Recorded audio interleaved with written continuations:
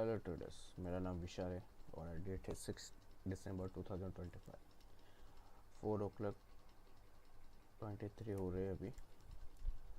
और ये just education purpose के लिए वीडियो लाइव स्ट्रीम बना रहे हैं। तो हम इथेरियम का चार्ट को देखेंगे, ठीक है। ये मैंने लास्ट टाइम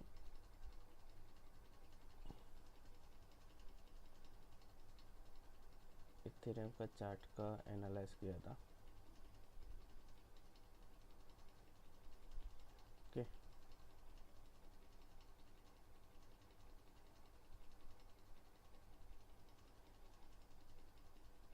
तो क्या था, कैसे था, थोड़ा मैं डिस्कस कर लेता हूँ। तो आप देखोगे तो 4 आवर्स के टाइम फ्रेम में ना मैंने कुछ जोन बनाए थे और मैं उसको थोड़ा सर्क इंडिकेटर को साइड में करके दिखा देता हूँ। इस सारी चीज़ को क्लीन करके दिखाऊंगा तो इजी हो जाएगा समझने में।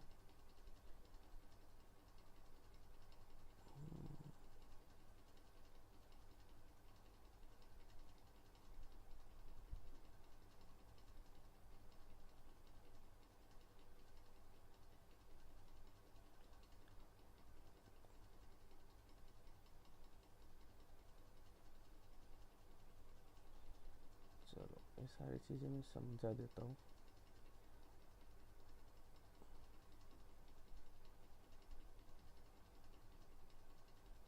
क्या है, कैसे, ऐसे चाहो तो मैं पूरा रिमूव कर दूँ, बट फिर मुझे आदत हो जाती पूरा रिमूव करने की। तो उसके वजह से मैं ये एक एक चीज़ में डॉट रिमूव कर रहा हूँ, ओके। तो देखो, मार्केट है ना, दो चीज़ से रिवर्सल हो सकती थी। फर्स्ट ऑफ, मार्केट यहाँ पे एक ऑर्डर ब्लॉक था, तो मोस्टली यहाँ से रिवर्सल होना ही था मार्केट को। तो मुझे हाई कंसिडर करना था। क्या करना था? हाई। तो मार्केट ने 2-3 candle back to back down side दी। फर्स्ट कैंडल इसका लो ब्रेक हुआ, फर्स्ट कैंडल ये है, सेकेंड कैंडल ने उसका लो ब्रेक किया, ओके। इस कैंडल ने इसका लो ब्रेक किया, मतलब 3 candle back to back 2 candle. तो मैंने इसको हाई कंसिडर किया। हाई कंसिडर करने के बाद मुझे चाहिए ऑर्डर ब्लॉक और एफ। तो आप यहाँ पे देखोगे 4 टाइम पे यहाँ पे एक ऑर्डर ब्लॉक पड़ा है, ठीक है। सॉरी, एफ पर है, F 4 hour time frame. I think ये मैंने शेयर भी किया था। देन यहाँ पे आप देखोगे एक ऑर्डर ब्लॉक पड़ा है, अनमिटिगेट, ये वाला, राइट। आप इसको ऑर्डर ब्लॉक बोल लो या एफ तो है ये वाली, बट इसे मैं एग्जैक्ट दिखा देता हूँ कि ये कैसा ऑर्डर ब्लॉक है। ये देखो, एकदम परफेक्ट ऑर्डर ब्लॉक है ये वाला। इसको क्या बोलेंगे? 4 time order block, 4 order block, 4 hour time frame, right. अब मैंने देखा कि 1 आवर्स के टाइम फ्रेम में कोई ऑर्डर ब्लॉक है। तो आप देखोगे तो 1 आवर्स के टाइम फ्रेम में इसके अंदर ही ये वाला ऑर्डर ब्लॉक है, ओके। ये वाला ऑर्डर ब्लॉक है और ये 4 टाइम का ऑर्डर ब्लॉक ये वाला है, ओके, राइट। मतलब कुछ गलती तो नहीं कर रहे ना? Yes, I we are right. 1 hours के टाइम फ्रेम पे आपको ये ऑर्डर ब्लॉक दिखा है। आप देखो, ऑर्डर ब्लॉक को ब्लॉक नहीं किया। अब मुझे क्या करना था? सिंपल सा, यहाँ से सेल करके यहाँ तक का मुझे वेट करना था। तो मैंने एक हमारी एंट्री दिया था मैंने कि मार्केट यहाँ पे कहीं अप साइड जा सकता है या फिर यहाँ से डाउन साइड।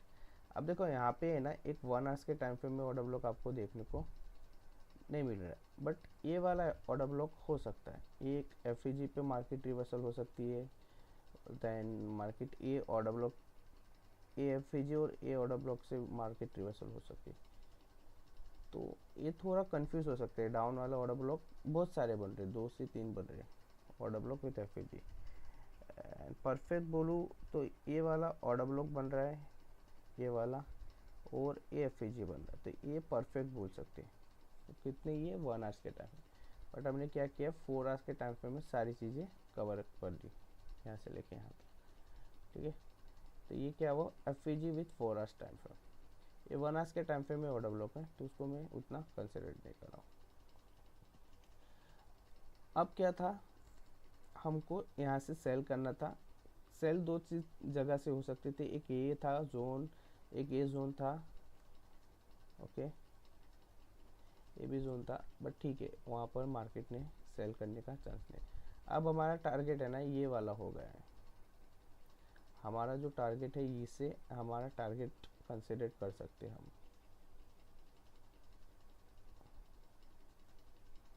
राइट, तो ये हमारा क्या हुआ अभी, टारगेट। टारगेट यहाँ पे चेंज ऑफ करेक्टर हुआ है 4 आवर्स के टाइम फ्रेम में, चूच हुआ है यहाँ पे।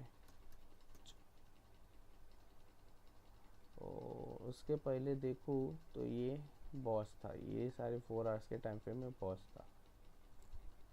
ठीक है, बॉस, ये बॉस हुआ, देन ये भी बॉस हुआ था।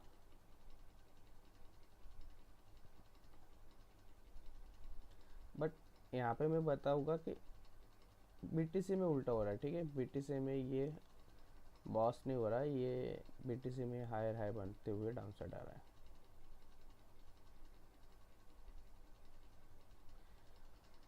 ओके, तो अब हमें क्या करना है, अब 4 आवर्स के टाइम फ्रेम में तो हमने ये सारी चीज़ देख ली। अब मुझे यहाँ पे ना सिंपल सा 2-3 चीज़ देखनी है। 1 आवर्स के टाइम फ्रेम में निकाल के मैं सिंपल सा जो 5 मिनट के टाइम फ्रेम में हम मोस्टली जो ट्रेड करते हैं, तो 5 मिनट के टाइम फ्रेम में मुझे लिक्विडिटी देखनी है। तो यहाँ पे मैंने 3 कैंडल यहाँ पे ड्रॉ किया था। फर्स्ट ये वाली, जिसे मैं रेड कैंडल रखूँगा। ठीक है, ग्रीन भी बोल सकते हैं। देन सेकेंड ये था, आई थिंक फर्स्ट मैंने ये रखा था। सेकेंड ये कैंडल रखी थी, जूम करके दिखा देता हूँ। ये सारे लिक्विडिटी है। मोस्ट ऑफ मार्केट क्या है, यहाँ से रिटर्न हो सकती है, या फिर यहाँ से ये रिवर्सल हो सकती है, और एक यहाँ से रिवर्सल हो सकती है। 3 कैंडल रखे थे 5 मिनट के टाइम फ्रेम में। आइए अभी देखते हैं कि 5 मिनट के टाइम फ्रेम में इस मार्केट ने क्या किया। यहाँ पे देखो, 5 मिनट के टाइम फ्रेम में इस कैंडल को टच किया था, मैंने देखा था। आई थिंक ये रहेगा, हाँ, इसको ही रखो। ओके, तो 5 मिनट के टाइम फ्रेम में अब मुझे चाहिए एक हायर हाई। ठीक है, तो यहाँ से मार्केट ने ये हाई बनाया, ये वाला हाई बनाया, बट इसको अभी तक ब्रेक नहीं किया है, एक भी कैंडल नहीं आके। तो इसकी वजह से मैं थोड़ा कंफ्यूज हूँ कि मार्केट क्या करेगा। चलो, एक हाई बना है, ठीक है, कोई बात नहीं। हमने यहाँ पे क्या, हमने बताया था कि यहाँ पे सेल कर दो, सेल हो सकता है, क्योंकि यहाँ पे एक ऑर्डर ब्लॉक पड़ा था। 5 मिनट के टाइम फ्रेम में भी काम करता है। ठीक है, यहाँ से हमने सेल, यहाँ से नहीं किया था कुछ, यहाँ से सेल किया था ये कैंडल पे, यहाँ तक आई, और कुछ बुक किया मैंने, फिर उसका एसएल हो गया। देन मार्केट ने अगेन ट्राई किया है, ये 3 मिनट के टाइम फ्रेम में फिर मार्केट खेलना स्टार्ट कर दी। ये वाला, ये ऑर्डर ब्लॉक से मार्केट ने 3 मिनट के टाइम फ्रेम में फिर से ट्राई किया है। देखो यहाँ पे, अब मैं ऑर्डर ब्लॉक के अंदर भी एक ये वाला आपको बता दूंगा, ये है लिक्विडिटी स्वाइप। यहाँ पे रहेगा 1 मिनट के टाइम फ्रेम में लिक्विडिटी स्वाइप। ओके, मार्केट ने यहाँ से कहाँ तक लाया, यहाँ तक, फिर मार्केट ने इसकी लिक्विडिटी खा के मार्केट कहाँ तक गई, यहाँ तक।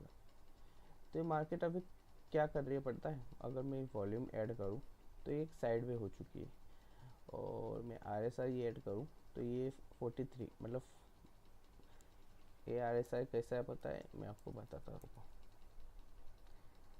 मैंने नोट एक डाउन ये करके रखा है।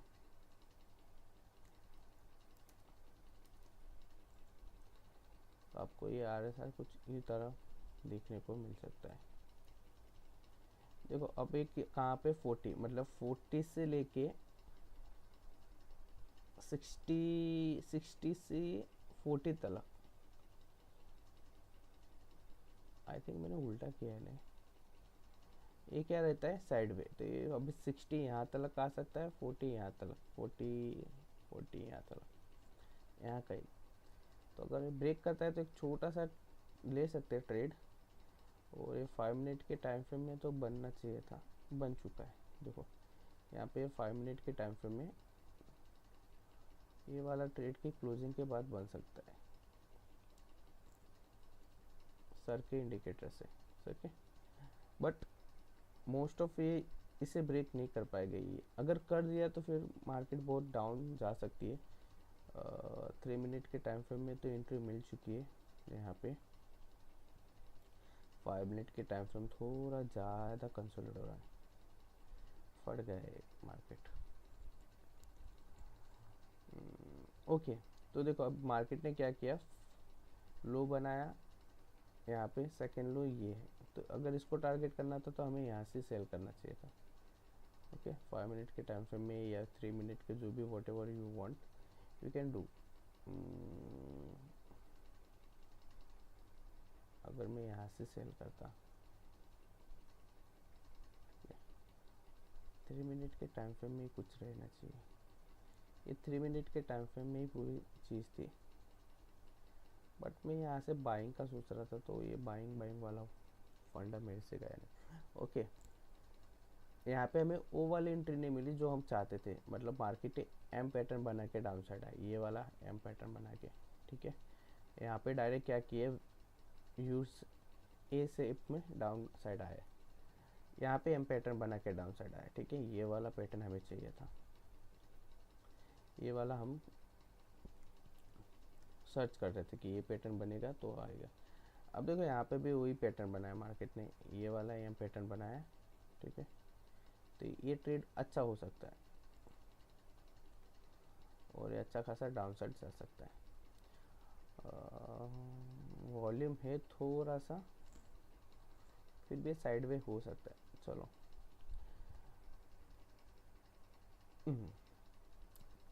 तो हम कहाँ पे थे, देखो अभी हम, ये सारे जोन है, ठीक है, डाउन साइड के। तो 15 मिनट के टाइम फ्रेम में आपको बता देता हूँ, मार्केट अच्छी साइड पे, जब तक मार्केट इसे ब्रेक नहीं करेगी ना, तब तक मार्केट एक हाई नहीं बनाएगी। और हाई नहीं बनाएगी तो फिर हम यहाँ से हाई बनाते हुए अपने टारगेट यहाँ तक नहीं जा सकते, यहाँ पे जाना है हमें। अब अप साइड में 1 आवर्स के टाइम फ्रेम में कहाँ पे एफ पड़ी है, जहाँ पे मार्केट रिवर्सल हो सकती है। इस एफ को मार्केट ने खा लिया, एक ऑर्डर ब्लॉक पड़ा है बस। फिर मार्केट एक हाई लेवल का बूम कर सकती है। ये ऑर्डर ब्लॉक है, देन डायरेक्ट मार्केट यहाँ पे आ सकती है।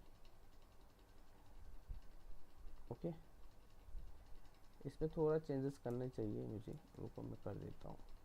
मतलब 70 से 80 पे ओवर जोन हो जाता है बाइंग का। 61 से लेके 61 से लेके 70 तक बाइंग हो सकता है। और ये 40 वाला जो जोन है ना, इसको थोड़ा बदल दे। मतलब क्या करना है तुझे, सिंपल सा 40 से लेके सिंपल सा 60, ये जोन पे क्या रहेगा, no trade, TRA trade zone हो जाएगा। 39 से लेके 20, मतलब आप सेलिंग के लिए है ना, तो 39 से लेके 20 और 90 से लेके 10 तक, हाँ इस सेल के लिए बराबर है। ये ओवर जोन यहाँ से लेके यहाँ तक का कॉपी और यहाँ पे पेस्ट करेंगे हम।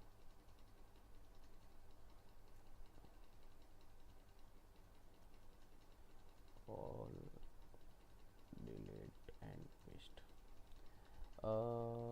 आई थिंक मार्केट ने यहाँ से अपना मूवमेंट दे दिया है। ओके, तो अब ये फट जाएगा।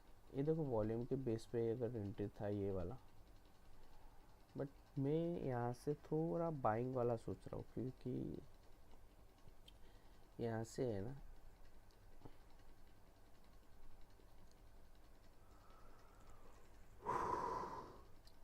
Buying buying buying buying, one candle selling.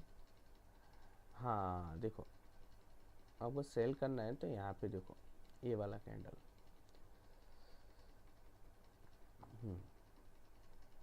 एक कैंडल बाइंग हुआ, ठीक है, बाइंग बाइंग बाइंग, एक कैंडल इसकी क्लोजिंग नहीं, बाइंग बाइंग, रेड कैंडल को ब्रेक किया हायर ने, उसके बाइंग बाइंग, यहाँ पे एंट्री होगी हमारी, 5 मिनट पे फट गया मार्केट।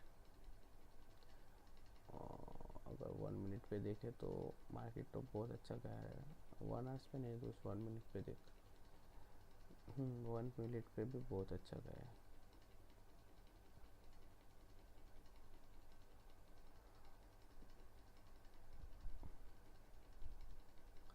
कोई बात नहीं, मार्केट आएगी तो हम कैच कर लेंगे, अभी उतनी जल्दी नहीं रहती, पता चल जाता है कि एक टाइम पे कि मार्केट कहाँ से रिवर्सल होगी, कहाँ तक का पोटेशन होगा। देखो अब मैं इसको एक साइड रखता हूँ, रहने दो इस पर से, क्या हुआ, अब ये जो जोन है ना, ये वाला जोन मार्केट तोड़ ही नहीं पाएगा जल्दी, अगर टूटा तो डाउन साइड बहुत अच्छा जाएगा, क्योंकि मार्केट यहाँ से क्या हो सकता है, एक हायर हाई बना सकता है, एक लिक्विडिटी क्रिएट कर रही है मार्केट, कि मार्केट को इस लिक्विडिटी को एक बार ब्रेक करके अपसाइड जाना, ये वाले लिक्विडिटी, ठीक है, तो मैं इसको इसीलिए ट्रेड करना नहीं चाहता। एल वाले लिक्विडिटी जैसे ही ब्रेक होगी मार्केट को अपसाइड जाना, क्योंकि देखो मार्केट ऑलरेडी बहुत अच्छे खासे गिर चुकी है, 100 पॉइंट के अबो तो गिरी ही है, ये सारे पॉइंट अगर देखें यहाँ से लेके यहाँ तक लास्ट 250 पॉइंट गिरी, अगर मार्केट को और 240 पॉइंट गिरना है, मैक्सिमम 200 पॉइंट गिरना है, 170 पॉइंट गिरना है, तो क्या करना पड़ेगा मार्केट को, वहाँ पे एक लिक्विडिटी क्रिएट करनी पड़ेगी अप साइड की, और अप साइड की लिक्विडिटी क्रिएट करके डाउन साइड आ सकती है। ऑन द स्पॉट मार्केट को तो पॉसिबल नहीं है कि मार्केट ऑन द स्पॉट आ सकेगी, इतनी लिक्विडिटी पड़ी है मार्केट के लिए डाउन साइड में, लेके अप साइड जा सकती है। ओके, जैसे यहाँ पे कंसोलिडेट होकर मार्केट ने ये जो किया, फिर यहाँ पे कंसोलिडेट होकर यहाँ पे यहाँ तक आई, वैसे मार्केट को यहाँ पे कंसोलिडेट होके अप साइड जा सकती है, फिर यहाँ पे कंसोलिडेट होकर डाउन साइड आ सकती है। तो 1 आवर्स के टाइम फ्रेम में देखा, 4 आवर्स के टाइम फ्रेम में देखो, ये हैमर को ब्रेक करना मोस्टली इम्पॉसिबल है, मोस्टली इम्पॉसिबल।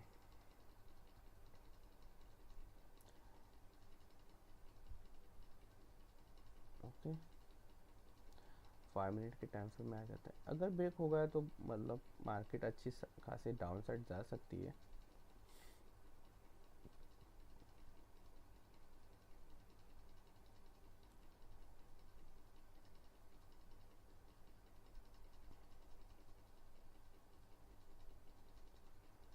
ओके, मैं जैसे ऐसा डॉट करके रखता हूँ,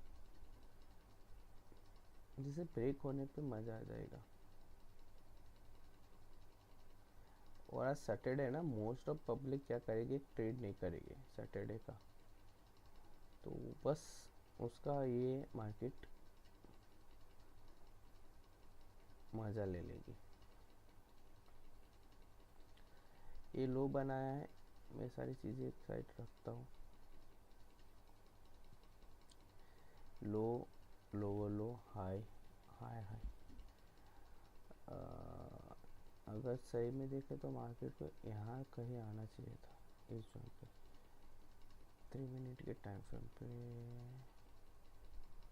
वही जोन, ठीक है। अब क्या हुआ, चलो 3 मिनट के टाइम फ्रेम में बताता हूँ, मार्केट ने ये लिक्विडिटी ली, मार्केट ने ये भी लिक्विडिटी ले ली, अब डाउन साइड में कितनी, ये 2 लिक्विडिटी थी, ये 2 लिक्विडिटी पड़ी है, अब ये सारी लिक्विडिटी लेगी मार्केट, एक बार इसकी लिक्विडिटी ले लेगी ना, फिर यहाँ से बूम हो सकती है,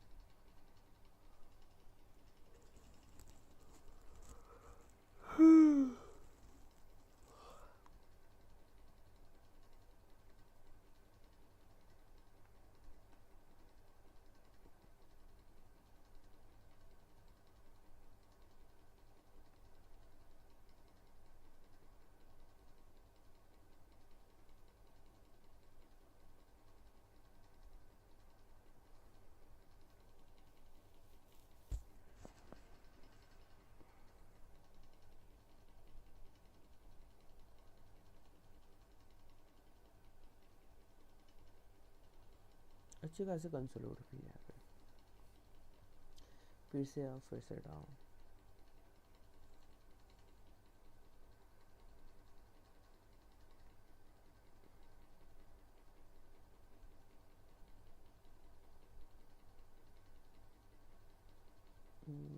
ला तो रही।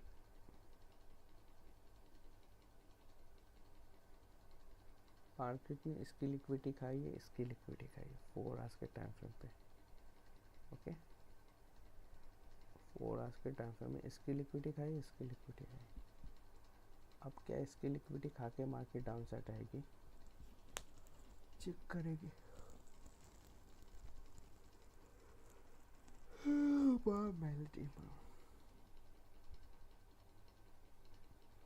सेलिंग प्रेशर भी दिख रहा है, वॉल्यूम ऊपर है, कुछ गंदा दिख रहा है। मौसम भी आ गई मुझे अच्छी वाली।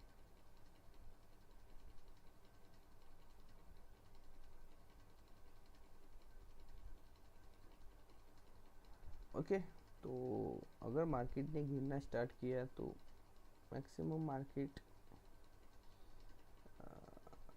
किसकी लिक्विडिटी डाउन साइड खा सकती है, और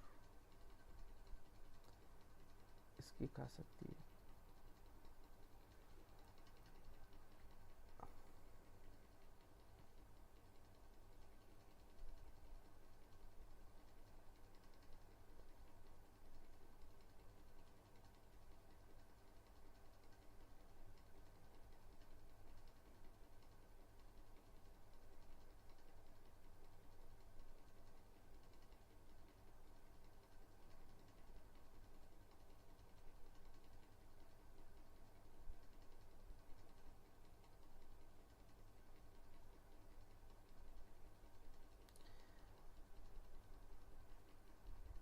अब कुछ टाइम के बाद हम क्या करेंगे, थोड़ा एनालाइज करेंगे बीटीसी का।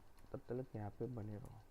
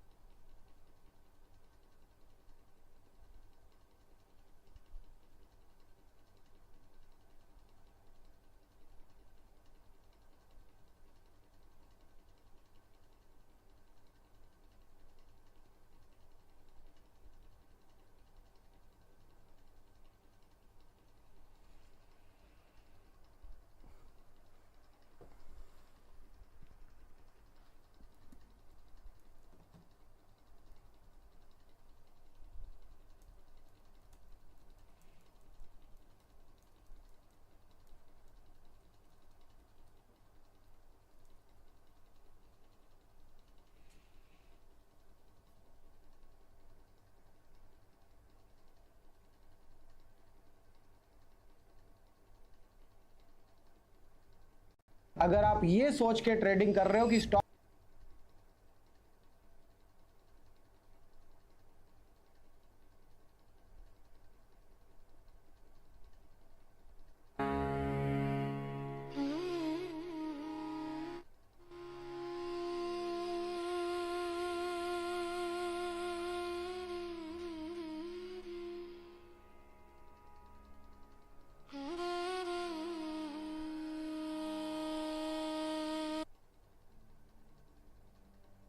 नमस्कार दोस्तों, हर दिन मार्केट में लाखों ट्रेडर्स एंट्री लेते हैं।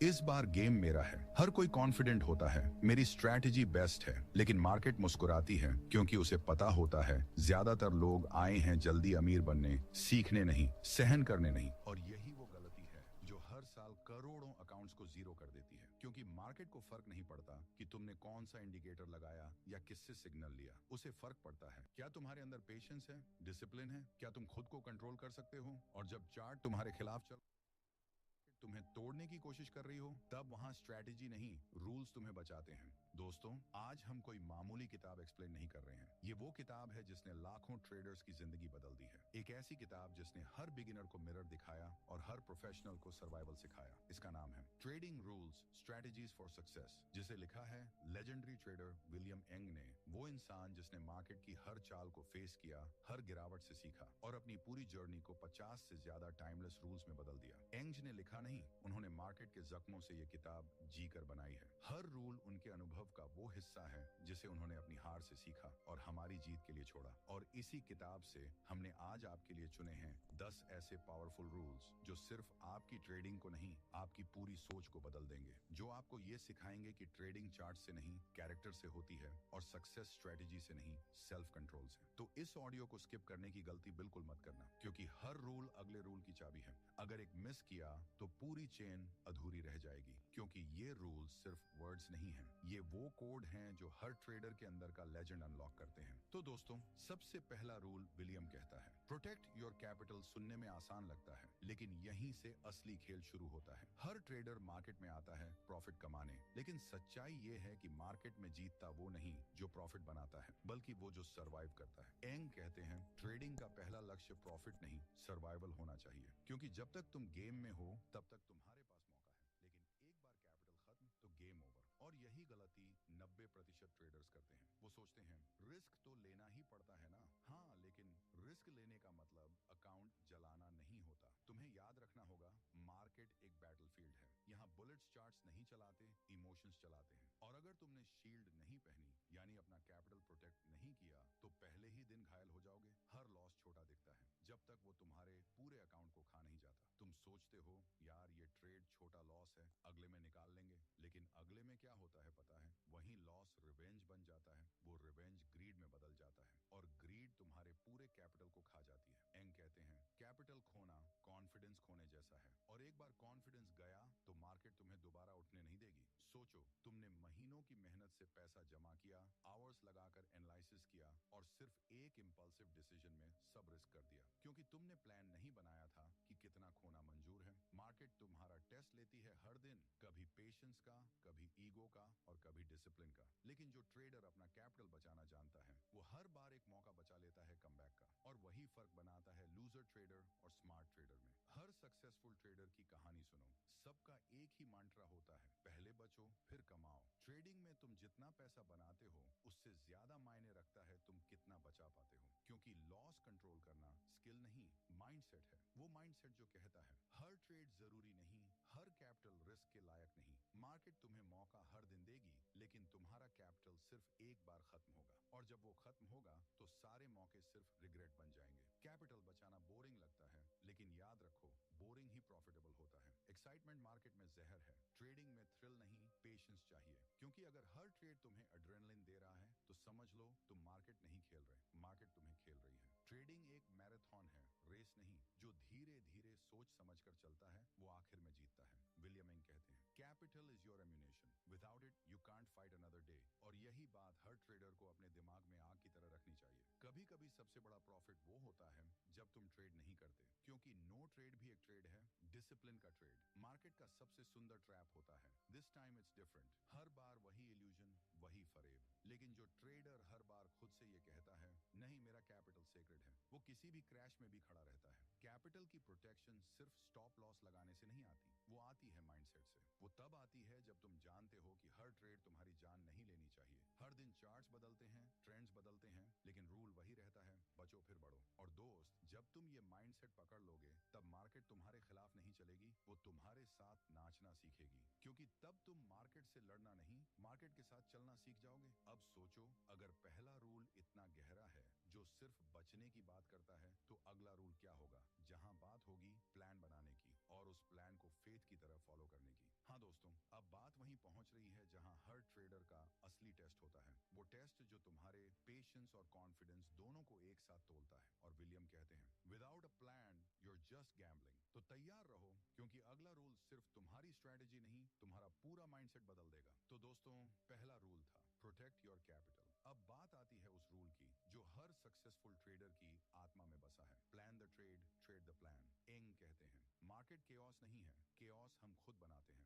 सोचो जरा, हर बार जब तुम बिना सोच समझे ट्रेड लेते हो, हर बार जब तुम चार्ट देखकर इंपल्सिवली एंट्री मार देते हो, क्या तुम ट्रेड कर रहे हो या सिर्फ रिएक्शन दे रहे हो? मार्केट में दो किस्म के ट्रेडर होते हैं, एक वो जो ट्रेड करते हैं क्योंकि उन्हें सिग्नल मिला है, और दूसरे वो जो ट्रेड करते हैं क्योंकि उन्हें फील हुआ है। पहले कैटेगरी वाले सरवाइव करते हैं, दूसरे कैटेगरी वाले वैनिश हो जाते हैं, क्योंकि फीलिंग का कोई स्टॉप लॉस नहीं होता, पर प्लान का होता है। हर बड़ा ट्रेडर, हर मिलियनेयर ट्रेडर एक ही बात कहता है, your plan is your weapon. Market तुम्हें हर दिन टेस्ट करती है, तुम्हारा पेशेंस, तुम्हारा ईगो, तुम्हारी लॉजिक। और जब तुम्हारे पास क्लियर प्लान नहीं होता तो तुम हर बार उसी ट्रैप में फंस जाते हो, ओवर कॉन्फिडेंस, ओवर ट्रेडिंग और ओवर थिंकिंग। तुम सोचते हो बस इस बार गट फीलिंग सही है, लेकिन भाई मार्केट गट फीलिंग से नहीं चलती, वो सिर्फ स्ट्रक्चर को रिवॉर्ड करती है। प्लान का मतलब सिर्फ एंट्री पॉइंट नहीं होता, प्लान का मतलब है तुम्हें पता है कहां एंटर करना है, कहां एग्जिट करना है और कहां चुप रहना है। एंग कहते हैं, trading without a plan is like selling without a compass. यानी अगर तुमने मैप ही नहीं बनाया तो लहरें तुम्हें जहां चाहेंगी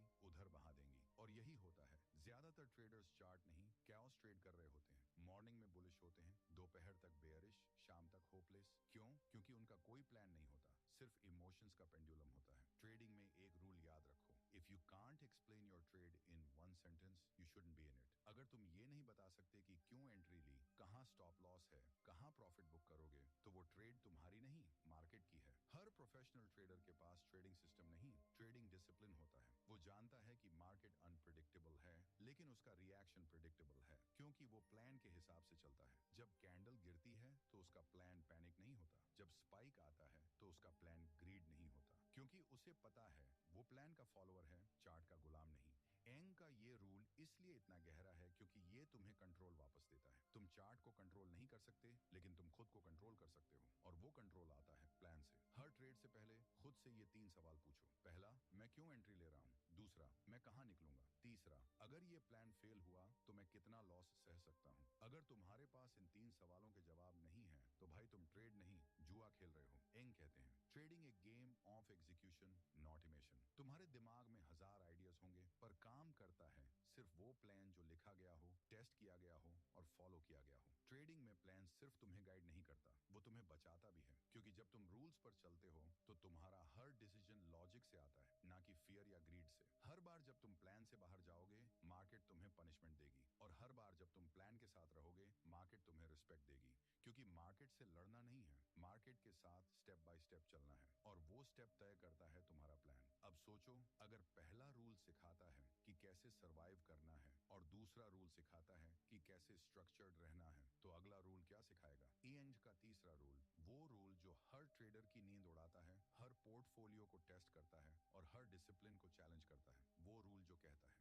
कीप योर लॉसेस स्मॉल। क्योंकि प्लान बनाना आसान है, उसे टूटने न देना मुश्किल है। अब कहानी वहीं जा रही है जहां हर ट्रेडर का डर छिपा है, लॉसेस। क्या तुम उन्हें छोटा रख पाओगे या वो तुम्हें छोटा कर देंगे? कभी गौर किया है, मार्केट में हर कोई प्रॉफिट की बातें करता है, पर कोई लॉस की बात नहीं करता। हर ट्रेडर अपने प्रॉफिट के स्क्रीनशॉट दिखाता है, लेकिन लॉस वाले चार्ट हमेशा डिलीट कर देता है। क्यों? क्योंकि लॉस ईगो को चोट देता है। लेकिन एंग कहते हैं, the difference between a winner and a loser trader is not how much they make, but how less they lose. Trading की असली मैच्योरिटी तब शुरू होती है जब तुम्हें लॉस से डर नहीं लगता, बल्कि बिना लॉस के ट्रेड करने की कोशिश से डर लगता है। हर प्रोफेशनल ट्रेडर के दिमाग में ये बात गड़ी होती है, losses are part of the game, लेकिन वो हर लॉस को छोटा रखता है, मैनेजेबल रखता है, क्योंकि उसे पता है मार्केट में टिकने का नाम ही जीत है। देखो, ट्रेडिंग में 2 तरह के पेन होते हैं, एक डिसिप्लिन का पेन और दूसरा रिग्रेट का पेन। पहला छोटा होता है, दूसरा जिंदगी भर पीछा करता है। जब तुम स्टॉप लॉस काटते हो तो ईगो चिल्लाती है, थोड़ा और रुक जाते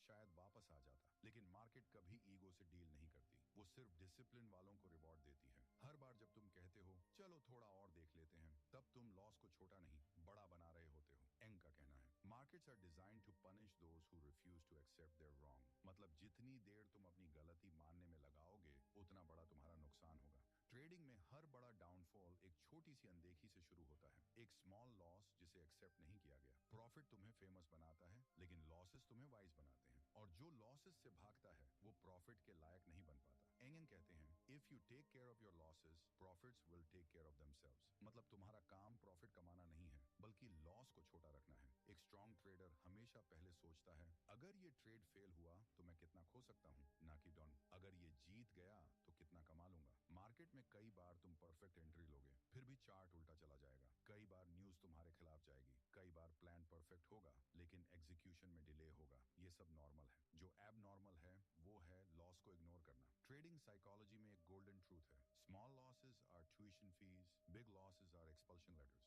छोटे लॉसेस वो फीस हैं जो हर ट्रेडर को देनी पड़ती है ताकि वो मार्केट की लैंग्वेज सीख सके, लेकिन जब तुम वो फीस देने से बचते हो तब मार्केट तुम्हें बाहर निकाल देती है। अब सोचो, अगर हर ट्रेड से पहले तुम्हारा फोकस सिर्फ ये हो, मैं इस ट्रेड में कितना खो सकता हूँ, तो तुम्हारे डिसीजंस अपने आप क्लियर हो जाएंगे। क्योंकि ट्रेडिंग में सर्वाइव वही करता है जो अपनी एनर्जी बचाता है, अपना कैपिटल बचाता है, अपनी क्लैरिटी बचाता है। और जो हर लॉस के बाद खुद को तोड़ लेता है वो मार्केट की अगली अपॉर्चुनिटी देखने से पहले ही हार मान लेता है। एंग कहते हैं, trading is not about being right, it's about staying alive long enough to be right. इसलिए हर बार जब चार्ट तुम्हारे खिलाफ जाए तो पैनिक मत करो, वो तुम्हारा एनिमी नहीं, तुम्हारा टीचर है। छोटा लॉस लेकर बाहर निकलना कोई कमजोरी नहीं, बल्कि कंट्रोल की सबसे बड़ी निशानी है। क्योंकि हर बार जब तुम छोटा लॉस काटते हो, तुम अपने आप से कहते हो, मैं मार्केट को कंट्रोल नहीं कर सकता, लेकिन खुद को कर सकता हूँ। तो दोस्तों याद रखो, हर बार जब तुम छोटा लॉस काटते हो, तुम अपने अंदर की उस वाइल्ड एनर्जी को डिसिप्लिन में बदल रहे होते हो। वो एनर्जी जो कहती है थोड़ा और रुक जाते शायद रिकवर हो जाए। लेकिन सच ये है, मार्केट रिकवर नहीं होती, वो तुम्हारे पेशेंस, तुम्हारे फोकस और तुम्हारे कंट्रोल की टेस्टिंग करती है। हर बार जब चार्ट तुम्हारे खिलाफ जाता है तो मार्केट चुपचाप तुमसे एक ही सवाल पूछती है। देखो यहाँ पे है ना, अभी 15 मिनट के टाइम फ्रेम में देखिए, ठीक है, बीटीसी में आ जाते हैं। 45 चल रहा है, RSI साइडवे पूरा मार्केट। तो ये 1 आवर्स के टाइम फ्रेम में जो ऑर्डर एफ पड़ी थी, उसको मार्केट ने 1 कैंडल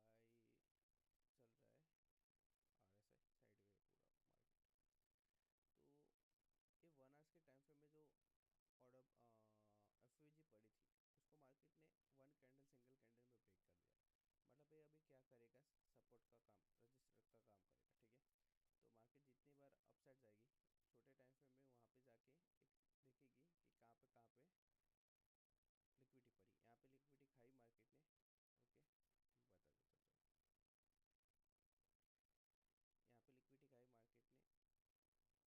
साइड की लिक्विडिटी यहाँ की खाई,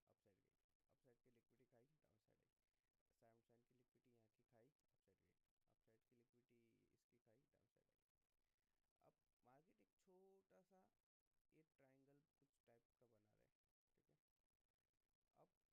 अब मार्केट एक छोटा सा ये ट्रायंगल कुछ टाइप का बना रहा है, ठीक है। अब आई डोंट नो कि ये मार्केट यहाँ से यहाँ से ही फट जाएगा या फिर यहाँ से वापस डाउन साइड आ सकता है, क्योंकि हमारे पास ये भी एक ऑर्डर ब्लॉक पड़ा है ना 4 आवर्स के टाइम फ्रेम पे, एफ पड़ी है 4 आवर्स के टाइम फ्रेम में, तो यहाँ पे भी मार्केट आ सकती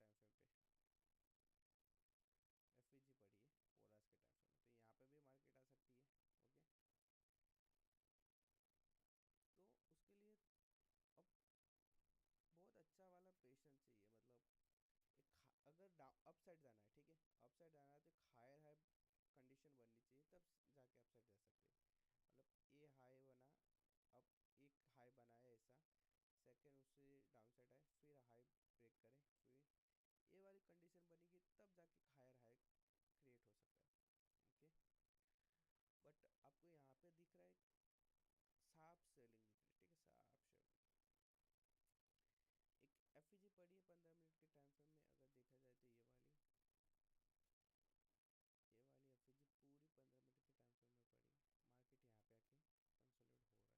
में पड़ी है। मार्केट यहाँ पे आके कंसोलिडेट हो रहा है। लिक्विडिटी पड़ी है मार्केट की।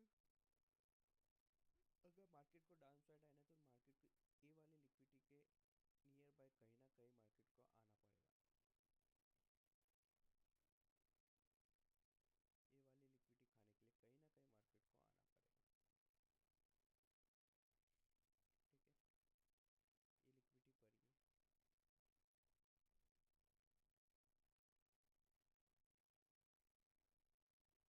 पड़ेगा, ठीक है। ये लिक्विडिटी पड़ी है, एफ भी पड़ी है। एफ को हम मार्क कर सकते हैं, बट वो फिर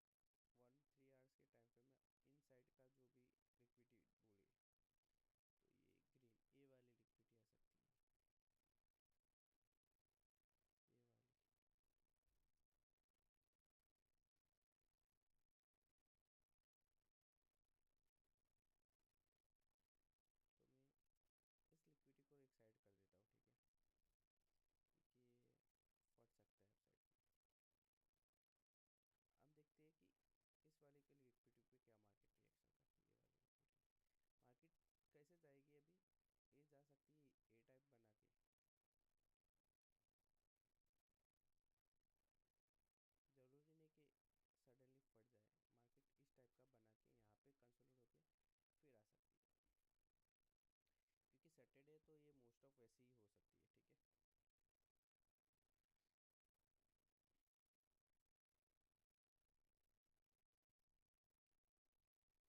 आ सकता है। ओके, डाउन साइड में ये वाला जोन अच्छा जोन है, ये ब्रेक नहीं हुआ तो तब तक मार्केट यहाँ पे ही घूम सकती है। ये जो कैंडल में ड्रॉ कर रहा हूँ लिक्विडिटी है, ठीक है। इस इसकी लिक्विडिटी है, इसकी लिक्विडिटी, और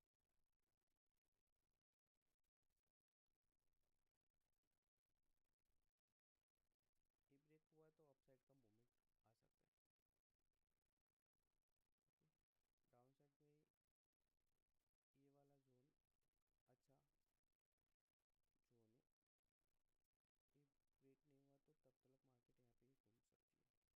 कोई लॉजिक, बहुत बड़ा लॉजिक नहीं है, लिक्विडिटी है बस। लिक्विडिटी खाई मार्केट अपसाइड गई, लिक्विडिटी खाई मार्केट अपसाइड गई। तो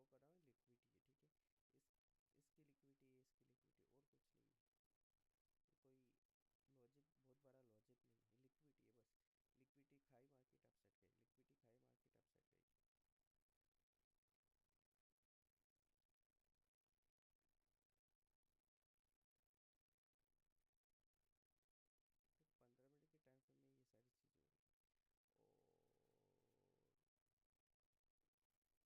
3 मिनट के अंदर एक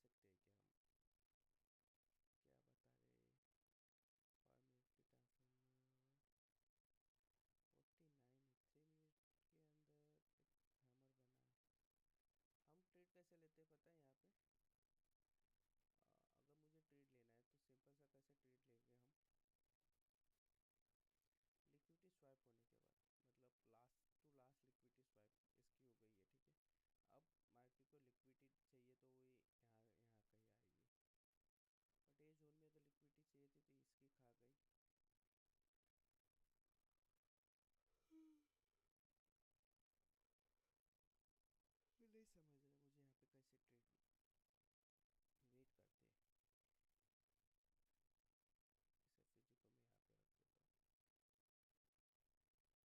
चाहिए थी तो इसकी खा गई। नहीं समझ रहे मुझे यहाँ पे कैसे ट्रेड, वेट करते हैं। इस एफजी को मैं यहाँ पे रख देता हूँ।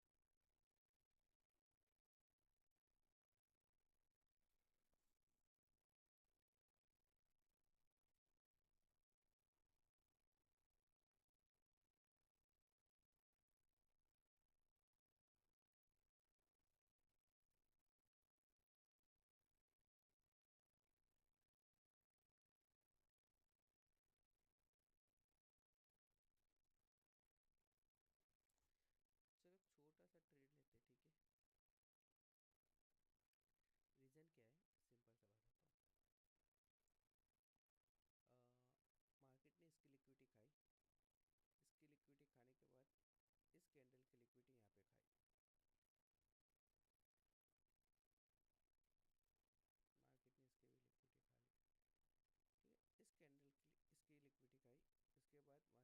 ने लिक्विडिटी खाई इसकी। Okay, first candle this one, second candle this, and third candle this one. अब मार्केट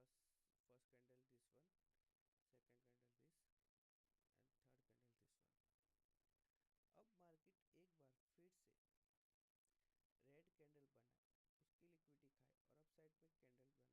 खाए और अब साइड में कैंडल बनाए, तो हम जा सकते हैं अपसाइड। नहीं, अभी भी नहीं जा सकते हम, रेड कैंडल नहीं बनी है ना। ये इतना सही में इतना हैवी जोन है जो टूट ही नहीं रहा है।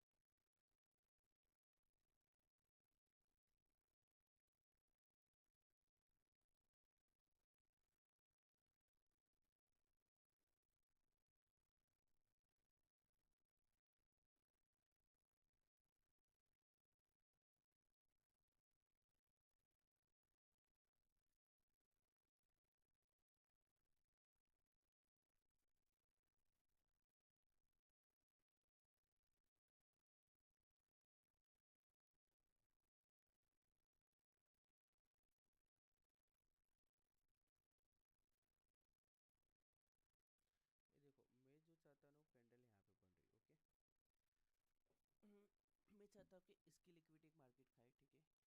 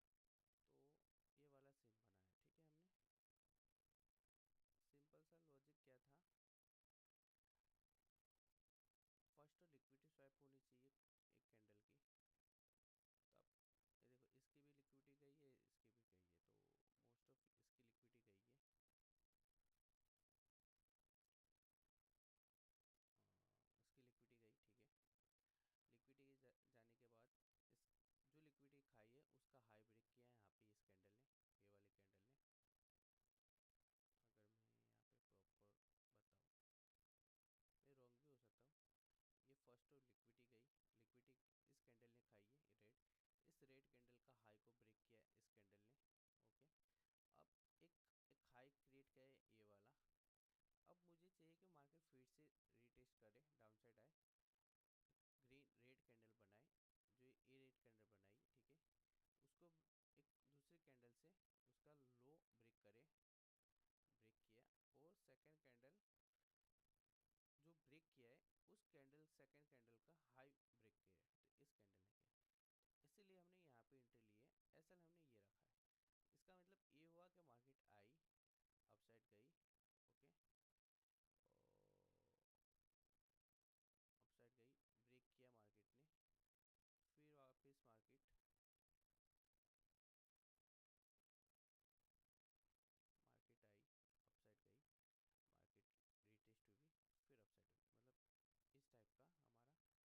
इस टाइप का ट्रेडिंग हमें दिख रहा है कि ये हम गलत ले लिए, मतलब मार्केट को वही शो करेगी ना जो उसको नहीं बताना है। तो देखते ही देखो यहाँ पे कंसोलिडेट भी होने लगी, अगर गिरती है तो फिर डाउन साइड जा सकती है, फिर ये इसकी लिक्विडिटी खाएगी, ठीक है। बाकी तो ठीक है, ट्रेडिंग की जर्नी में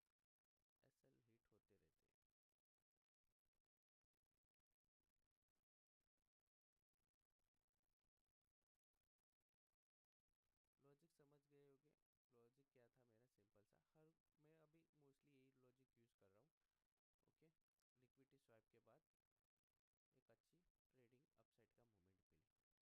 लिक्विडिटी स्वाइप के बाद एक अच्छी ट्रेडिंग अपसाइड का मोमेंट मिले। और हाई क्योंकि रखा है, ये वाला हाई इसीलिए रखा है क्योंकि मार्केट का फर्स्ट हाई कौन सा है, इसको ब्रेक किया।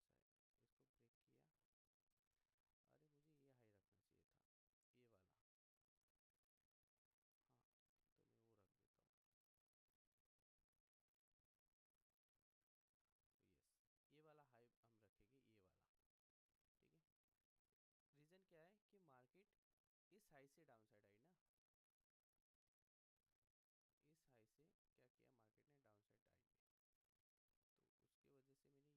ठीक है, रीज़न क्या है कि मार्केट इस हाई से डाउन साइड आई ना, इस हाई से क्या किया मार्केट ने, डाउन साइड आई है, तो उसकी वजह से मैंने ये हाई रखा है। देखते हैं क्या होता है, मार्केट हमें ऐसा देता है या बाहर निकलता है। तब तक आप सुनिए मेरा फेवरेट सॉन्ग, ये वाला। क्या तुम अपने इमोशंस को कंट्रोल कर सकते हो?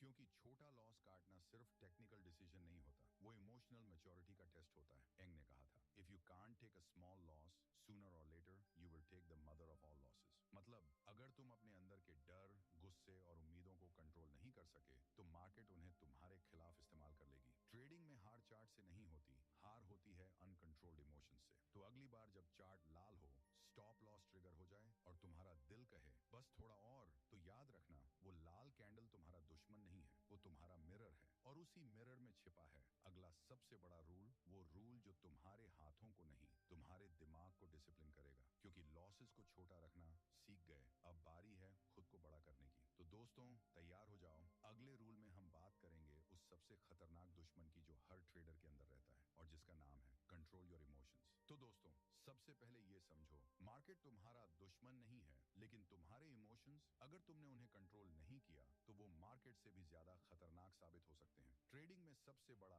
बैटल चार्ट पर नहीं होता, वो होता है तुम्हारे अंदर। क्योंकि प्राइस तुम्हारे हिसाब से नहीं चलता, लेकिन तुम्हारा माइंड हर बार प्राइस के हिसाब से हिल जाता है। एंग कहते हैं, emotion is the single most expensive thing a trader can afford. मतलब तुम्हारा गुस्सा, डर, ओवर कॉन्फिडेंस और लालच, यही तुम्हारे अकाउंट को खाते हैं, ना कि मार्केट। कभी गौर किया है, जब तुमने एक लॉस लिया तो अगली ट्रेड में तुमने रिवेंज लेने की कोशिश की, या जब प्रॉफिट हुआ तो एक्साइटेड होकर फिर से डबल ट्रेड लगा दी? यही है इमोशन की चाल। मार्केट कुछ नहीं करती, तुम खुद अपने ही हाथों से अपनी स्ट्रेटेजी तोड़ देते हो। कई बार हम सोचते हैं बस इस बार होल्ड कर लेते हैं, मार्केट वापस आएगा। पर सच ये है, वो उम्मीद नहीं, वो डर होता है, लॉस एक्सेप्ट करने का डर।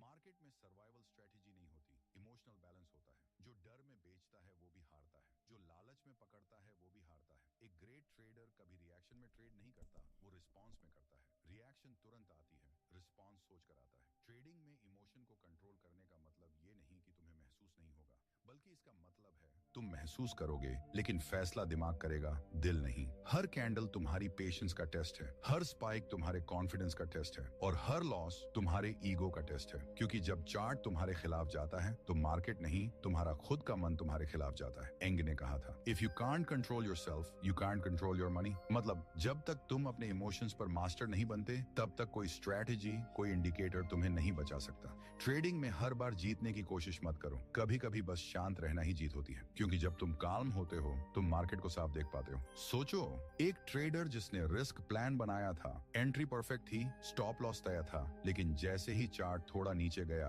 पैनिक में उसने ट्रेड बंद कर दी और कुछ मिनट बाद चार्ट उसी डायरेक्शन में गया। क्या हुआ? मार्केट ने नहीं हराया, इमोशन ने हराया। ट्रेडिंग में हर फॉल, हर लॉस, हर फेक ब्रेकआउट तुम्हें एक लेसन देता है कि इमोशन फ्री ट्रेडिंग ही लॉन्ग टर्म ट्रेडिंग है। और ये कंट्रोल प्रैक्टिस से आता है, अवेयरनेस से आता है। हर ट्रेड से पहले अपने आप से पूछो, मैं ये ट्रेड इमोशन में ले रहा हूँ या लॉजिक में? अगर जवाब इमोशन है तो ट्रेड मत लो, क्योंकि मार्केट में बिना रीजन की एंट्री हमेशा रीजन वाली एग्जिट देती है, और वो रीजन होता है रिग्रेट। ट्रेडिंग में सबसे बड़ी मैच्योरिटी ये है कि तुम्हें हर सिग्नल, हर मूव, हर कैंडल पर रिएक्शन देना जरूरी नहीं। कभी कभी सबसे पावरफुल डिसीजन होता है कुछ ना करना। मार्केट को मूव करने दो, प्राइस को डांस करने दो, लेकिन अपने इमोशंस को स्टैटिक रखो। याद रखो, जो ट्रेडर अपने इमोशंस को जीत लेता है, मार्केट उसे उसे हराने की कोशिश छोड़ देती है, क्योंकि मार्केट जानती है अब ये इंसान पैनिक में नहीं पेशेंस में सोचता है। लेकिन दोस्तों, इमोशन कंट्रोल का टेस्ट यहीं खत्म नहीं होता, क्योंकि असली डर तब शुरू होता है जब तुम लॉस में फंसे हो। चार्ट यहाँ पे मार्केट ने पूरा गेम चेंजेस कर दिया। ओके, तो क्या रीज़न था यहाँ से मार्केट डाउन साइड आ रही है? सपोर्ट क्लाइंट थी एक अच्छी वाली, ठीक है। 5 मिनट का ट्रेड एसएल में गया, मतलब अपना कोई बात नहीं, एसएल तो एक पार्ट है हमारी लाइफ का जो जाता ही है। लेट्स सी क्या होता है अभी। वॉल्यूम डाउन साइड नहीं आया अभी तक, अप साइड का वॉल्यूम 5 मिनट पे नहीं आया। Second first thing this one, और आरएसआई भी 50 के अबो नहीं है, 60 के अबो नहीं। एटलीस्ट 50 के अबो रहता तो हम कुछ प्लान कर सकते थे। तो एसएल बोल सकते हैं इसको, प्रॉपर एसएल बोल सकते हैं, साइड वे में विदाउट वॉल्यूम एंट्री लेने पे। ओके,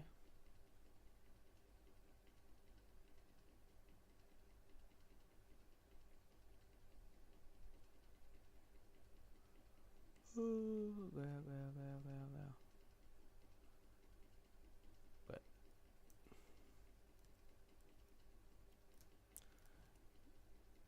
एसएल गया, फर्स्ट एसएल डन।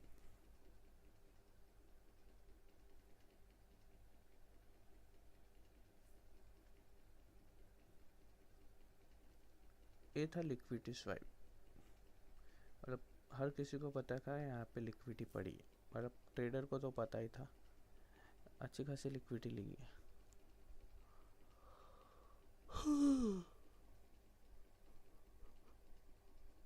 वैसे छोटी छोटी लिक्विडिटी लेके मार्केट जा सकती है अपसाइड। मार्केट को आना रहता तो सिंगल कैंडल में यहाँ पे आ जाती है। ये कैंडल देखो, ये selling is fucking, selling supreme में जस्ट वेट करना था सेल का अच्छी वाली।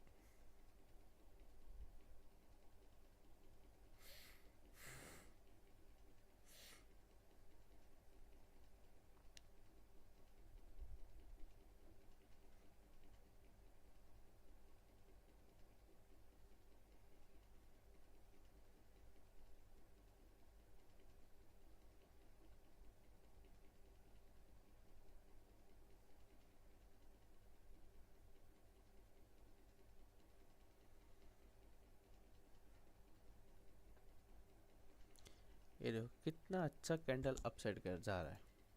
अब जो कैंडल जा रहा है अपसाइड में देखो इतना मस्त जा रहा है ना, तो क्या रीज़न था? तो हमारे एसएल लग गया। एसएल लगने का रीज़न सिंपल सा लॉजिक तो सही था।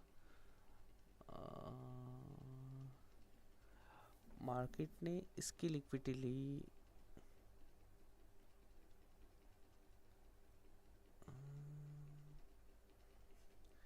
इसकी लिक्विडिटी लेके मार्केट ने अपसाइड गए 1 मिनट के टाइम फ्रेम पे।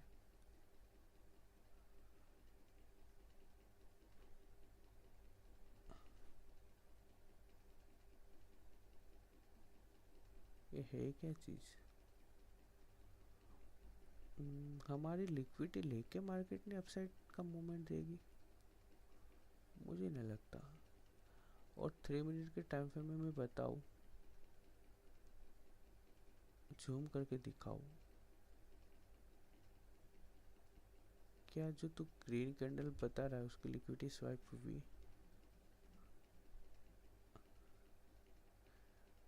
ये थी ए कैंडल, नहीं हुई ना,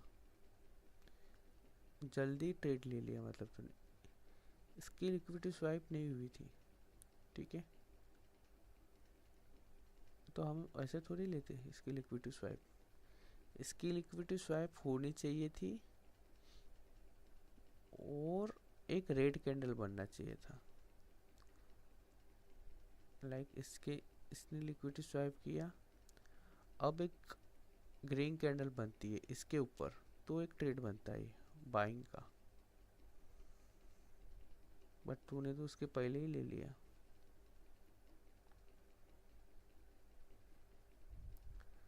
नहीं हुआ, इसकी लिक्विडिटी स्वाइप ही नहीं हुई। मतलब ये देख लॉजिक क्या है, बायर को ये बताना है कि हम तुमसे ज़्यादा हैवी है, ठीक है, बायर ये बता देते, फिर डाउन साइड आता एक सेलर आते, सेलर बताते नहीं हम तुमसे ज़्यादा हैवी है, सेलर की लिक्विडिटी खा के बायर बताता कि नहीं हम तुमसे ज़्यादा हैवी है, तो फिर जाके हम एक ट्रेड अप साइड का ले सकते थे। मतलब यहाँ पे क्या होता, ये बायर है, ठीक है, एक कैंडल बनी है बायर, ये कैंडल है बायर की, फिर सेकेंड भी कैंडल बायर अप साइड लेके जाती, फर्स्ट कैंडल है, इस कैंडल के अंदर सारी चीज़ हो रही है तो इसको कुछ कर सकते। सेकेंड कैंडल एक बाइंग होती है ये वाली, ठीक है, और ये बोलते हैं बायर, सेलर बोलते हैं बायर हो, ये बायर आ गए, ये बायर आ गए।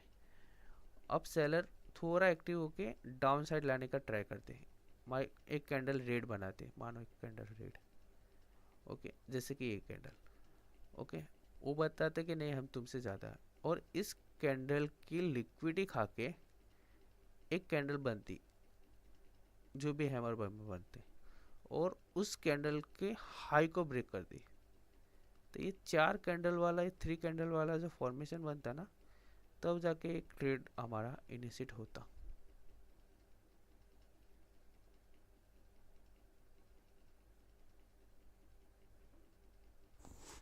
ये फॉर्मेशन नहीं बना है यहाँ पे, अभी बन रहा है, देखो इस कैंडल ने बताया ये बायर है, ठीक है, अब सेलर बोल रहे कि हम तुमसे ज़्यादा हैवी है, सेलर ने क्या किया, इसका लो ब्रेक कर दिया, अब बायर इसके ऊपर क्लोजिंग करेंगे तब जाके बताए, हो सकता है कि बायर हाँ हम तुमसे ज़्यादा क्या बोलते हैं, हम तुमसे ज़्यादा स्ट्रांग है, लेकिन ट्रैप हो जाता है। इस हैमर को देख के मैं ट्रेड ले रहा हूँ तो मैं ट्रैप हो गया, मतलब यहाँ पे हो ही चुका हूँ ट्रैप। देखो एक हैमर बना, अब सेकंड भी हैमर बन के भी अपसाइड जाता है तो भी एक अच्छी ट्रेड बनता था। ठीक है, रोने की ज़रूरत नहीं उतनी।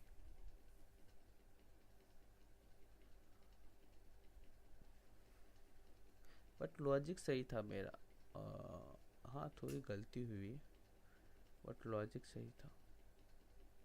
मतलब बायर को दिखाना चाहिए कि नहीं हाँ वो बायर है, कब, जब मार्केट को वो डाउन साइड सेलर ला ले, मतलब ये बायर एक पोटेंशियल बायर है, ठीक है, अच्छी बात है।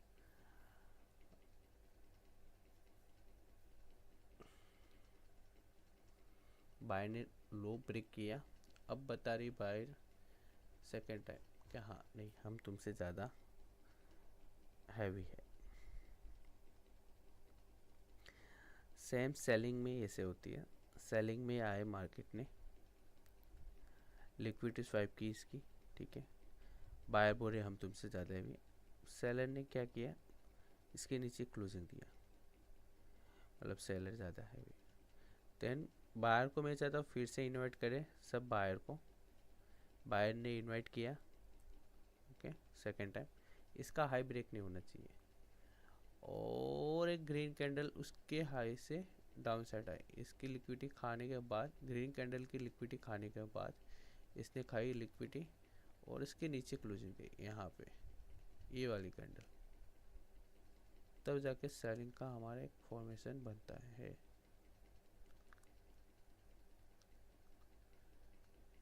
तब जाके ये सेलिंग का फॉर्मेशन बनता है।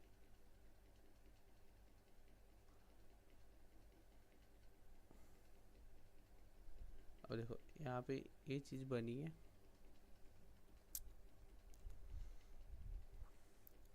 बायर आए यहाँ तक लाए, सेलिंग यहाँ तक हुई, फिर से बायर आए, हाई ब्रेक नहीं कर पाए, और सेलिंग यहाँ पे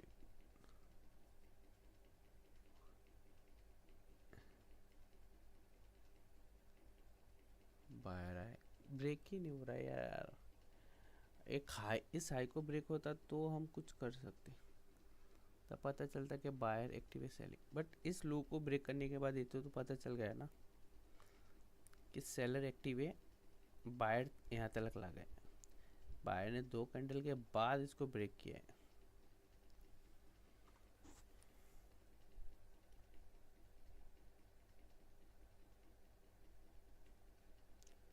वेट कर ले, वेट कर ले, कोई ज़बरदस्ती, कोई ज़रूरी नहीं है तोड़ फोड़ करने की। वेट कर ले।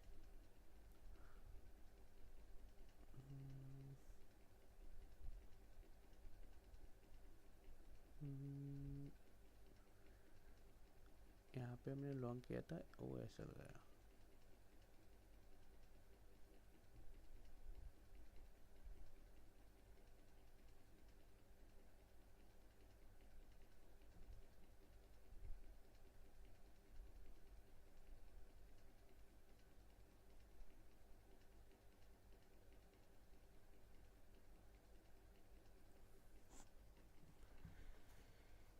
फाइव मिनट की कैंडल देख कैसी बन रही है। अब इसमें तुझे ट्रेड करना है, कैसा बनेगा तू ट्रेडर?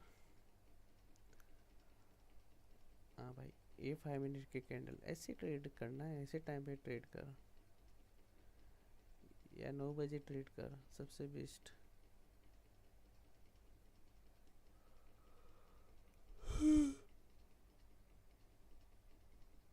सेलर ने यहाँ पे भी बताया कि हम स्ट्रांग है,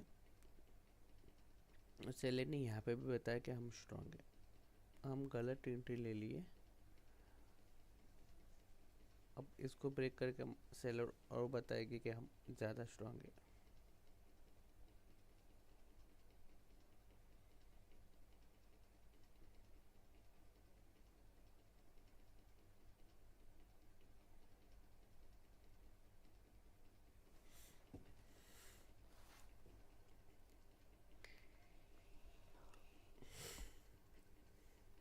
सबसे बेस्ट ये एंट्री होगी।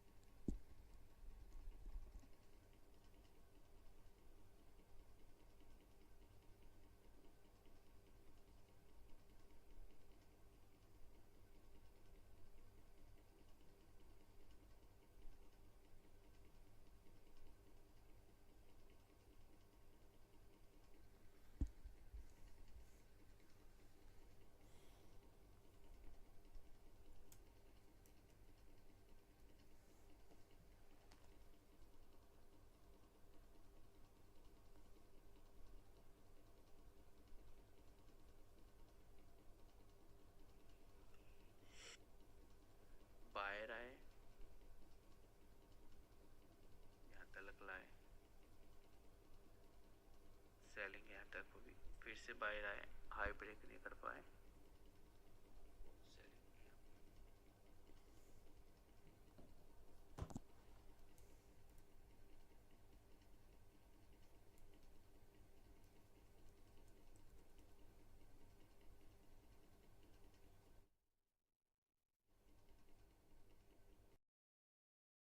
क्योंकि जब तुम कंसिस्टेंट हो जाते हो तब तुम प्रिडिक्ट करना छोड़ते हो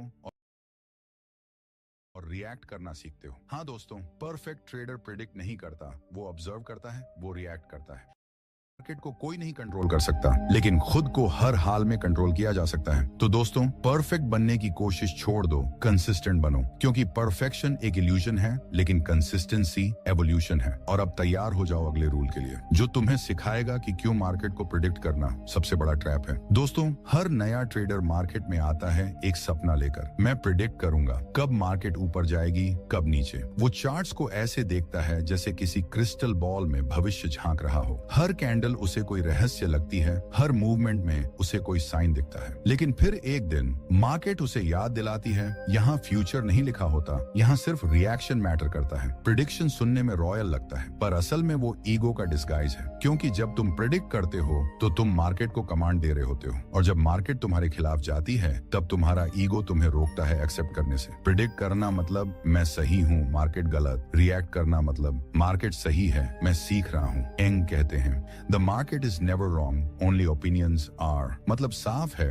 मार्केट हमेशा सही होती है, गलतियां हमारी सोच में होती हैं, हमारे रिएक्शन में होती हैं। सोचो दोस्तों, कितनी बार ऐसा हुआ कि तुम्हें लगा अब तो मार्केट ऊपर जाएगी और वो उल्टा नीचे चली गई। कितनी बार तुम्हें यकीन था कि अब ये स्टॉक तो उड़ेगा और उसने तुम्हारा पोर्टफोलियो गिरा दिया। प्रिडिक्शन तुम्हें इमोशनल बनाता है, क्योंकि जब मार्केट तुम्हारे खिलाफ जाती है तो तुम प्रूफ ढूंढने लगते हो कि मैं फिर भी सही था। लेकिन रिएक्शन तुम्हें प्रैक्टिकल बनाता है, क्योंकि वो कहता है चार्ट बदल गया, मैं भी बदलता हूँ। ट्रेडिंग में जीतने वाले ट्रेडर्स वो नहीं होते जो गेस करते हैं, वो होते हैं जो अडेप्ट करते हैं। वो चार्ट के साथ फ्लो करते हैं, वो कैंडल की कहानी पढ़ते हैं, और जब ट्रेंड बदलता है वो ईगो नहीं करते, एक्शन करते हैं। क्योंकि मार्केट कोई प्रिडिक्शन कॉन्टेस्ट नहीं है, वो एक रिएक्शन गेम है। यहाँ जो जल्दी रिएक्ट करता है वही जिंदा रहता है। मार्केट में दो तरह के लोग होते हैं, एक वो जो हर दिन कहता है अब ऊपर जाएगा, अब नीचे जाएगा, और दूसरा वो जो चुप रहता है, ऑब्जर्व करता है, ट्रेंड बनने का इंतजार करता है और फिर एकदम सर्जिकल स्ट्राइक करता है। पहला ट्रेडर दिखने में कॉन्फिडेंट लगता है पर अंदर से फ्रेजाइल होता है। दूसरा ट्रेडर शांत लगता है पर अंदर से स्टील जैसा स्ट्रांग होता है। एंग कहते हैं it's not about being right, it's about being ready. जब तुम प्रिडिक्ट करते हो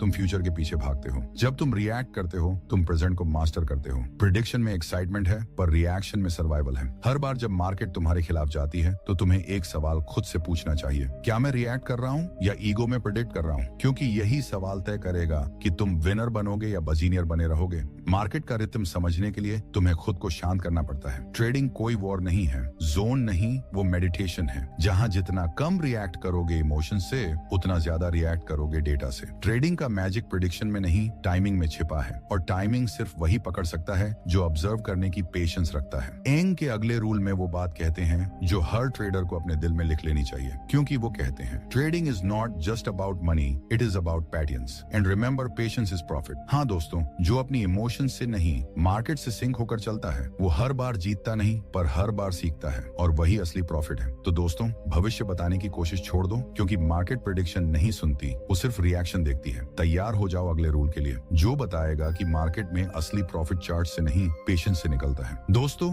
हर ट्रेडर जल्दी अमीर होना चाहता है। हर कोई सोचता है बस एक ट्रेड और जिंदगी बदल जाएगी। हर कैंडल में उसे जैकपॉट दिखता है, हर डिप में एंट्री का लालच। लेकिन सच ये है, मार्केट किसी इम्पेशेंट इंसान को कभी रिवॉर्ड नहीं देती, वो सिर्फ उन्हें इनाम देती है जो इंतजार करना जानते हैं, जो सही वक्त तक शांत रह सकते हैं। एंग कहते हैं impatience is the costliest emotion in trading, और ये लाइन हर ट्रेडर को याद होनी चाहिए, क्योंकि इम्पेशेंस वही है जो तुम्हें रॉन्ग एंट्री दिलाता है, अर्ली एग्जिट कराता है और लॉस के बाद रिवेंज ट्रेड करने पर मजबूर करता है। मार्केट में पैसा हारने का सबसे बड़ा कारण ग्रीड नहीं है, अधीरता है। पेशेंस का मतलब कुछ ना करना नहीं है, बल्कि सही वक्त तक वेट करना है। ट्रेडिंग एक वॉर नहीं, ये मेडिटेशन है, जहाँ जीतता वही है जो हर कैंडल के साथ नहीं, हर सिग्नल के साथ नहीं, बल्कि हर कॉन्फर्मेशन के साथ चलता है, जो हर दिन ट्रेड नहीं करता बल्कि हर दिन ऑब्जर्व करता है, जो हर नॉइज पर रिएक्ट नहीं करता बल्कि हर मूव के पीछे मीनिंग ढूंढता है। हर सक्सेसफुल ट्रेडर की एक ही आदत होती है, वो जल्दी नहीं करता, वो ट्रेड को चेस नहीं करता, वो ट्रेड को अट्रैक्ट करता है, क्योंकि उसे पता है पैसा भागता नहीं, पेशेंस से ही आता है। हर सेटअप को ग्रो होने का वक्त दो, हर सिग्नल को मैच्योर होने दो, हर स्ट्रेटेजी को प्रूफ बनने दो। मार्केट में पेशेंस रखना मतलब प्रॉफिट को डिले करना नहीं, बल्कि लॉसेस से बचना है। एक बात याद रखना, हर कैंडल कुछ कहती है पर हर कैंडल एक्शनेबल नहीं होती। हर सिग्नल दिखता है पर हर सिग्नल भरोसे लायक नहीं होता। पेशेंस वही है जो तुम्हें सही कैंडल पर एक्शन लेना सिखाता है, क्योंकि इम्पेशेंस तुम्हें मार्केट का विक्टिम बनाती है और पेशेंस तुम्हें मार्केट का स्टूडेंट। एंगर कहते हैं patience is not waiting, it's the discipline of waiting, right? मतलब तुम्हारा काम सिर्फ बैठना नहीं है, तुम्हारा काम है अलर्ट रहना, अवेयर रहना और रेडी रहना उस पल के लिए जब मार्केट तुम्हें बुलाए। पेशेंस वो स्किल है जो तुम्हारे अंदर क्लैरिटी लाती है, क्योंकि जब तुम शांत होते हो तभी तुम सही सुनते हो मार्केट की असली आवाज। हर ट्रेड तुम्हारा एग्जाम है और पेशेंस तुम्हारा रिजल्ट। मार्केट में वो जीतता है जो रिएक्ट करने से पहले ऑब्जर्व करता है, जो एंट्री से पहले एनालाइज करता है और जो प्रॉफिट से पहले प्लान करता है। क्योंकि एंग ने कहा था, money comes to those you who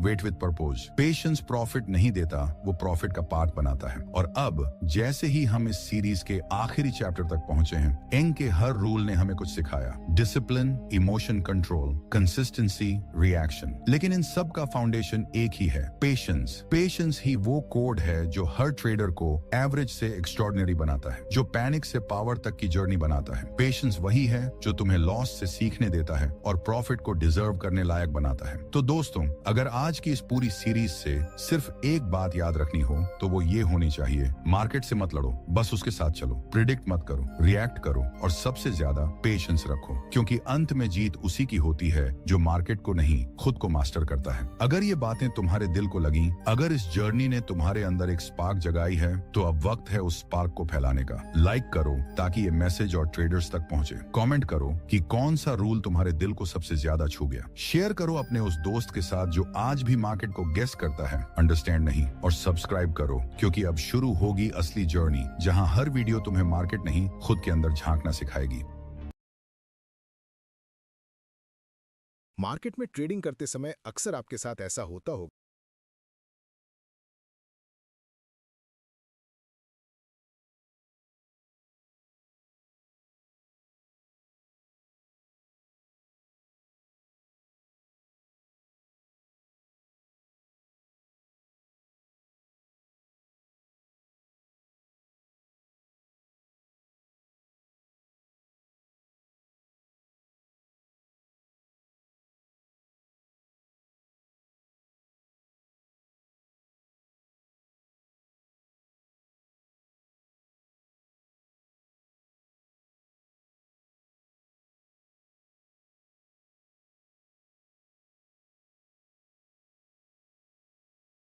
पहला कि जो भी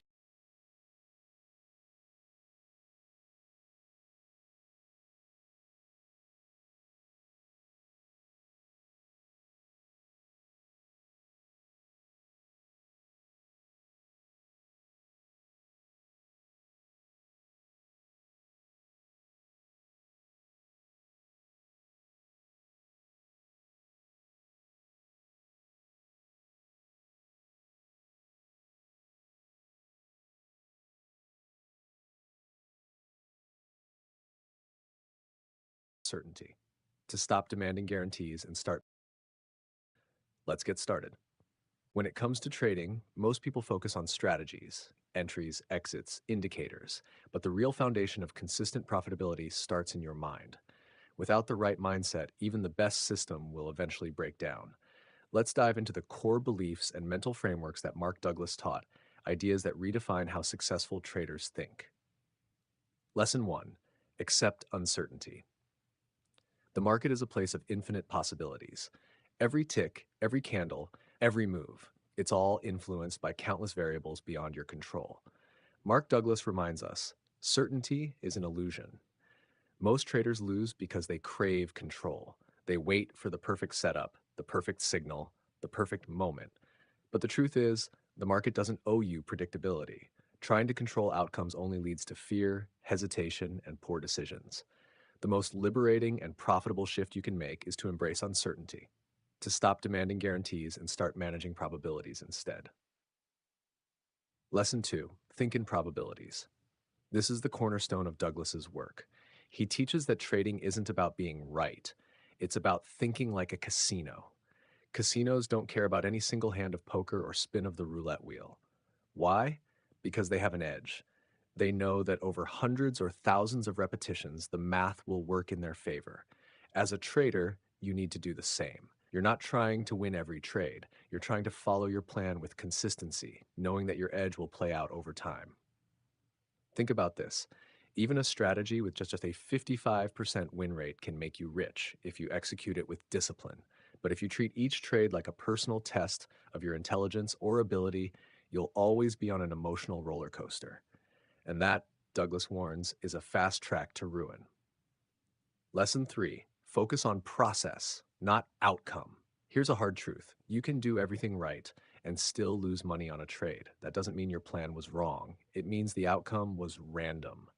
Success in trading isn't about winning today. It's about executing your process flawlessly over time. Douglas emphasizes that real traders don't chase wins, they chase consistency of behavior.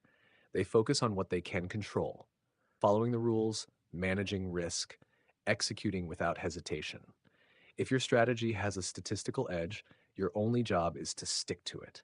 Every trade becomes just another data point in the bigger game, and that mindset, that commitment to process over profit, is what separates winners from gamblers. Lesson 4. The market owes you nothing. You can study for months, analyze every indicator, follow all the news, and still lose. Why? Because the market isn't fair. It's not a teacher, not a parent, not a friend. It's just a reflection of mass psychology, billions of decisions, all colliding in real time.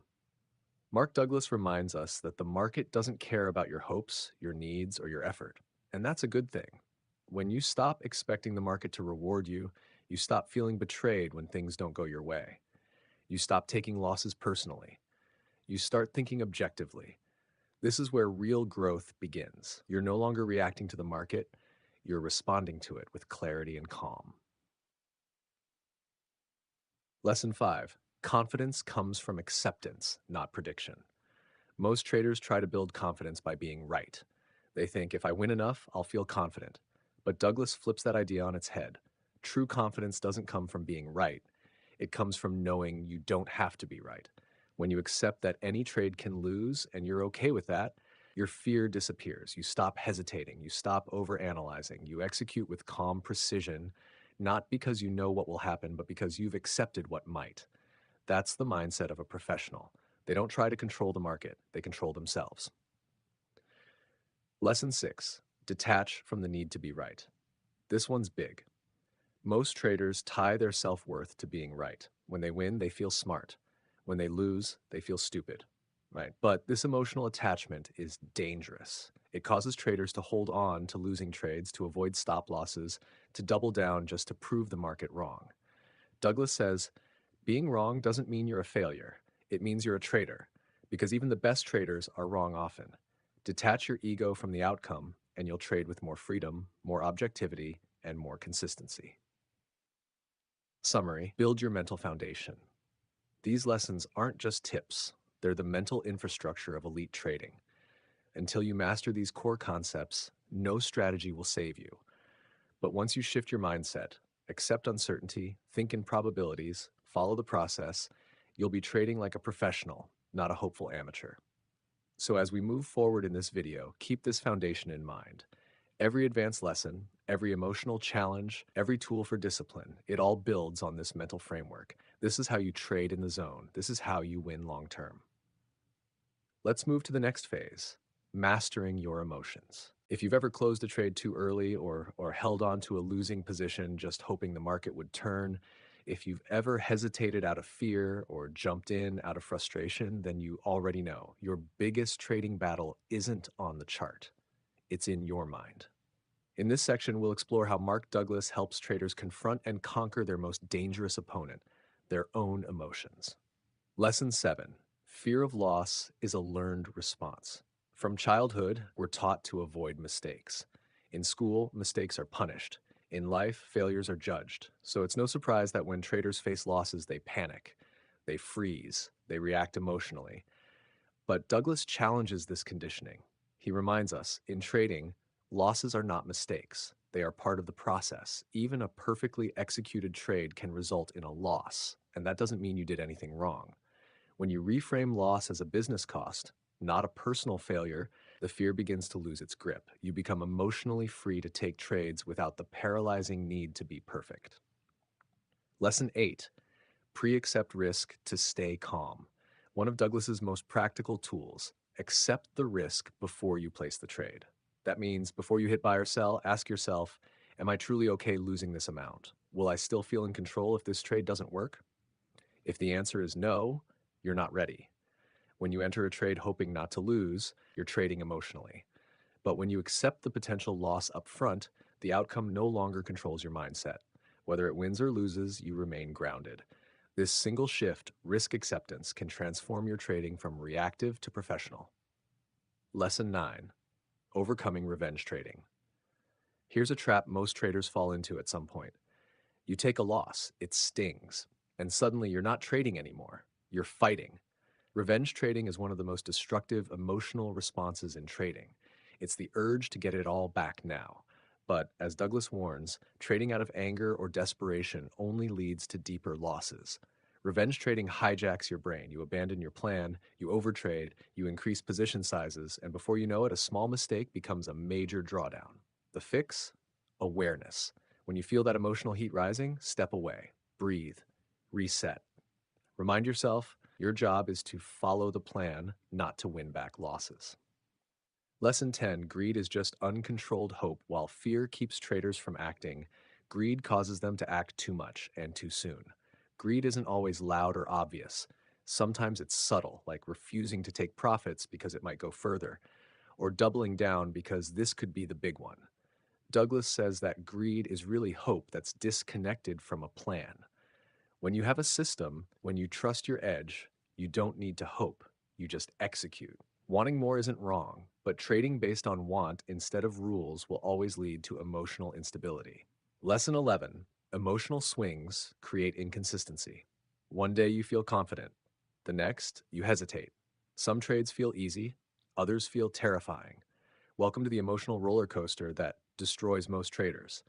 Douglas explains that inconsistent results come from inconsistent mindsets. If you're always reacting to wins and losses emotionally, you'll never be able to build a repeatable process. The key is emotional neutrality. That means a win doesn't make you reckless, a loss doesn't make you fearful. Each trade is just one of many. Emotional neutrality is not about suppressing feelings. It's about observing them without letting them control your behavior. Lesson 12. Detachment is power. Detachment is not about being cold or careless. It's about freedom. Freedom from outcomes. Douglas reminds us, you are not your trades, you are not your P&L. When you can truly separate your self-worth from your performance, trading becomes clearer, cleaner, calmer. This emotional distance gives you the power to make decisions based on logic, not fear, not greed, not ego. You don't fear losses because you've accepted them. You don't chase wins because you know they'll come if you stick to your process. Detachment isn't a lack of passion, it's the highest form of mental discipline. Lesson 13, self-awareness is your superpower. Most trading mistakes don't happen because of bad strategies. They happen because of blind spots, emotional triggers you haven't yet noticed. Douglas teaches that self-awareness is the first step to emotional control. That means asking, why did I hesitate here? Why did I exit early? Why do I feel anxious before every trade? When you can answer those questions honestly, you begin to see your emotional patterns. And when you can see them, you can change them. Keep a journal. Note your emotions. Over time, you'll see the loops, fear, revenge, greed, hesitation, and learn how to break them. Mastering emotions is not a destination, it's a practice. You will always feel. There will always be nerves, excitement, doubt, but that doesn't mean your emotions have to control you. Mark Douglas teaches us that the goal isn't to eliminate emotions. The goal is to become aware of them and act independently of them. That's how professionals think. That's how you build consistency. That's how you gain true confidence, not from results, but from emotional control. When you master your emotions, you unlock your true edge. And now that we've laid the emotional groundwork, let's move into the next phase, developing discipline and execution, the engine of consistent trading. In trading, it's not what you know, it's what you do consistently that counts. You can have the perfect trading strategy, you can master your emotions, but if you don't have the discipline to execute your edge, none of it matters. Discipline is the glue that holds it all together, and without it, even the most skilled traders fall apart. Let's dive into how Mark Douglas breaks down the true role of discipline in trading and why execution is your most valuable asset. Lesson 14, discipline, intelligence. A common trap for traders is believing that intelligence alone leads to success, that if they just learn more, read more, analyze more, they'll win. But Douglas reminds us, this game doesn't reward the smartest. It rewards the most disciplined. The market doesn't care how much you know. It only responds to what you do. If your actions don't match your rules, your knowledge is useless. Discipline is about acting according to plan, not feeling. It's the ability to follow through when everything in your brain is screaming to do the opposite. Lesson 15, build structure, then submit to it. One of Douglas's core beliefs is that structure creates freedom. When you build a system with clear rules, entry, exit, risk, you remove the need for emotional decision making. But here's the key: you must submit to that structure. It's not enough to have a plan. You have to trust it, even when it feels uncomfortable, even when your last 3 trades were losers, even when your gut says, just this once, let's skip the stop loss. Discipline means trading like a robot, even when your human instincts beg for control. Lesson 16. The market tempts you to break rules. The market is like a never-ending casino, flashing signals, sudden reversals, tempting patterns. Every minute, it gives you a reason to doubt your plan, to enter too early, to skip confirmation, to chase price. This is not a flaw in the system. It's the nature of the game. Douglas teaches that discipline is not just about resisting losses. It's about resisting the market's constant seduction to act impulsively. Every time you break a rule, you weaken your confidence. Every time you follow your plan, you build it. Lesson 17. One trade means nothing. A common emotional mistake is giving too much weight to one trade. It goes well and you feel invincible. It goes wrong and you question everything. But Douglas says one trade means absolutely nothing. The outcome of a single trade is random. It's only over dozens, even hundreds of trades that your edge shows up. Discipline helps you zoom out. It allows you to treat every trade the same, whether it's your first or your 50th. Consistency in behavior creates consistency in results. Lesson 18. Remove the gray area. Many traders fail because their plans have too much flexibility. They say things like, I'll see how the market feels. I might take profit early if it looks weak. I'll widen my stop if the candle wicks a little. This gray area is where discipline dies. Douglas says ambiguity breeds inconsistency. A well-structured plan removes interpretation. It tells you exactly when to enter, where to place your stop, when to get out, and most importantly, when to do nothing. The less you leave to chance, the easier it becomes to stay disciplined. Lesson 19. Track behavior, not just results. Too many traders only review their P&L, but Douglas argues profit is a lagging indicator. Behavior is the leading one. Instead of asking, how much did I make? Start asking, did I follow my plan perfectly? Did I respect my stop loss? Did I trade from logic or emotion? Keeping a behavioral journal helps you identify patterns in your execution. Over time, this data becomes your mirror. It shows you whether you're becoming more disciplined or drifting into inconsistency. Lesson 20. Discipline is a daily practice. Here's something Douglas says that hits hard. Discipline is not a switch, it's a muscle. You don't become disciplined once and for all. You practice discipline every single trade, every single day. And like any muscle, it grows stronger the more you use it. Start small. Commit to taking only trades that meet your setup. Commit to never moving your stop. Commit to logging every trade you take. You don't need perfection, you need consistency. That's how discipline turns into habit. Lesson 21. Discipline protects you from emotional swings. The true power of discipline isn't just consistency, it's emotional freedom. When you trade with rules, you remove the drama. You're no longer chasing highs or panicking on dips. Douglas explains that disciplined traders experience less stress, not more. Why? Because they've already decided what to do before the trade even begins. The market becomes less threatening when you know that you control your actions, no matter what it does. Discipline is the engine of your edge. Without discipline, your strategy is just a theory. With discipline, it becomes a machine. Mark Douglas reminds us that successful trading isn't about perfection. It's about executing a plan regardless of how you feel. And the more you practice, the more automatic it becomes. This is where real traders are made, not in the setup, not in the analysis, but in the moment of decision. So the next time you're tempted to deviate, ask yourself, do I want to feel good right now or win long term? Choose discipline every time. Next, we'll explore how to handle wins, losses, and market randomness with emotional maturity in Part 4, Risk and Money Mindset. Let's be honest, money is emotional. It represents survival, freedom, dreams, even self-worth. So when you risk money in the market, you're not just risking numbers on a screen, you're risking how you feel about yourself. Mark Douglas teaches us that unless you change your relationship with risk and money, you'll always be one bad trade away from emotional disaster. Let's break down how to develop a healthy risk mindset and why mastering this is non-negotiable for long-term trading success.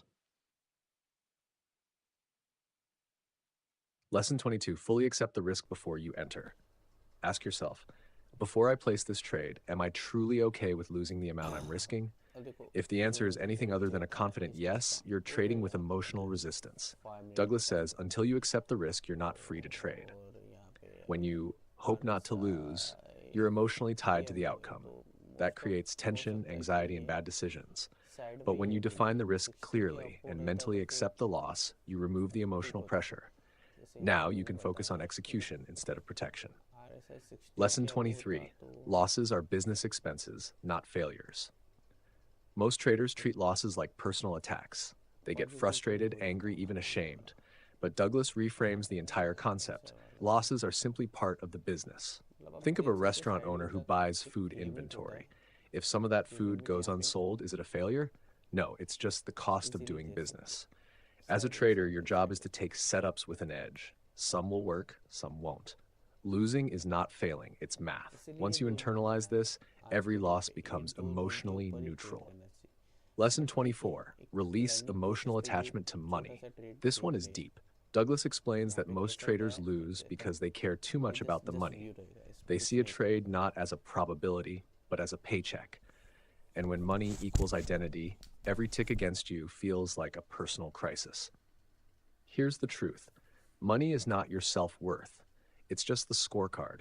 The market doesn't care what the money means to you. It simply rewards consistency and execution.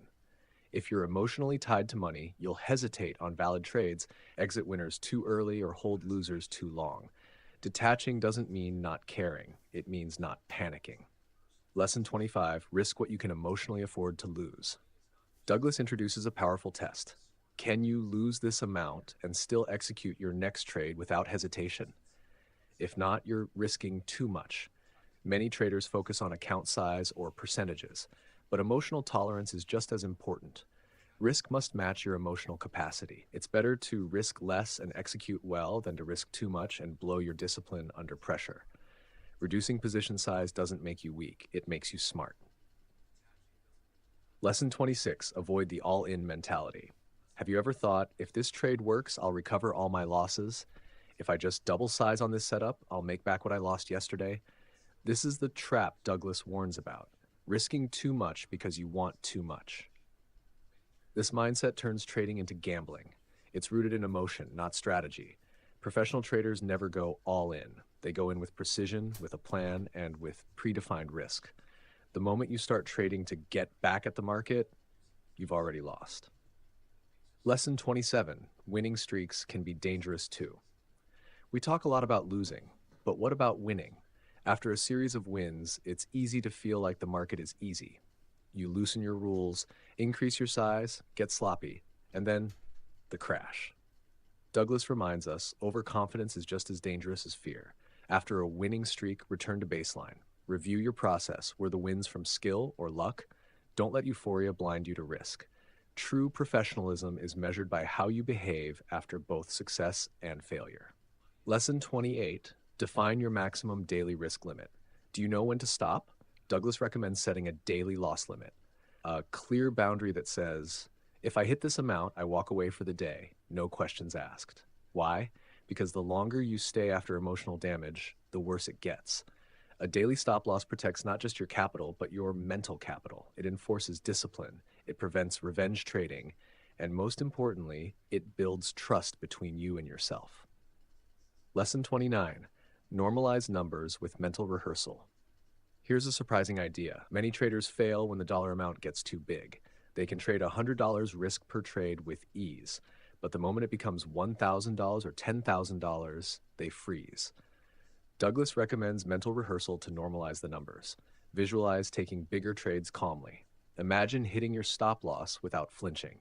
When your mind becomes comfortable with the amount, your behavior becomes consistent, no matter the size. Lesson 30, focus on execution, not earnings.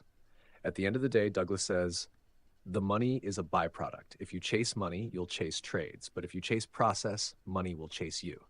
Focus on flawless execution, proper risk management, consistent behavior, and let the law of large numbers take care of the rest. The best traders don't ask, how much can I make today? They ask, how well did I follow my plan? That mindset, over time, is what builds wealth. Master risk, master the game. Detaching from money and treating each trade like a probability, not a paycheck, you become free. Free to trade without fear, free to follow your edge, free to grow consistently. As Mark Douglas said, when you truly accept the risks, you will be at peace with whatever the market does. Coming up next, Part 5, Long-Term Consistency and the Probability Mindset, where we explore how to build lasting success, one trade at a time. By now, you understand the fundamentals. Control your emotions, follow your plan, manage your risk. But even with all those elements in place, there's still one piece that determines whether you succeed for a month or a lifetime. That piece is consistency. And the key to consistency is learning to think in probabilities. Mark Douglas taught that trading is not about being right, it's about behaving right over time. Let's explore how professional traders build unshakable consistency and why thinking in probabilities is the core of every long-term winner. Lesson 31. One trade means nothing. Series of trades mean everything. This is one of Douglas's most powerful insights. The outcome of a single trade is random. It doesn't matter how great the setup looks. Even the best strategies can lose. But here's the good news. If your edge is real, it doesn't need to win every time. It just needs to win over time. Your job isn't to predict the next outcome. Your job is to execute the plan over many trades and let the law of large numbers work in your favor. Think in batches, 20 trades, 50 trades, 100 trades. Zoom out and stop treating each trade like a personal referendum. Lesson 32. Stop grading yourself by short-term results. Too many traders ride an emotional roller coaster. They feel brilliant after a win, they feel worthless after a loss, but Douglas argues this mindset is toxic. It keeps you reactive, not consistent. Instead, judge your trading by one thing. Did I follow my process? If yes, it was a good trade, even if it lost. If no, it was a bad trade, even if it won. This shift turns trading into a performance game, not a results game. And performance is something you can control. Lesson 33, build habits, not just trades. Consistency doesn't come from luck. It comes from habits, repeated behaviors that become automatic. Habits like waiting for confirmation, always using a stop loss, journaling every trade, stepping away after hitting a loss limit. These small routines build a framework you can rely on. Douglas teaches that you are the system.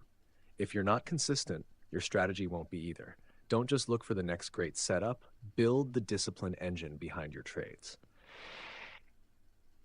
Lesson 34, detach from being right, attach to being consistent. Many traders fall into the I need to be right trap. They want to win every trade. They want validation. But this obsession is fatal. It causes you to hold losers too long and break your rules chasing wins. Douglas says, let go of the need to be right and replace it with the need to be consistent. Your ego doesn't pay your bills, your edge does, and your edge only works if you follow it. Every time. Create a probabilistic mindset. This is the heart of Mark Douglas's teachings. He says, anything can happen. Every moment is unique. There is a random distribution between wins and losses over a series of trades. Let's break that down. Anything can happen means no trade is certain. Every moment is unique means the market doesn't owe you a pattern. Random distribution means good trades lose sometimes, and that's normal. Once you accept this, something magical happens. You stop needing to predict. You start managing trades objectively. That's the probabilistic mindset, and it's the mental software of every successful trader. Lesson 36. Losses are the price of admission. Here's a truth few want to hear. Losses are inevitable. You can't skip them. You can't skip them. You can't avoid them. And the more you fear them, the more damage they cause. Douglas reframes losses as the cost of doing business. You pay small, controlled losses to stay in the game. Just like a store pays rent, just like a pilot experiences turbulence, traders pay losses to access long-term opportunity. Accept that truth, and consistency becomes easier. Lesson 37, control what you can, release what you can't. You can't control whether this trade wins. You can't control the market's next move, but you can control your position size, your stop loss, your decision to follow or break your rules. Douglas emphasizes your power as a trader comes from staying consistent with what you can control. That's where discipline becomes your edge. Measure progress by execution, not profits. Most traders think if I made money today, I did well, but profits are noisy. They fluctuate. You could win from luck or lose from randomness. Douglas teaches you to measure success by your execution. Did you follow your plan? Did you skip trades outside your setup? Did you manage emotions and avoid impulses? These questions lead to growth. Growth leads to consistency. Consistency leads to profits. Lesson 39, journal the process, not just the result. A consistent trader is a self-aware trader. Keep a log, not just of trades, but of your mindset, why you took the trade, how you felt during it, whether you followed your rules. This builds a feedback loop. You spot patterns, you catch mistakes, you refine behavior. Your journal becomes a mirror, and consistency starts with knowing yourself. Lesson 40, the edge only works if you work it. Here's the final truth. A trading edge doesn't guarantee anything. It simply gives you a statistical advantage if you apply it with discipline, emotional control, and consistency. Douglas reminds us, your edge won't work unless you do. Trading isn't about chasing the perfect setup. It's about becoming the kind of trader who can execute the setup again and again, regardless of emotion. That's the mindset that wins over time. Consistency isn't exciting, but it's everything. The market rewards consistency of thought, behavior, and action. Not luck, not flashes of brilliance, just grounded, disciplined execution again and again and again. When you think in probabilities, you're no longer tied to any one trade. You're playing the long game, and that's the only game worth playing. Coming up next, Part 6, Reprogramming Beliefs and Identity. We'll explore how your subconscious beliefs shape your trading outcomes and how to rewire them for long-term success. You can master your strategy, you can manage your risk, you can even control your emotions. But if your deep subconscious beliefs about money, success, and yourself are working against you, you'll keep sabotaging your own trades. That's why Mark Douglas emphasized something most traders ignore. Your trading results are a direct reflection of your beliefs and identity. To change your results, you must change the beliefs that drive your behavior. Let's explore how to uncover, challenge, and reprogram the beliefs that are silently shaping your trading destiny. Lesson 41, you trade who you are. Douglas said it clearly. You don't trade the markets. You trade your beliefs about the market. That means your mindset, your self-image, your emotional conditioning, they all show up in your trades. If you believe I always lose, you'll subconsciously sabotage winning setups. If you believe I'm not good with money, you'll take profits too early or let losers run. Until you confront these internal scripts, your outer performance won't change. Trading is 80% identity, 20% mechanics. Lesson 42, your beliefs create your reality. Beliefs are not truths. They're assumptions you've accepted as facts. Maybe you grew up hearing money is hard to make, or you have to work 12 hours a day to deserve success, or I'm not good at math, so I can't be a great trader. Douglas warns, if you believe these things, even subconsciously, you will act in ways that confirm them. It's not the market stopping you. It's your belief system playing out through your actions. Lesson 43, identify the root of your trading patterns. Do you notice repeating behaviors? Cutting winners short? Overtrading after a win? Freezing after a big loss? These aren't random. They're patterns driven by beliefs. Douglas teaches that the first step to change is awareness.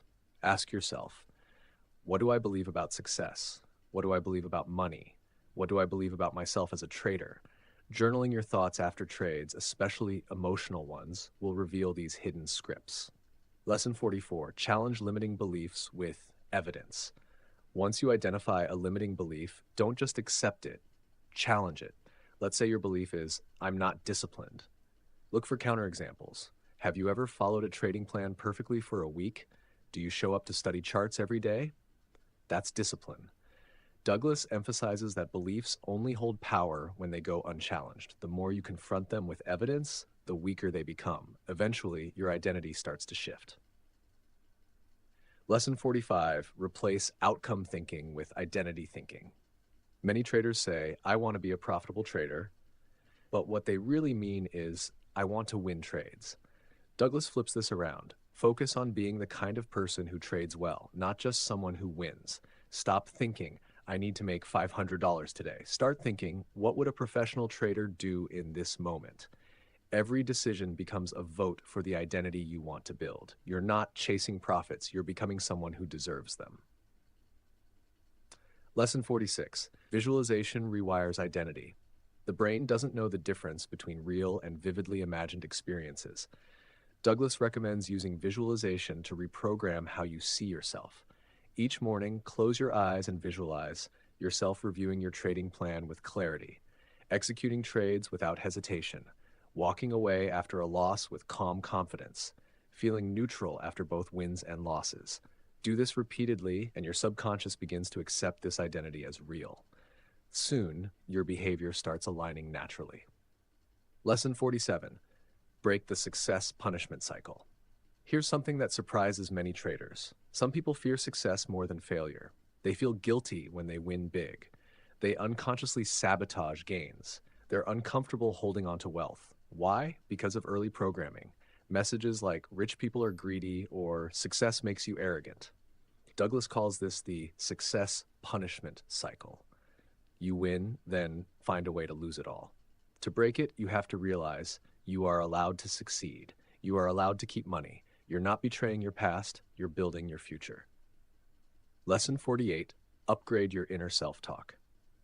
Every trader has a voice in their head. Sometimes it says, don't mess this up. You're always wrong. You better win this one. That voice becomes the soundtrack of your performance. Douglas teaches, talk to yourself like a coach, not a critic. Replace, I suck at this, with, I'm learning. Every trade makes me sharper. Replace, why did I do that again? With, what can I learn from that moment? Over time, your inner world becomes your competitive edge. Lesson 49. Identity change comes from repetition, not motivation. You won't rewire years of mental conditioning in one day. Douglas reminds us that transformation happens through consistent, repetitive action. You don't become a disciplined trader by reading a book. You become one by acting disciplined every single day. The more you behave like the trader you want to be, the more that identity becomes natural. And eventually, you stop trying to be that trader. You just are. Lesson 50. Who you become is the real profit. Profits are nice. Freedom is the goal, but perhaps the greatest reward of trading is this: you are forced to evolve.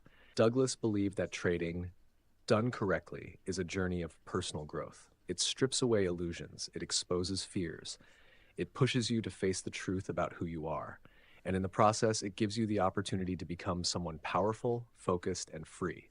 That's the real edge. That's the real win. Final thought, upgrade the trader, not just the trade. Your strategy can only take you so far. If your mindset, beliefs, and identity don't match your goals, you'll keep falling short. But when you reprogram the way you see yourself, when you believe in your ability to grow, when you trust your system and respect your process, then you stop forcing profits and start attracting them. Congratulations, trader. If you've made it this far, you've just absorbed 40 of the most powerful trading psychology lessons from one of the greatest minds in market psychology, Mark Douglas. This wasn't just a list of tips. It was a deep dive into what truly separates amateur traders from professionals. And now let's take one final look back, because repetition cements mastery. What this all means for you. You now have a blueprint, a psychological roadmap to build a trading mindset that is calm under pressure, focused on long-term success, immune to the chaos of short-term results, rooted in discipline, clarity, and self-trust. Mark Douglas didn't just teach trading psychology, he taught mental mastery, a way of thinking that turns market chaos into personal growth. He believed that the real edge isn't in the strategy, it's in the trader. And you, by taking these lessons seriously, are already stepping into the mindset of a professional. The trader you're becoming. Imagine this. You no longer flinch at losses. You no longer overreact to wins. You don't hesitate, overtrade, or break your rules. You execute calmly, clearly, consistently. You've become a trader who trusts the edge, controls the controllables, stays emotionally neutral, learns from every trade, win or lose, and most importantly, you've become a trader who can last. Because trading isn't about who wins fast, it's about who endures long enough to let their edge play out. Final words of motivation. There's no magic bullet, no perfect indicator, no shortcut to success, but there is something more powerful. A trader who has mastered their mind. You now know the path. The question is, will you walk it? Will you commit to journaling every trade, reviewing your behavior, not just results, honoring your risk plan, showing up with patience even when it's hard? Because every single moment you follow the plan, every time you choose discipline over emotion, you cast a vote for the trader you're becoming. And that trader, that version of you, that's the one who survives, who grows, who wins. If this video helps shift your mindset, even 1 degree, do yourself a favor. Rewatch this video monthly. Bookmark your favorite lessons, share it with traders who need it, and most of all, apply it. Wisdom means nothing without action. And hey, if you're ready to keep growing, subscribe to the channel. We're building a community of traders who trade smart, not emotional, who value mindset just as much as money, and who are in this for the long game. The markets will always change, but your mindset, that's your true edge. This has been 50 trading psychology lessons from Mark Douglas. I'm Psychology of Profit, and remember, the market rewards consistency, not brilliance. Your trading journey starts and ends in the mirror. Control your mind, and the profits will follow. Until next time, trade well and trade wisely. हर जीतने वाला trader एक बात जरूर समझ चुका होता है, market तुम्हें नहीं हराता, तुम्हारा दिमाग हराता है। हेलो दोस्तों, थिंक IQ पर आप सभी का स्वागत है। आज हम बात करेंगे trading in the zone book के बारे में, जिसे लिखा है मार्क डगलस ने। दोस्तों, अगर आप एक ट्रेडर हैं या ट्रेडिंग शुरू करने का सपना देख रहे हैं, तो ये किताब आपके लिए एक गेम चेंजर साबित हो सकती है। क्योंकि ये किताब चार्ट्स या स्ट्रैटेजीज के बारे में नहीं, बल्कि आपके माइंड के बारे में है। वो माइंड जो हर ट्रेड से पहले डरता है, लालच करता है और फिर पछताता है। लेखक मार्क डगलस हमें सिखाते हैं कि सफल ट्रेडिंग का असली खेल स्क्रीन पर नहीं, सिर के अंदर चलता है। क्या आपने कभी सोचा है कि 2 लोग एक ही चार्ट देखकर 2 बिल्कुल उल्टे फैसले कैसे लेते हैं? एक खरीदता है, दूसरा बेचता है, लेकिन मार्केट तो वही है ना। फर्क बस एक चीज का है, माइंडसेट का। Trading in the zone bye mark Douglas एक ऐसी किताब जिसने दुनिया भर के लाखों ट्रेडर्स की सोच बदल दी। यह किताब सिर्फ ट्रेडिंग स्ट्रैटेजीज के बारे में नहीं है, यह आपके माइंडसेट, इमोशंस, डिसिप्लिन और फियर के बारे में है। किताब सिखाती कि असली दुश्मन चार्ट्स या मार्केट नहीं, बल्कि वो वॉइस इन योर हेड है जो हर बार डर या लालच में डिसीजन बदल देती है। लेखक कहते हैं, the market doesn't hurt you, your beliefs about the market do. यानी नुकसान मार्केट नहीं देता, हमारी सोच देती है। तो अगर आप भी ट्रेडिंग में बार बार इमोशनल डिसीजंस लेकर परेशान हैं, अगर प्रॉफिट हाथ से निकल जाता है या लॉस आपको तोड़ देता है, तो यह वीडियो आपके लिए है। क्योंकि आज हम समझेंगे जोन में रहकर ट्रेड करना क्या होता है और वहां कैसे पहुंचा जाए। मार्क डगलस एक सफल ट्रेडर, एक महान ट्रेडिंग साइकोलॉजिस्ट और एक ऐसे टीचर थे जिन्होंने पूरी दुनिया को एक बात सिखाई, consistency comes from your mind, not the market. उन्होंने अपना करियर ट्रेडिंग साइकोलॉजी को समझने और सिखाने में लगाया। मार्क खुद भी ट्रेडिंग लॉस से गुजरे थे। उन्होंने महसूस किया कि स्ट्रैटेजी सीखना आसान है, लेकिन अपने माइंड को स्टेबल रखना सबसे मुश्किल। इस स्ट्रगल से गुजरने के बाद उन्होंने ये किताब लिखी ताकि दूसरे ट्रेडर्स वही गलती बार बार न दोहराए जो उन्होंने की थी। उनकी किताब सबसे पहला सबसे पावरफुल लेसन है, the real game of trading. The battle isn't on the charts, it's in your mind. असली जंग चार्ट्स पर नहीं, दिमाग के अंदर होती है। यानी मार्केट से पहले अगर किसी को जीतना है तो वो है खुद का मन, खुद का डर और खुद की सोच। देखो, ट्रेडिंग बाहर से देखने पर बड़ी आसान लगती है। चार्ट देखो, लाल और हरे कैंडल्स को समझो, कोई बढ़िया सा इंडिकेटर लगाओ और बस खरीदो या बेचो। लेकिन जो लोग इस दुनिया में थोड़ा गहराई से उतरते हैं, उन्हें जल्दी एहसास होता है कि असली खेल इन चार्ट्स पर नहीं, बल्कि हमारे दिमाग के अंदर चलता है। लेखक मार्क डगलस कहते हैं, the consistency you seek is in your mind, not in the markets. यानी अगर आप ट्रेडिंग में स्थिरता चाहते हैं तो उसे मार्केट में मत ढूंढिए, उसे अपने माइंडसेट में ढूंढिए, क्योंकि मार्केट को कोई नहीं बदल सकता, वो हमेशा अनप्रिडिक्टेबल रहेगा। लेकिन अगर आपने अपने मन को शांत और डिसिप्लिन्ड बना लिया तो हर उतार चढ़ाव में आप संतुलित रह पाएंगे। ट्रेडिंग तब आसान होती है जब आपका दिमाग स्थिर होता है, वरना चार्ट्स बस डर और लालच का खेल बन जाते हैं। सच्ची मास्टरी तब शुरू होती है जब आप ये समझ जाते हैं कि मार्केट को जीतने की कोशिश छोड़िए, पहले खुद को जीतिए। देखिए, मार्केट हर दिन नया होता है, कभी किसी खबर से अचानक उछल जाता है तो कभी बिना किसी वजह के गिर जाता है। चार्ट्स, डेटा और एनालिसिस हमें एक दिशा दिखा सकते हैं, लेकिन मार्केट को कंट्रोल नहीं कर सकते। फिर भी हम ट्रेडर्स बार बार वही गलती करते हैं। हर बार ये सोचते हैं इस बार तो पक्का प्रॉफिट होगा, और जब ऐसा नहीं होता तो टूट जाते हैं। असल में मार्केट हमें हर दिन एक नया सबक देता है कि सर्टेनिटी नहीं, केवल प्रोबेबिलिटी होती है। जो इस बात को समझ गया वही ट्रेडिंग में सच्ची शांति और स्थिरता पा लेता है। अब सोचिए, दो ट्रेडर हैं, राहुल और रोहित। दोनों ने एक ही सेटअप देखा, एक ही कैंडल पैटर्न, एक ही इंडिकेटर सिग्नल। राहुल ने एंट्री ली, लेकिन कुछ ही मिनटों में कैंडल थोड़ा नीचे गया तो वो घबरा गया। उसने जल्दी से ट्रेड बंद कर दिया, क्योंकि उसे डर था कि कहीं नुकसान न हो जाए। वहीं रोहित ने वही ट्रेड लिया, पर उसने अपनी स्ट्रैटेजी पर भरोसा रखा, पेशेंस रखा। उसने सिग्नल को पूरा चलने दिया और आखिर में प्रॉफिट लिया। अब सवाल यह है, दोनों के पास डेटा एक ही था, सिस्टम एक ही था, तो फर्क क्या था? फर्क था माइंडसेट का। राहुल के दिमाग में डर था, लेकिन रोहित के दिमाग में भरोसा। राहुल मार्केट से लड़ रहा था, रोहित अपने भीतर के डर से जीत चुका था। ट्रेडिंग इन द जोन के लेखक मार्क डगलस यही सिखाते हैं कि मार्केट कभी आपका दुश्मन नहीं होता, आपका डर आपका दुश्मन होता है। हर बार जब आप चार्ट खोलते हैं, असल में आप अपने डर, अपनी उम्मीदों और अपने भरोसे के साथ एक निगोशिएशन करने बैठते हैं। मार्केट आपको वही दिखाता है जो आप देखने के लिए तैयार हैं। अगर आपके मन में डर है तो हर कैंडल आपको खतरा लगेगी, अगर लालच है तो हर ग्रीन कैंडल आपको जैकपॉट लगेगी।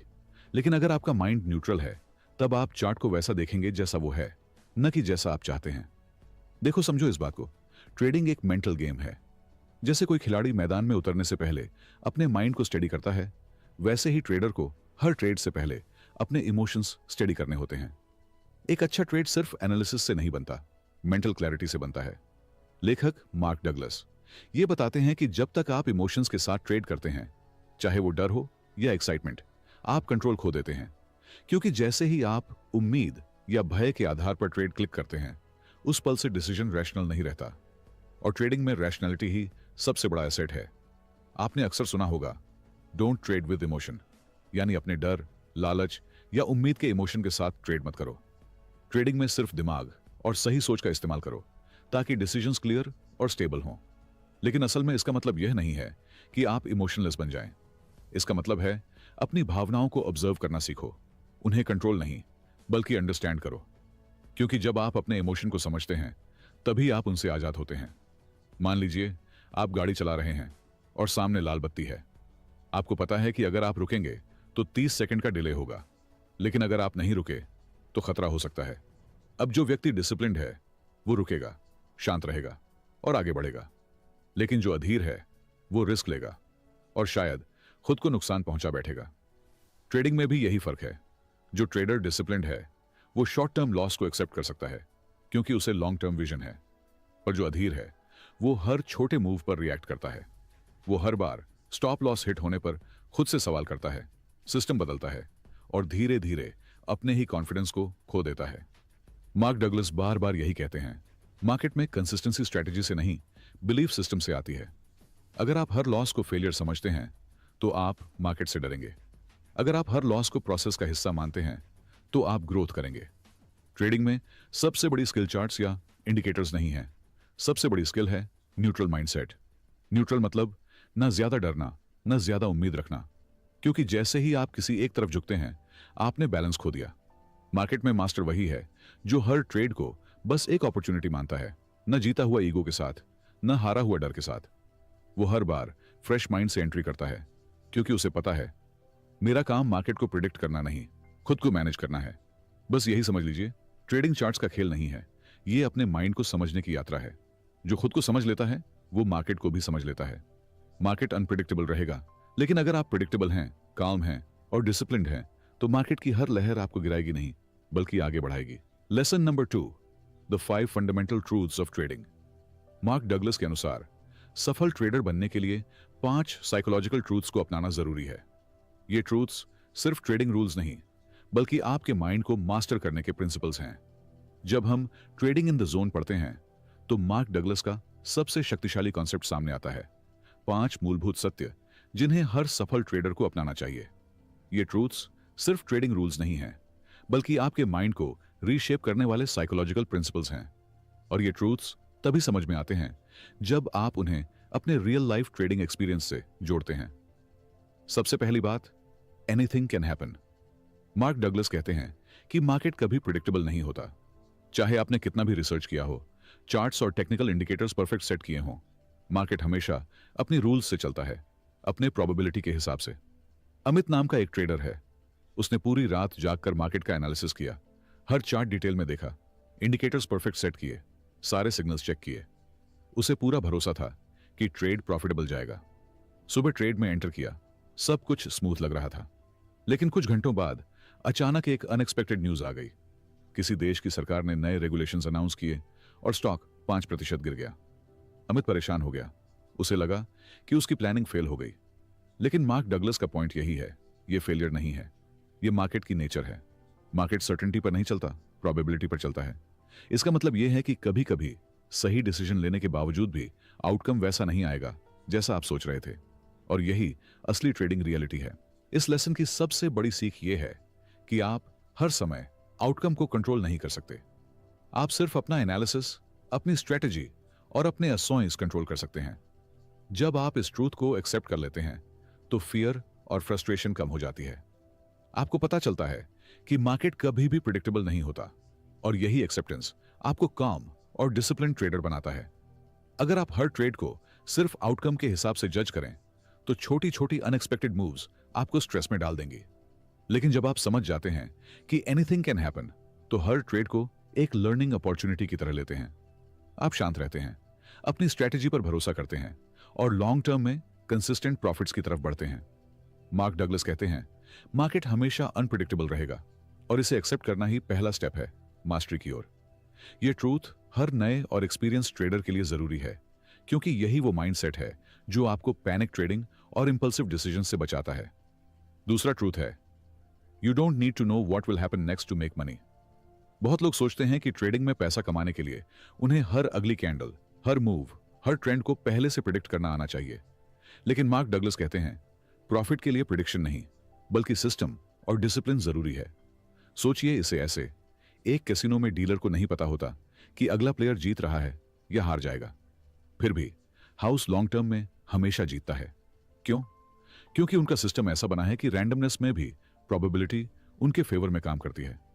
ठीक वैसे ही ट्रेडर को चाहिए अपने रूल्स और स्ट्रेटजी पर भरोसा।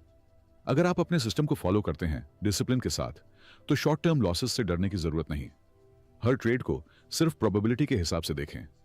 इस बार जीतूं या हारूं, लॉन्ग टर्म में मेरा प्लान काम करेगा। याद रखिए, मार्केट हमेशा अनप्रिडिक्टेबल रहेगा। अगर आप हर मूव को प्रिडिक्ट करने की कोशिश में लगे रहेंगे तो आपका दिमाग टेंशन और डर में फंस जाएगा। लेकिन डिसिप्लिन प्लस सिस्टम में भरोसा रखने वाले ट्रेडर की स्ट्रेटजी कैसीनो के हाउस की तरह धीरे धीरे लॉन्ग टर्म में प्रॉफिटेबल बनती है। एक और आसान एग्जांपल लीजिए। मान लीजिए आपके पास एक सिंपल रूल है, हर ट्रेड पर 1% रिस्क लेना। आप नहीं जानते कि अगली कैंडल ऊपर जाएगी या नीचे, लेकिन आप हर ट्रेड में वही रूल फॉलो करते हैं। महीने या साल के अंत में आपका ओवरऑल प्रॉफिट आपके डिसिप्लिन और सिस्टम की वजह से आता है, प्रिडिक्शन की वजह से नहीं।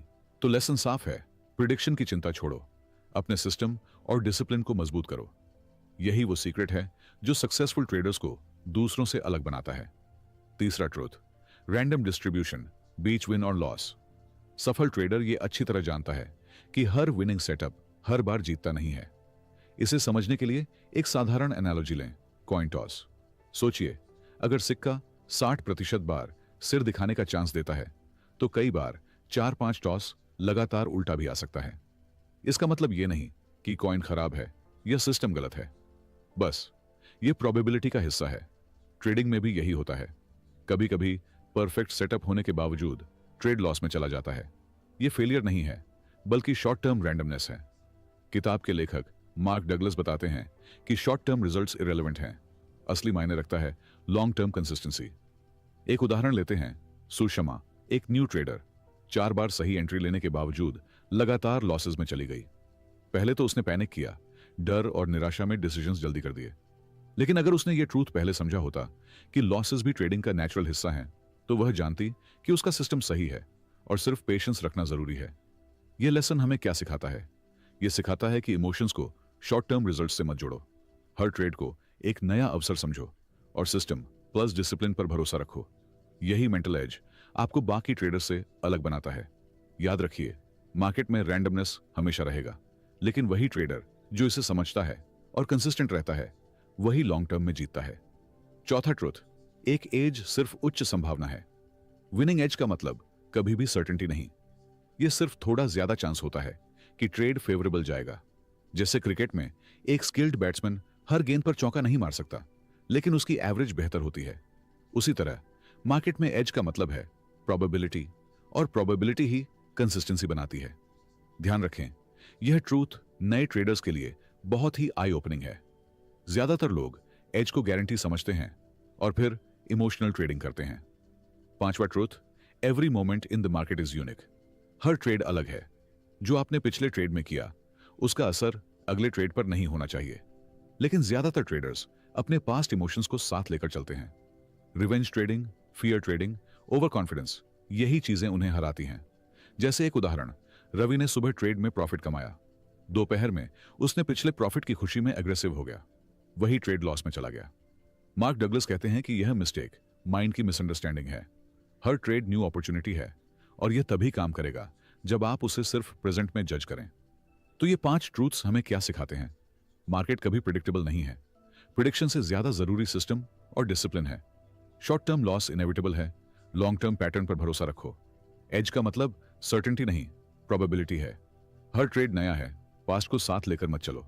इन ट्रूथ्स का डीप साइकोलॉजिकल लेसन यही है कि ट्रेडर का बिगेस्ट एनिमी उसका खुद का माइंड है।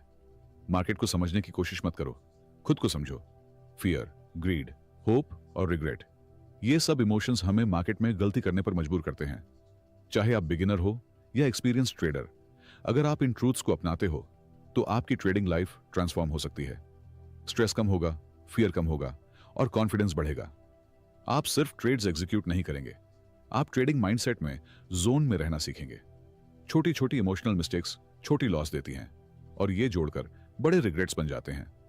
ट्रेडिंग इन द जोन यही सिखाता है, छोटी इमोशनल गलती भी प्रिवेंट की जा सकती है, बस माइंड डिसिप्लिन्ड होना चाहिए। तो लेसन 2 का असली संदेश है, मार्केट रैंडमनेस में भी स्ट्रक्चर है और इसे एक्सेप्ट करना ही मैच्योरिटी है। हर ट्रेड को एक नया मौका मानो, प्रीवियस मिस्टेक्स को पीछे छोड़ दो और प्रोबेबिलिटी के हिसाब से डिसिप्लिन्ड अप्रोच अपनाओ। यही वह मनोवैज्ञानिक शिफ्ट है जो हर ट्रेडर को प्रॉफिटेबल और इमोशनली स्टेबल बनाता है। तीसरा लेसन है फायर और ग्रीड से आजादी का। कैसे डर और लालच आपके ट्रेड्स को प्रभावित करते हैं और इन्हें कंट्रोल करके आप कांस्टेंट बन सकते हैं। हमारे 2 पुराने और शायद सबसे खतरनाक दोस्त डर और लालच की। हां, इन्हें दोस्त कहा इसलिए कि ये हमेशा हमारे साथ रहते हैं, चाहे हम चाहें या नहीं। फियर यानी डर और ग्रीड यानी लालच, ये दोनों आपके ट्रेडिंग के डिसीजंस में सबसे बड़ा असर डालते हैं और अक्सर आपसे आपका प्रॉफिट और कॉन्फिडेंस चुराते हैं। मार्क डगलस बताते हैं कि ज्यादातर ट्रेडर्स मार्केट से नहीं, अपने भावनाओं से हारते हैं। सोचिए, अगर आपके अंदर डर और लालच हमेशा काम कर रहे हों तो आप कभी शांति से डिसीजन नहीं ले पाएंगे। एक उदाहरण लेते हैं, एक ट्रेडर था अजय। अजय ने ट्रेडिंग शुरू किया तो उसने हर दिन चार्ट्स देखना और ट्रेड करना शुरू कर दिया। जैसे ही उसे थोड़ी प्रॉफिट मिलती, उसका मन कहता, थोड़ा और रुकता हूं, शायद और प्रॉफिट हो जाए। और यही सोच उसका सबसे बड़ा एनिमी बन गया। कभी मार्केट पलट गया और वो प्रॉफिट लॉस में बदल गया। दूसरी बार जब उसका ट्रेड लॉस में गया तो डर ने उसे पैनिक कर दिया। उसने ट्रेड जल्दी बंद कर दिया और बाद में चार्ट देखकर पछताया, क्यों मैंने जल्दी एग्जिट किया। क्या आपको यह कहानी अपने आप से थोड़ी फेमिलियर लगी?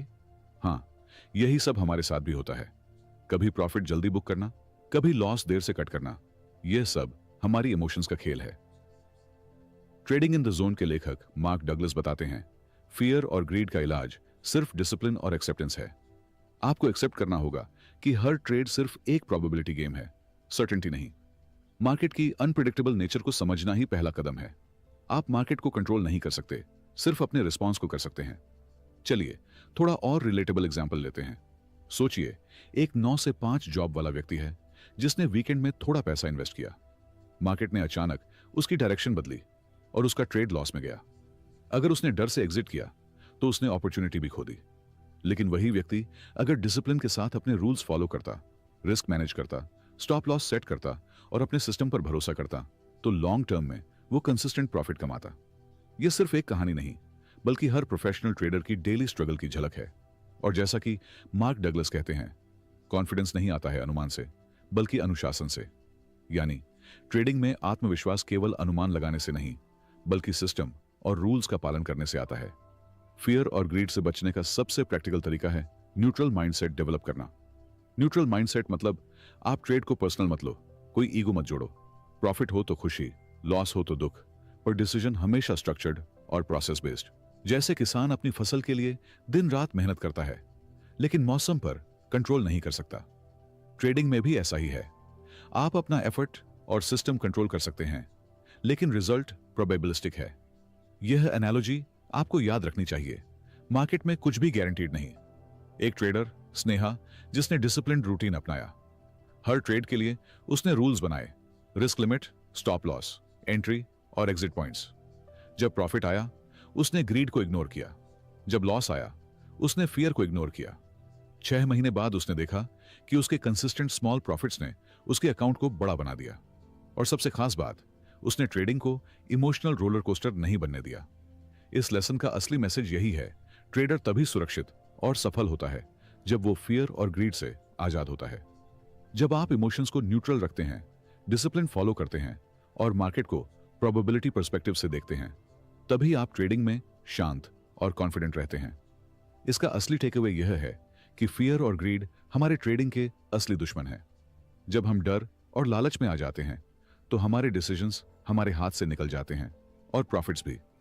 मार्क डगलस इस बात को गहराई से बताते हैं कि असली फ्रीडम तब आती है जब हम डिसिप्लिन, रूल्स और एक्सेप्टेंस को अपनाते हैं। इसका मतलब है कि हर ट्रेड को एक लर्निंग और प्रोबेबिलिटी की तरह देखें, सर्टेनिटी की उम्मीद छोड़ दें। जब आप इमोशनल न्यूट्रलिटी यानी अपने इमोशंस को बैलेंस में रखते हुए ट्रेडिंग करते हैं, तभी आप कंसिस्टेंट और सस्टेनेबल सक्सेस पा सकते हैं।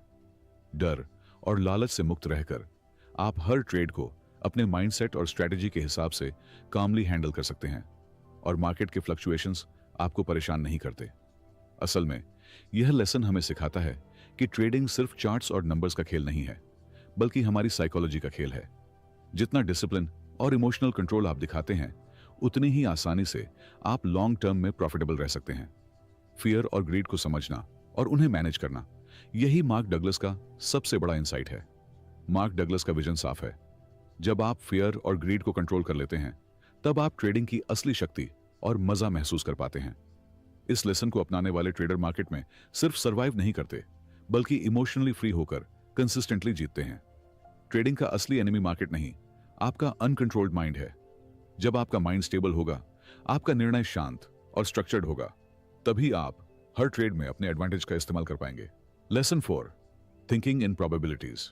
हर ट्रेड को सिर्फ एक संभावना के रूप में देखो, आउटकम की चिंता छोड़ो और अपने सिस्टम पर भरोसा रखो। दोस्तों, अब हम बात करते हैं ट्रेडिंग का सबसे महत्वपूर्ण विचार, संभावना सोच। इसका मतलब है हर ट्रेड को सिर्फ संभावना के नजरिए से देखना। इसे ऐसे सोचो कि तुम कॉइन उछाल रहे हो।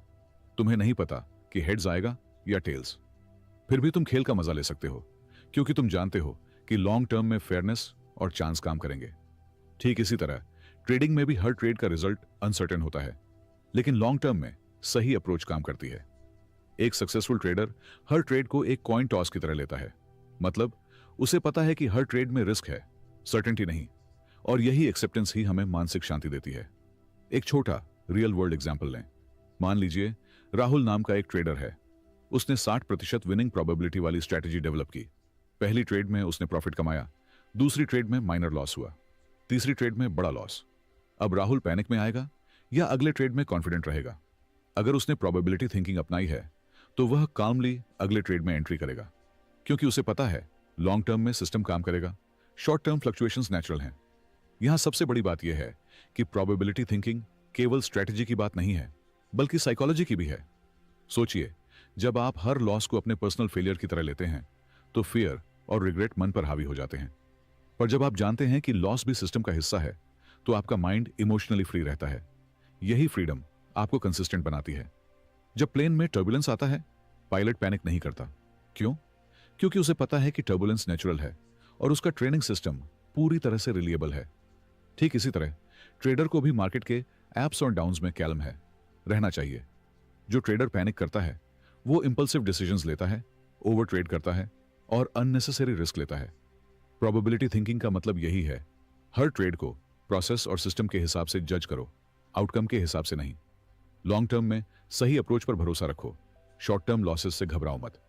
एक और स्टोरी लीजिए। सुमित नाम का एक नौसिखिया ट्रेडर था।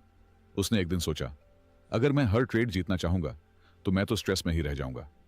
उसने मार्क डगलस की सलाह फॉलो की और सोचा, हर ट्रेड सिर्फ प्रोबेबिलिटी है, कोई सर्टेनिटी नहीं। धीरे धीरे उसने देखा कि उसके लॉसेस उसे डिप्रेस नहीं कर रहे और प्रॉफिट्स उसे ईगो से भर नहीं रहे। धीरे धीरे उसका कॉन्फिडेंस बढ़ा और वह हर डिसीजन में इमोशनली बैलेंस्ड रहने लगा। यह लेसन हर ट्रेडर के लिए बहुत रेलेवेंट है, चाहे वह बिगिनर हो, इंटरमीडिएट हो या एक्सपीरियंस्ड। अगर आप प्रोबेबिलिटी माइंडसेट अपनाते हैं तो आपके इमोशंस मार्केट से प्रभावित नहीं होंगे। आपका फोकस प्रोसेस पर होगा, आउटकम पर नहीं। यही प्रोफेशनल ट्रेडर और एमेचर ट्रेडर में फर्क बनाता है।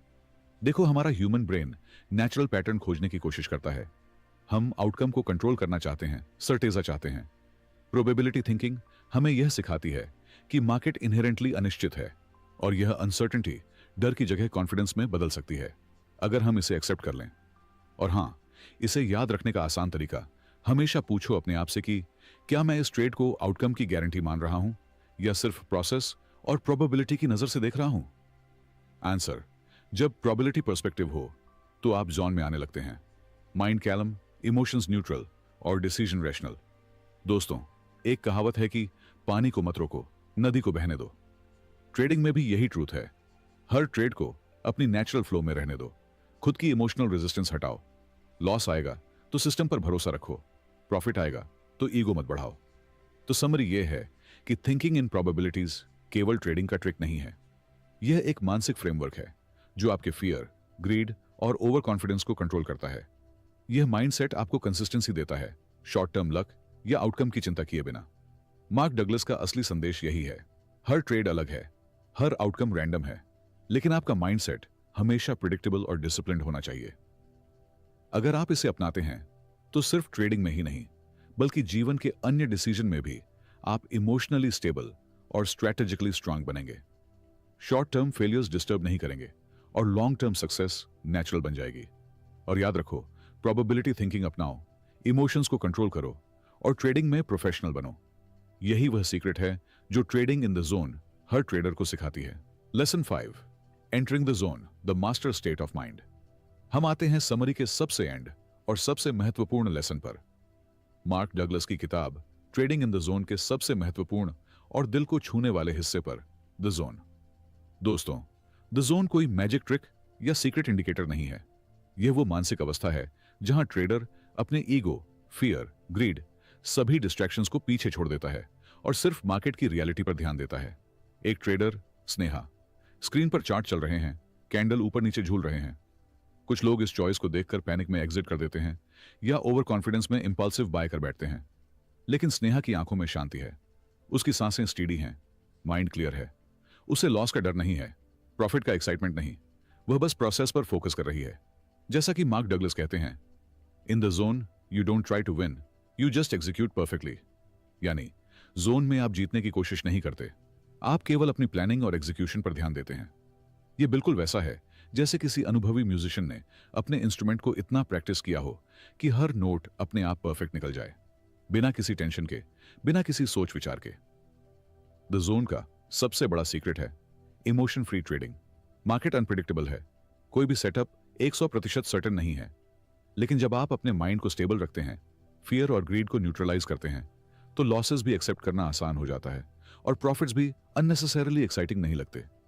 अमित, एक 9 to 5 ट्रेडर, पहले हर प्रॉफिट के बाद सेलिब्रेट करता था और हर लॉस के बाद पैनिक में एग्जिट लेता था। उसकी साइकोलॉजी बाजार के हर बदलाव से प्रभावित होती थी। फिर उसने डगलस की टीचिंग को फॉलो किया। हर ट्रेड को सिर्फ प्रोबेबिलिटी के हिसाब से देखा, अपने प्लान पर स्टिक किया और पास्ट ट्रेड्स को नेक्स्ट ट्रेड पर इन्फ्लुएंस नहीं होने दिया। धीरे धीरे अमित ने महसूस किया, स्ट्रेस कम हुआ, डिसीजन मेकिंग साफ हुआ और एज का फायदा उठाना आसान हो गया। डी जॉन का एक और महत्वपूर्ण पहलू है प्रेजेंट मोमेंट अवेयरनेस। बहुत सारे ट्रेडर्स अपने पास्ट लॉसेस या प्रॉफिट्स में फंस जाते हैं। रिवेंज ट्रेडिंग या फियर ट्रेडिंग वहीं से शुरू होता है। मार्क डगलस कहते हैं, every moment in the market is unique. इसका मतलब साफ है, पिछला ट्रेड बीत चुका, अगला ट्रेड एक नई घटना है। हर मोमेंट नया अपॉर्चुनिटी है। जोन में रहने का मतलब है हर ट्रेड को फ्रेश स्लेट की तरह ट्रीट करना।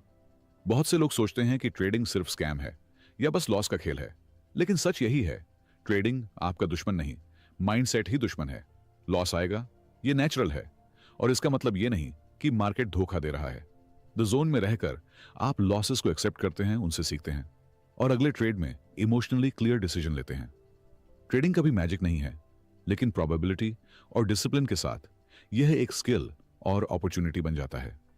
जो लोग माइंडसेट पर काम करते हैं, डर और लालच को छोड़ते हैं, वही लॉन्ग टर्म में कंसिस्टेंट प्रॉफिट और कॉन्फिडेंस पा सकते हैं।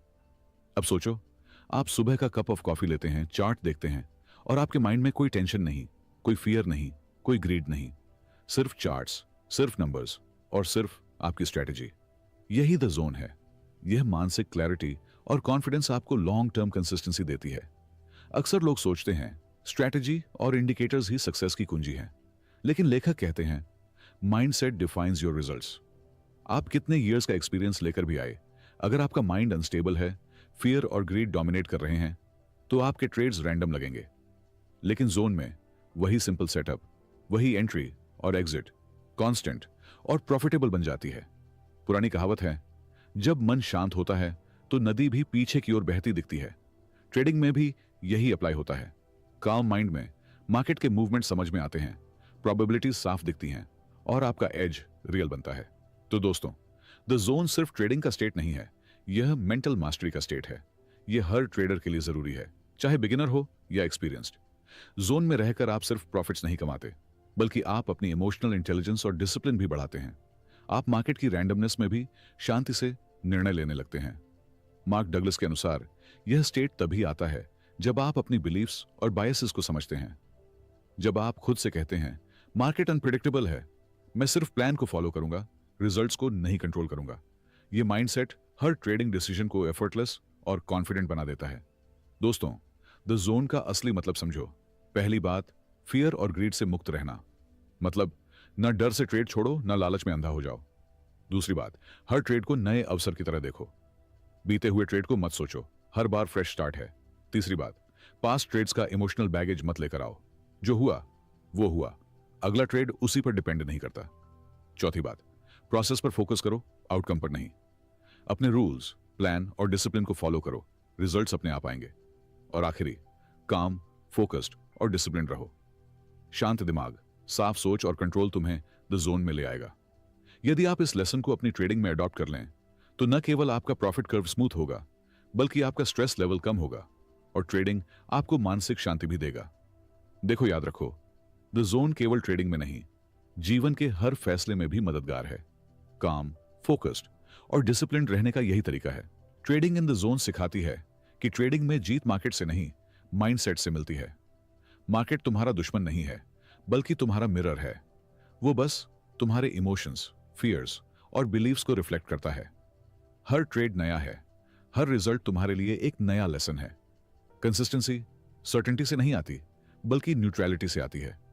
अगर तुम हर ट्रेड को बिना डर, बिना लालच, बिना ईगो के एग्जीक्यूट कर सको, तो समझो तुम जोन में हो।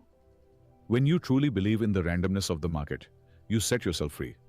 यानी जब तुम सच में समझ जाते हो कि मार्केट अनप्रेडिक्टेबल है, तभी तुम्हारा माइंड स्ट्रेस से आजाद हो जाता है। तुम पैनिक नहीं करते, ओवरथिंक नहीं करते और ना ही हर ट्रेड को जीत हार के नजरिए से जज करते हो। सोचो, अगली बार जब तुम चार्ट देखो, मार्केट तुम्हें टेस्ट नहीं कर रहा, तुम खुद को टेस्ट कर रहे हो। माइंडसेट सही है तो मार्केट तुम्हारा दोस्त बन जाता है। हर कैंडल, हर मूवमेंट तुम्हारे डर या लालच को ट्रिगर नहीं करती। हर डिसीजन काम, फोकस्ड और डिसिप्लिन्ड होता है। अगर आज की यह समरी तुम्हें कुछ भी सिखा गई तो इसे शेयर करो किसी ऐसे ट्रेडर के साथ जो अभी भी चार्ट से नहीं बल्कि खुद से लड़ रहा है। कमेंट में बताओ तुम्हारा सबसे बड़ा एनिमी कौन है, डर या लालच।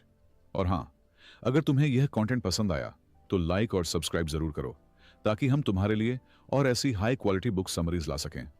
अगर आप सच में अपने ट्रेडिंग माइंडसेट को सुधारना चाहते हैं तो मैं आपको पर्सनली रिकमेंड करूंगा trading in the zone bye mark Douglas.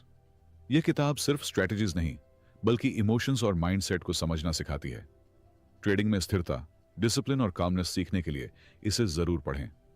अगर तुम्हें लगता है कि हमारा काम तुम्हारी ट्रेडिंग या पर्सनल ग्रोथ में मदद कर सकता है तो चैनल सदस्यता से सपोर्ट भी कर सकते हो।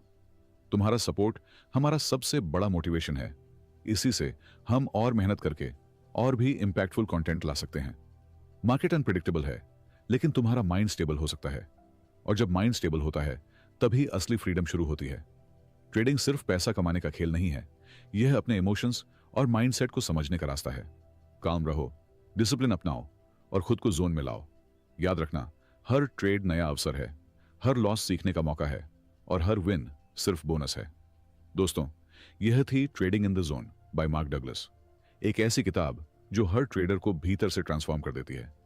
अगर तुमने आज इस वीडियो से कुछ भी सीखा या कनेक्ट किया तो लाइक, शेयर और सब्सक्राइब करना मत भूलो। हमारा चैनल तुम्हारे लर्निंग जर्नी का साथी बन सकता है और तुम्हारा सपोर्ट हमें मोटिवेट करता है कि हम और मेहनत करें और भी ऐसी शानदार बुक समरीज लाएं। धन्यवाद दोस्तों, अपना ख्याल रखिए और आगे बढ़ते रहिए। हम सब एक साथ एक सफर पर हैं।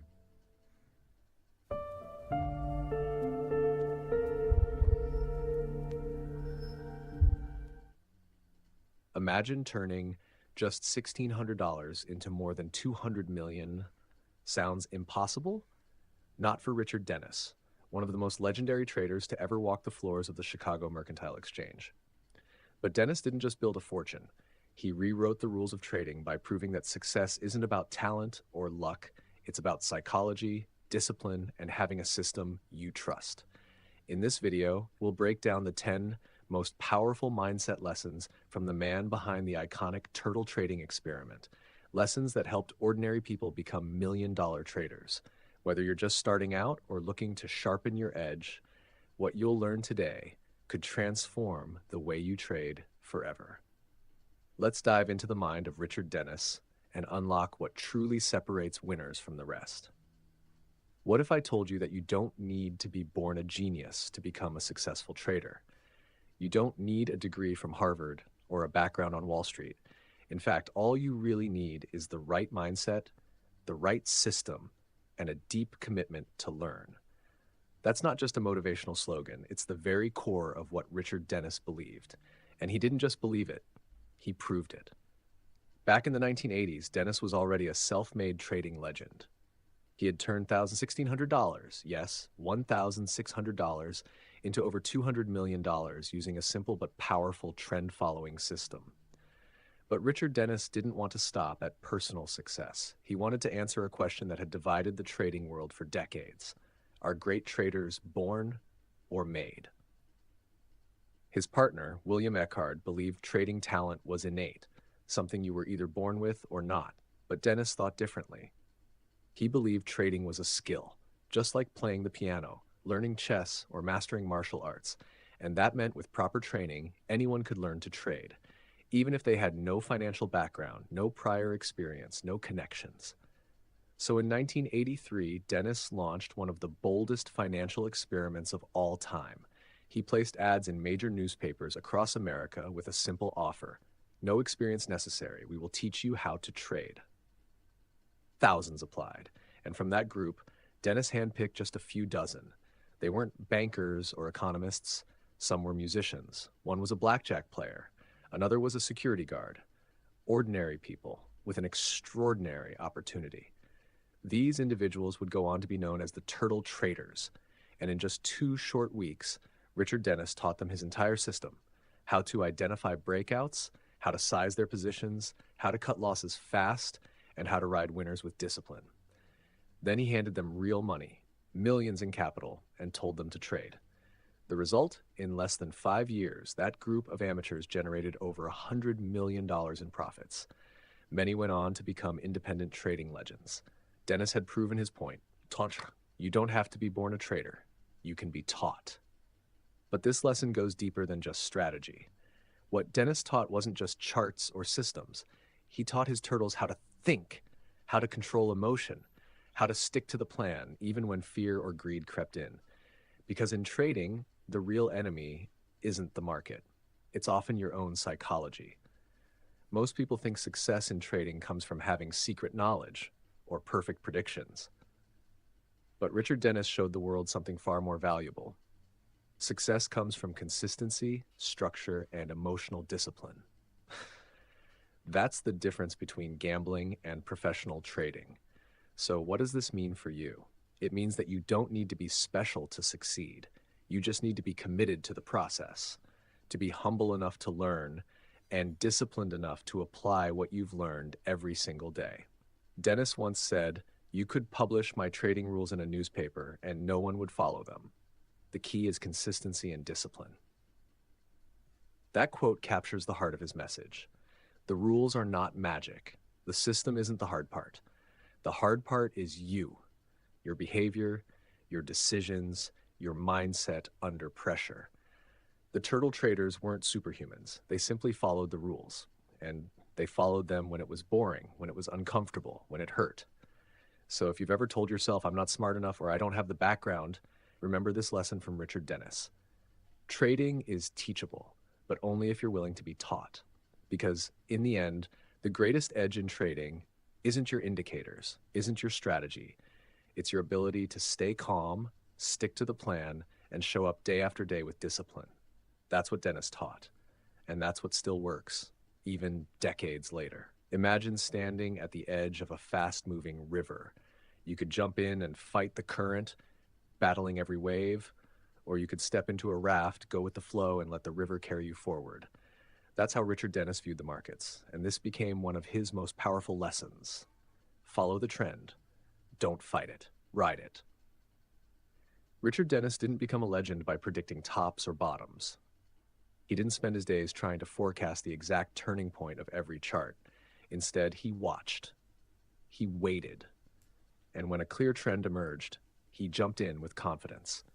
He knew something most traders overlook. Price doesn't lie. The trend is visible to everyone, but only a few have the courage and discipline to follow it. So what is trend following exactly?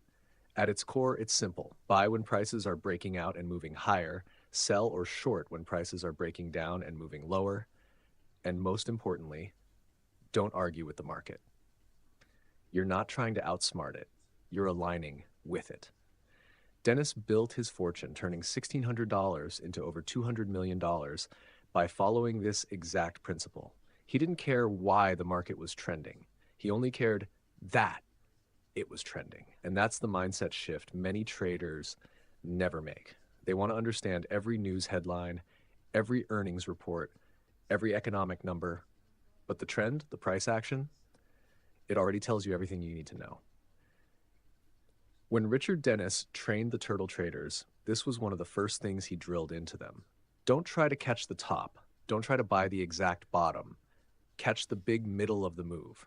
That's where the money is. In other words, let the market start moving first. Then ride the momentum. Stay in as long as the trend is alive. But here's the thing. Following trends sounds easy on paper, but emotionally, it's one of the hardest things a trader can do. Think about it. A stock breaks out and shoots higher. You hesitate. You think it's already moved too far. It can't go higher. So you miss the trade. Or worse, you short it just before it doubles. On the flip side, prices are falling. The trend is down. But you hesitate to sell because you believe it's too late. It has to bounce. So you do nothing and watch it drop another 20%. This is where most traders lose. Not because they misread the charts, but because they let emotions override logic. Richard Dennis understood this better than anyone. He trained his students to trust the process, not their feelings. Don't get clever, he told them. Don't second-guess the system. Just follow the trend. And here's the beauty of this approach. You don't have to be right often. You just need to be right big when it matters. Dennis didn't aim for a 90% win rate. In fact, he accepted that many trades would be small losses. But when a real trend emerged, those trades more than made up for everything else. That's the power of trend following. You limit your losses and you let your winners grow. You don't need to know the news. You don't need to call the bottom. You just need to recognize momentum and have the courage to ride it. And when the trend ends, that's okay. You exit. Take the loss if it's small, or lock in the gain if you rode it well. Then you wait patiently for the next trend to begin. This strategy isn't glamorous. You won't get to brag about calling the top of Bitcoin or the bottom of gold, but trend followers don't care about being right. They care about being profitable. Because the truth is, trends last longer than most people expect. And when you ride them with discipline, the results compound. That's what Richard Dennis built his empire on. He wasn't trying to outsmart the market. He was letting the market do the heavy lifting, and he just stayed out of its way. So the next time you see a strong move happening, ask yourself, are you trying to predict the reversal, or are you smart enough to join the wave while it's still moving? Because the market rewards those who follow strength, not those who try to fight it. And that is one of the greatest lessons from Richard Dennis. Ride the wave, stay with the trend, let the market work for you. Let's be honest, losing money in the markets hurts. It stings your ego. It makes you doubt yourself, and the natural human reaction, we want to wait, hold on, hope it'll come back. But in trading, hope is not a strategy. Richard Dennis understood this better than anyone. He didn't just talk about cutting losses, he built his entire system around it. For Dennis, this was non-negotiable. The moment a trade moved against you and hit a certain threshold, you got out. No questions, no hesitation, no bargaining. He had a saying, cut your losses before they grow teeth. And that image is powerful. A small loss is like a small flame. You can stomp it out, but if you wait, if you deny, delay, or pray, that little flame turns into a wildfire. And wildfires don't care about your plan. This is where most traders blow up. Not because they picked the wrong stock or entered at the wrong time, but because they didn't know when to quit. Or worse, they knew, but they didn't act. Richard Dennis trained the turtle traders to accept one brutal truth: you will take losses. But what separates winners from losers isn't avoiding loss, it's controlling it. It's knowing exactly how much you're willing to risk and having the guts to walk away when the trade goes south. Every turtle trade had a predefined stop loss, not an estimate, not a guess, a rule. That number wasn't just on a spreadsheet, it was etched into the process. The moment price hit that level, they exited, even if it rebounded seconds later. Even if it felt like a fluke, because they weren't trading on feelings, they were trading on discipline. And over time, that made all the difference. So why do most traders fail here? Because the ego gets in the way. You don't want to admit you were wrong, you don't want to take the loss, you think, I'll just wait a little longer. But markets don't reward pride, they reward objectivity. Dennis once said, you should always know what you're going to do if things don't go your way. That means before you even enter the trade, you've already decided where the exit is. That's not weakness. That's professionalism. Think about it this way. A loss isn't a failure. It's the cost of doing business. It's a small fee you pay to stay in the game long enough to catch the next big winner. And that's what Dennis understood. He didn't try to avoid losing. He expected it. He built it into the system. Because he knew one huge win can make up for 10 small losses, but one huge loss can erase 100 wins. So what can we learn from this? Don't justify. Don't delay. Don't fight the market. When the trade is wrong, admit it fast, cut it clean, and move on. Think of your capital like your oxygen. Without it, you're out of the game. Every time you fail to cut a loss, you're not just losing money, you're losing clarity. You're losing emotional control. You're becoming a hostage to hope, and no great trader operates from that place. Not Dennis, not the turtles. And if you want to trade like a pro, not a gambler, you need to develop this reflex. Take the loss fast, protect your capital, stay alive to trade another day. So next time you're in a losing position, ask yourself, am I holding on because it still fits my plan? Or am I holding on because I'm afraid to let go? If it's the latter, you already have your answer. Remember, success in trading isn't about being right all the time. It's about doing the right thing when it matters most. And sometimes the right thing is to take a small step back so you can leap forward when the opportunity is real. Cut your losses short, let your profits run. It's one of the most repeated phrases in trading, but almost no one actually follows it. Why? Because while cutting losses is painful, letting profits run requires courage. And sometimes doing nothing is the hardest thing to do. Richard Dennis understood this paradox better than anyone. He didn't just make millions by entering the right trades. He made them by staying in those trades. Long after most traders would have cashed out. Here's the truth. When you see green on your screen, your instinct is to lock in gains. It feels safe. It feels smart. But trading isn't about feeling good. It's about maximizing opportunity. And the biggest opportunities, they don't come often. But when they do, you have to be in the trade and willing to ride it. Dennis taught his turtle traders to follow the trend until the market clearly told them it was over. Not when they felt nervous, not when the price dipped for a few hours, but only when the trend had objectively broken. That's what it means to let profits run. Think about this. You can't catch a 30% rally in oil or a 50% breakout in gold if you exit after a 2% move just because you're afraid it might pull back. The market doesn't pay you for being cautious. It pays you for being disciplined. One of Dennis's favorite strategies was using trailing stops. He didn't guess the top. He didn't have a fixed profit target.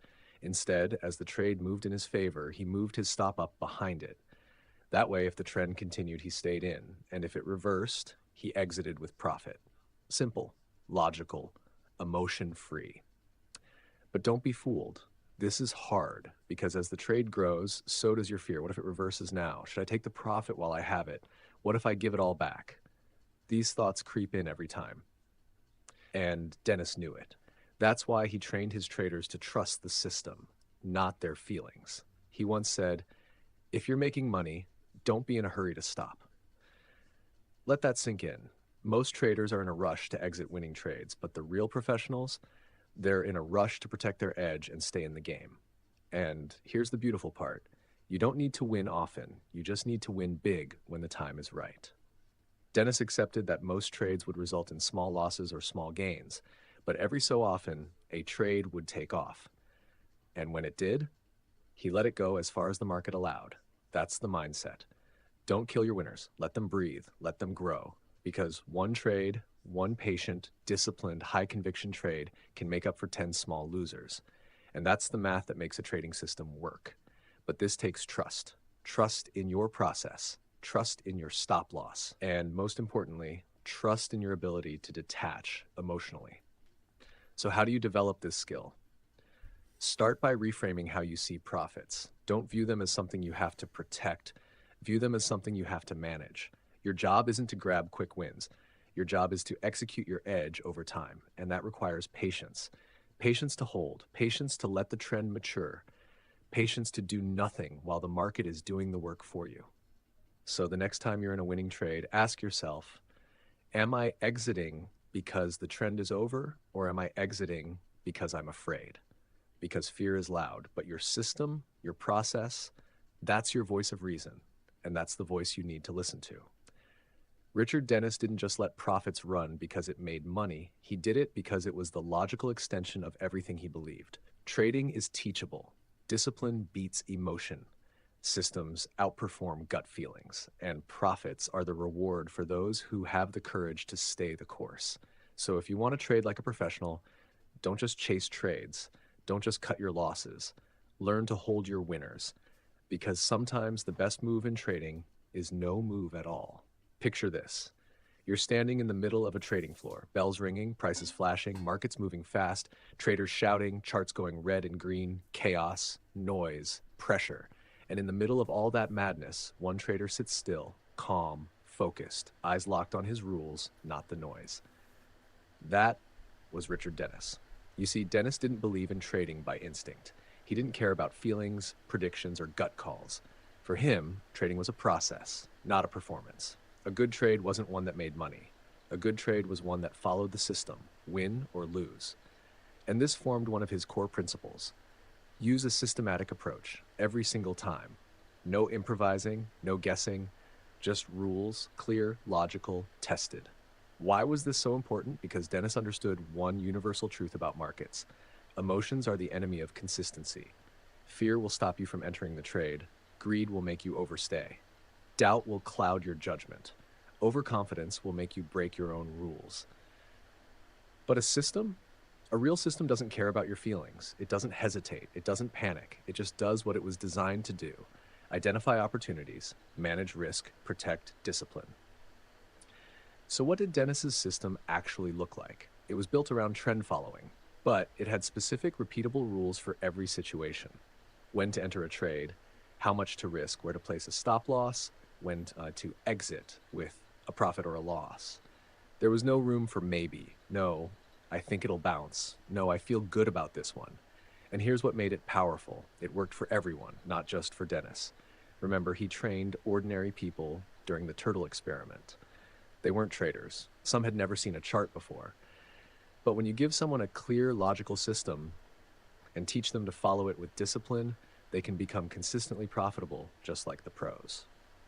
That's the magic of systems. They remove guesswork. They let you trade from a place of calm, not chaos, and they give you something most traders never have, repeatability. When you follow a system, you can track your performance. You can learn what's working. You can improve. But if you're trading based on emotions, how do you know what's real? One day it works, the next it doesn't, and you're left confused, reactive, and frustrated. That's not trading. That's gambling. Dennis once said, you have to minimize your reliance on emotion and base your decisions on a tested, repeatable process. Think about that. It's not about avoiding emotions. We're human. But it's about not letting emotions lead. Your system is the pilot. Your emotions, they ride in the back seat. Here's what happens when you adopt a systematic approach. You stop chasing trades. You stop forcing action. You stop overthinking green on ice.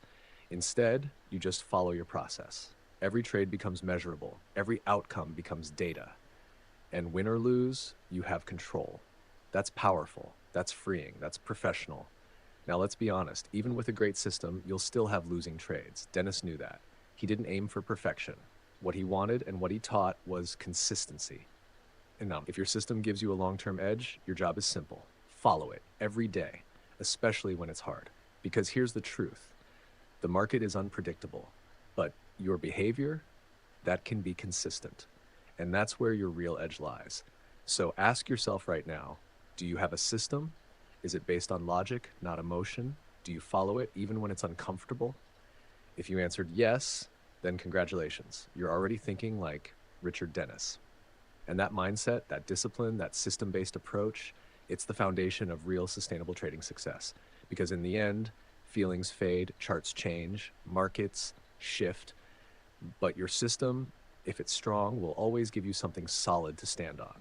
When people think of great traders, they imagine big wins, giant positions, massive profits.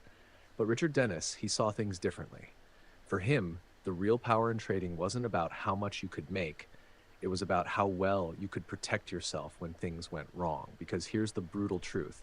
You're not in the game to make money. You're in the game to stay in the game. And the only way to do that is to manage risk like your trading life depends on it, because it does. Dennis understood that markets are unpredictable. You can't control outcomes, but what you can control is how much you lose when you're wrong. And that's why risk management wasn't just part of his system. It was the backbone of everything. Every single trade had strict parameters, how much to risk, how big the position should be, where the stop loss had to go, and none of it was left to chance. He taught his turtle traders, never risk everything on one trade, never get emotionally attached to a position, never let one decision destroy your account. One of Dennis's most important risk rules was position sizing. Most retail traders place trades randomly, 100 shares here, 500 there, based on feeling, not on math. But Dennis used logic. He sized his positions based on volatility, account size, and most importantly, the maximum acceptable loss. Let's say the market was calm and trending smoothly. The system might allow for a slightly larger position, but if volatility spiked, the position size shrank. Because when uncertainty rises, protection comes first. This wasn't just strategy, it was survival. Dennis had seen traders wiped out, not because their strategy was bad, but because they risked too much on one idea. Think about it. Even a great system with a long-term edge can be destroyed by one oversized trade that goes wrong. So Dennis made sure every turtle understood this. Before you enter a trade, ask yourself, what's the worst case scenario and can I live with it? And if the answer was no, you didn't take the trade. Period. Because chasing opportunity isn't worth it if it puts your entire capital at risk. But risk management goes deeper than numbers. It's also about emotional stability. When you risk too much, every price tick becomes personal. Your heart races, you obsess over the chart, you panic, hesitate, overtrade, and you make bad decisions. But when your risk is controlled, you stay calm, you stick to the plan, you trade like a professional. Dennis once said, you can be wrong half the time and still make a fortune if you manage risk properly. And that's the key. He didn't need to be right all the time. He accepted losses because they were small, controlled, and expected. His turtles were taught to risk only 1% of their capital on any single trade. Why?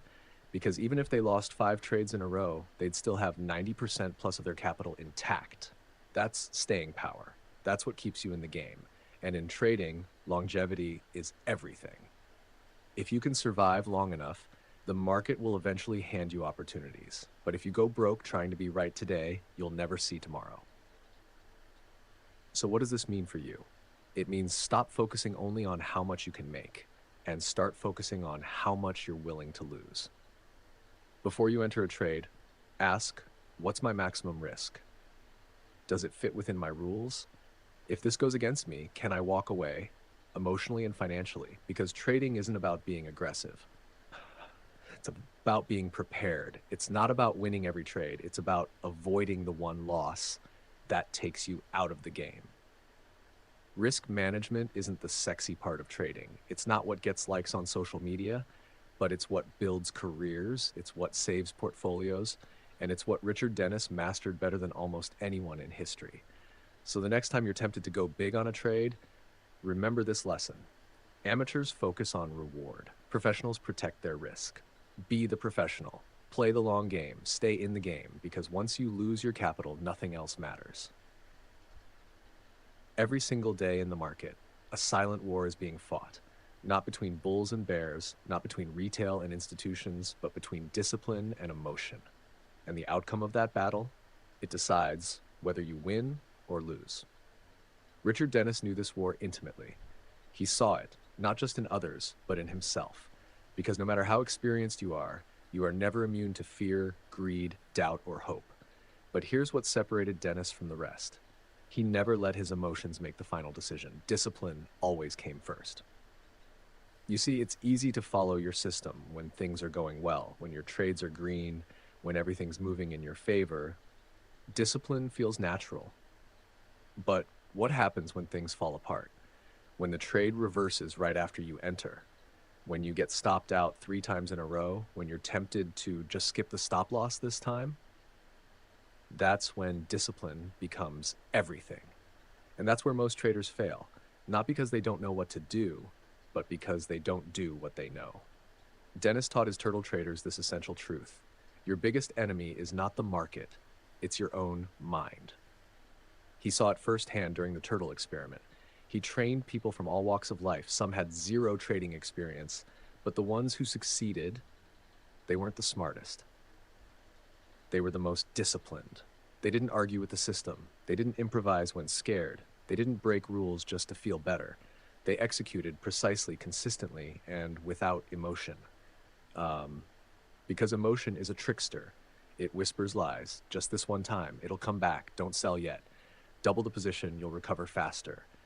But those decisions, made in the heat of the moment, that's what wipes out accounts. Discipline, on the other hand, it doesn't need to feel good. It just needs to be right over time. Dennis once said, a good system is one that you can follow with discipline, not just when it's working, but when it's not. Because even the best strategy in the world will have losing streaks. Even the cleanest setup will fail sometimes. The real question is, can you stick to your plan when your emotions beg you to abandon it? That's the test. That's the moment that separates traders from gamblers. Discipline is doing the right thing when it's boring, when it's uncomfortable, when it hurts. It means entering when your system says enter, not when you feel excited. Holding when the trend is alive, not exiting just because you're nervous. Exiting when your stop is hit, even if your ego screams, wait. Discipline doesn't silence emotion, but it keeps emotion in its place. And that's what Dennis trained his students to do. He gave them structure. He gave them boundaries, not to limit them, but to protect them from themselves. Because in trading, your worst decisions almost always come from your strongest emotions. Think about the times you've broken your own rules. Were you calm, focused, or were you angry, scared, desperate to win something back? That's why discipline isn't just a trading skill. It's a life skill. It's what allows you to stay consistent, even when nothing else makes sense. And here's something else. Discipline also protects you from overconfidence. After a big win, many traders feel untouchable. They increase size, they skip stops, they ignore their process. But Dennis warned against that mindset. The moment you feel above the rules, he said, is the moment the market will humble you. So, how do you build real discipline? You start with a written plan. You trade small so emotions don't hijack your brain.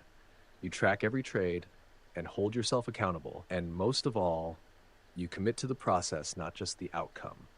Because the outcome, you can't control it. But the process, that's your domain. And the more you honor that process, the more control you gain over your trading life. So the next time the market tests you, and it will, ask yourself, am I reacting or am I following my discipline? That one question could be the difference between a blown account and a breakthrough in your trading journey. In the fast-paced world of trading, it's tempting to chase excitement.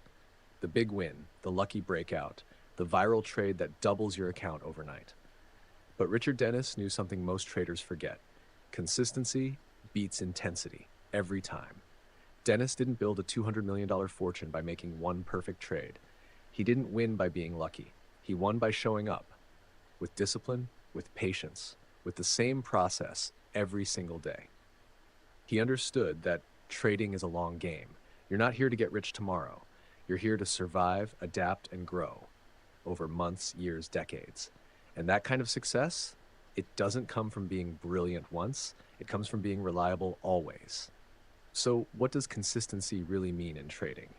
It means you follow your rules in good times and bad. It means you don't get lazy after a win and you don't panic after a loss. It means you keep showing up, even when the market feels slow, even when your last 5 trades were losers, even when you're not feeling it. Dennis taught his turtle traders to be machines of consistency. Enter on the signal, size your trade by the formula, set your stop, follow the trend, take the exit when it hits. Not sometimes, not when you feel good. Every time. Why is this so powerful? Because it removes chaos.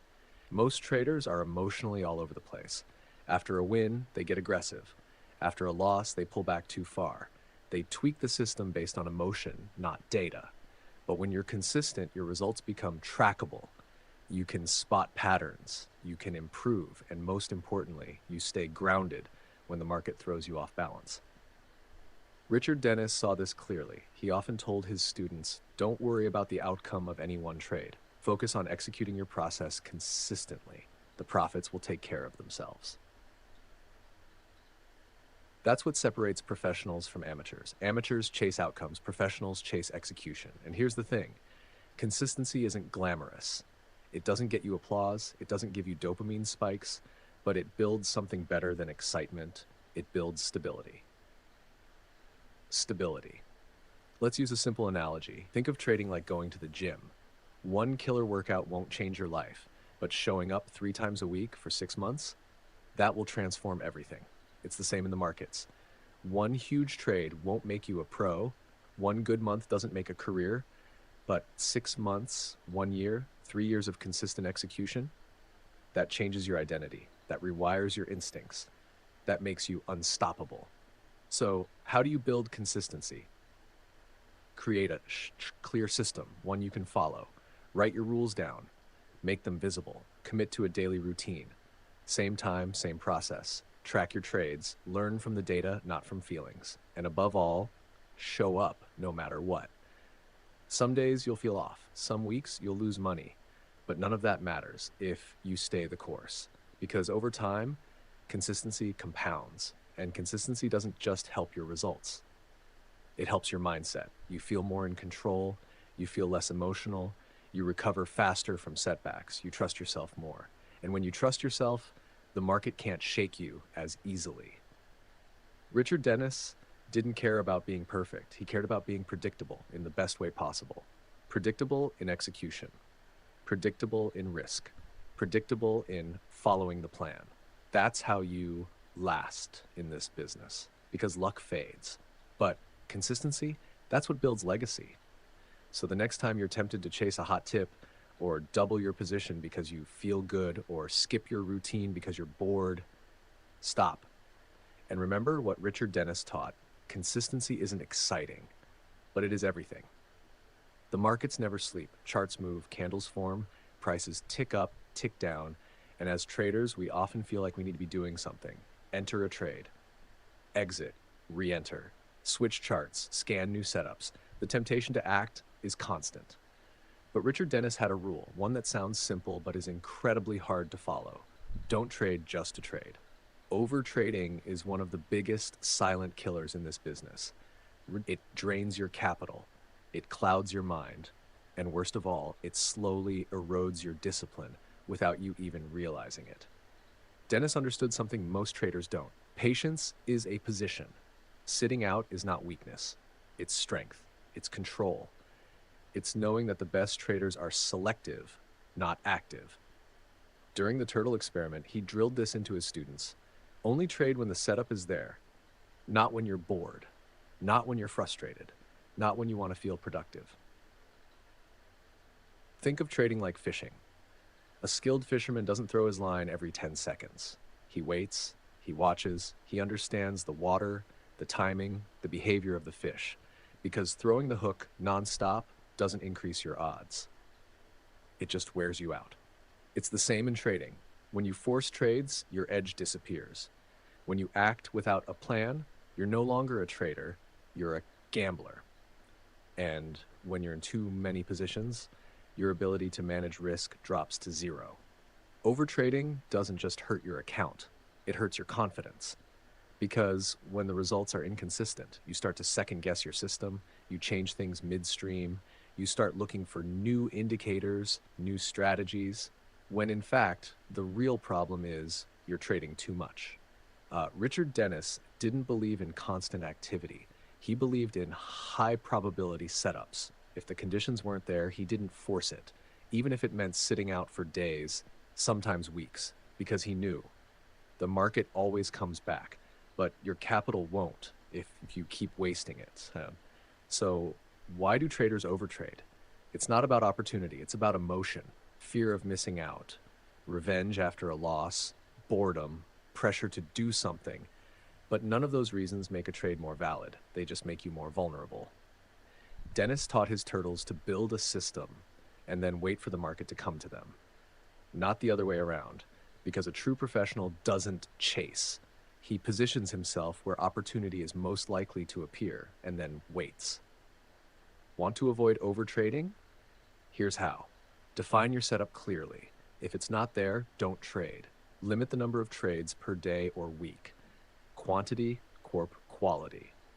Use a checklist. If the trade doesn't check all the boxes, skip it. Take breaks. Step away from the screen, let the market breathe, and let yourself reset. Track every trade.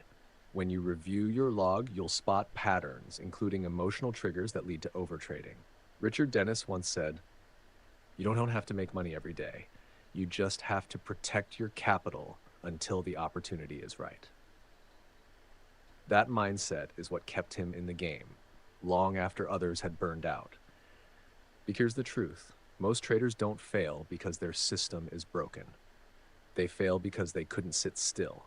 And sitting still, waiting for the right moment, takes more strength than most realize. So next time your fingers are itching to click that buy or sell button, pause and ask yourself, is this trade part of my edge or part of my impulse? If it's impulse, walk away, because sometimes the best trade is no trade at all. Richard Dennis was one of the most successful traders of his time. He made hundreds of millions. He built a system that changed lives. And yet, he never stopped learning, never assumed he knew it all, because he understood a powerful truth. The market is always changing, and to survive, you must evolve with it. Too many traders reach one level of success and then they get stuck. They stop reading, stop reflecting, stop adapting. But in the world of trading, stagnation is the beginning of failure. Dennis believed that learning wasn't something you did once, it was something you did forever. Because every market condition, every loss, every trade has something to teach you if you're willing to listen. So what did continuous learning look like in Dennis's world? First, it meant staying curious. He always asked, why did this setup work? Why did it fail this time? What changed in the market environment? That curiosity kept him sharp, kept him from becoming arrogant, kept him improving. Second, it meant learning from experience. Dennis knew that books are great, but real education happens in the field. You have to take trades, make mistakes, feel the emotion, and still act on your rules. That's how you build instinct. That's how you build wisdom. And that's why he encouraged his turtle traders to journal, review, and refine constantly. Third, it meant staying adaptable. The market isn't static. Some years, trends are smooth. Other years, they're choppy. News cycles change, volatility spikes and disappears, and a strategy that worked last year might underperform this year. Dennis didn't cling to old methods out of pride. He adjusted when needed, not by chasing fads, but by evolving intelligently. That's the key. Stay flexible without losing your foundation. Fourth, he stayed humble. Even after building a fortune, even after training millionaire students, Dennis never acted like he had all the answers, because the moment you think you've mastered the market, that's when it humbles you. He once said, even the best traders can't predict everything, but the best learners, they always come back stronger. So how can you apply this principle? Start by asking better questions. What did I learn from my last losing trade? Am I still following the market, or am I fighting it? Where do I need to grow, technically and emotionally? Then, make learning a daily habit. Read market books, watch quality content, backtest new ideas, seek mentorship, review your trades every week. Growth isn't a destination, it's a mindset. And don't just learn facts, learn about yourself, your strengths, your triggers, your biases. Because the more self-aware you become, the better trader you become. Richard Dennis didn't succeed because he had all the answers. He succeeded because he was always asking better ones. So if you truly want to become a great trader, remember this. Markets evolve, strategies come and go, tools change, but the trader who keeps learning, keeps asking, keeps growing, that trader will always have an edge. So keep your mind open, keep your ego in check, stay hungry for knowledge, because the moment you stop learning is the moment the market starts teaching you the hard way. And the beautiful thing is, there's always more to discover, always another level, always a deeper layer of mastery. So chase that, just like Richard Dennis did, not for the money, not for the fame, but for the pursuit of excellence. So there you have it. 10 timeless lessons from Richard Dennis, one of the greatest trading minds the world has ever seen. From mastering your emotions to following trends to cutting losses and letting winners run, every insight he shared wasn't just theory. It was battle-tested wisdom from a man who lived and breathed the markets. But the real question is, what will you do with these lessons? Because knowing is not enough. Action is what changes everything. So take one principle from today, just one, and start applying it in your trading journey. Build your system, track your trades, follow your rules, and most of all, keep learning, keep growing, keep showing up. If this video inspired you, help us inspire more traders by doing 3 simple things. Like this video to let the algorithm know this content matters. Subscribe to the channel so you don't miss the next deep dive on trading psychology and mindset. Drop a comment below. Tell us which of Richard Dennis's lessons hit home the most for you. Remember, successful trading isn't about finding the Holy Grail system. It's about mastering yourself. Until next time, trade smart, stay disciplined, and keep building the mindset of a champion. Thanks for watching. There's a strange moment in every trader's life when you look at the charts, the same charts that used to confuse you, and suddenly They don't feel as loud anymore. The chaos begins to whisper. The noise starts to make sense. You don't know exactly when it happened, but something inside you changed. That's the moment most traders never reach. It's not marked by a huge profit or a perfect setup. It's marked by silence. The silence that tells you you're no longer trading like the 93%. You're beginning to think, act, and feel like the 7% who last. I've seen it countless times, traders who chase, panic, and burn out. And then, one day, something clicks. Their trading stops being emotional and starts becoming intentional. Their focus shifts from chasing profits to mastering behavior. That's when you know you're finally crossing over, you're becoming a profitable trader. And that's what we're going to uncover here, 5 subtle signs that reveal you're finally on that path. They won't show up in your bank account first. They'll show up in your mindset, your habits, and the way you respond to the market. The first sign is this: you no longer trade for excitement, you trade for clarity. When I started, I thought trading was about action. I believed the more I did, the faster I'd grow. Every tick of the tape felt like a test, every candle a decision. But I was wrong, because the market doesn't reward activity, it rewards discipline. The moment you stop feeling that constant urge to do something, to buy, to sell, to not miss out, that's when you begin to understand what trading really is. It's not a game of constant motion. It's a game of patience. You start checking charts less often. You no longer stare at every tick. You find yourself at peace, not because the market is calm, but because you are. That's the quiet shift that separates traders who chase from traders who endure. I once said, it was never my thinking that made the big money. It was always my sitting. And that wasn't about laziness, it was about control. Control over your impulses, your fear, your greed. You stop trying to outsmart the market and start learning to wait for it. That's the discipline of sitting still while the rest of the world is panicking for an entry. The second sign you're becoming a profitable trader is that you start to view losses differently. Losses no longer sting the way they used to. They no longer define your identity. You stop taking them personally, because you finally understand a loss isn't failure. It's feedback. Every loss teaches you something about yourself, your system, or your discipline. And that lesson is worth more than any short-term win. In my early years, a single red trade would ruin my day. I'd chase the next one, trying to make it back. But the market doesn't care about your emotions, it only respects your behavior. So I stopped asking, why did I lose? And started asking, did I follow my plan? That's the mindset shift that builds consistency. When your measure of success becomes execution instead of outcome, you become untouchable, because no single trade can break you when your identity isn't tied to results. Every profitable trader I've ever met reached that stage. They stopped trying to be perfect and started trying to be present. That's the key. If you're listening now and noticing that your reactions are calmer, your patience longer, your focus sharper, that's not coincidence. That's evolution. You're beginning to trade with intention, not emotion. The third sign is subtle, but it's powerful. You start to trust your own judgment. Early on, traders jump from one strategy to another. They doubt every decision. They second-guess every setup.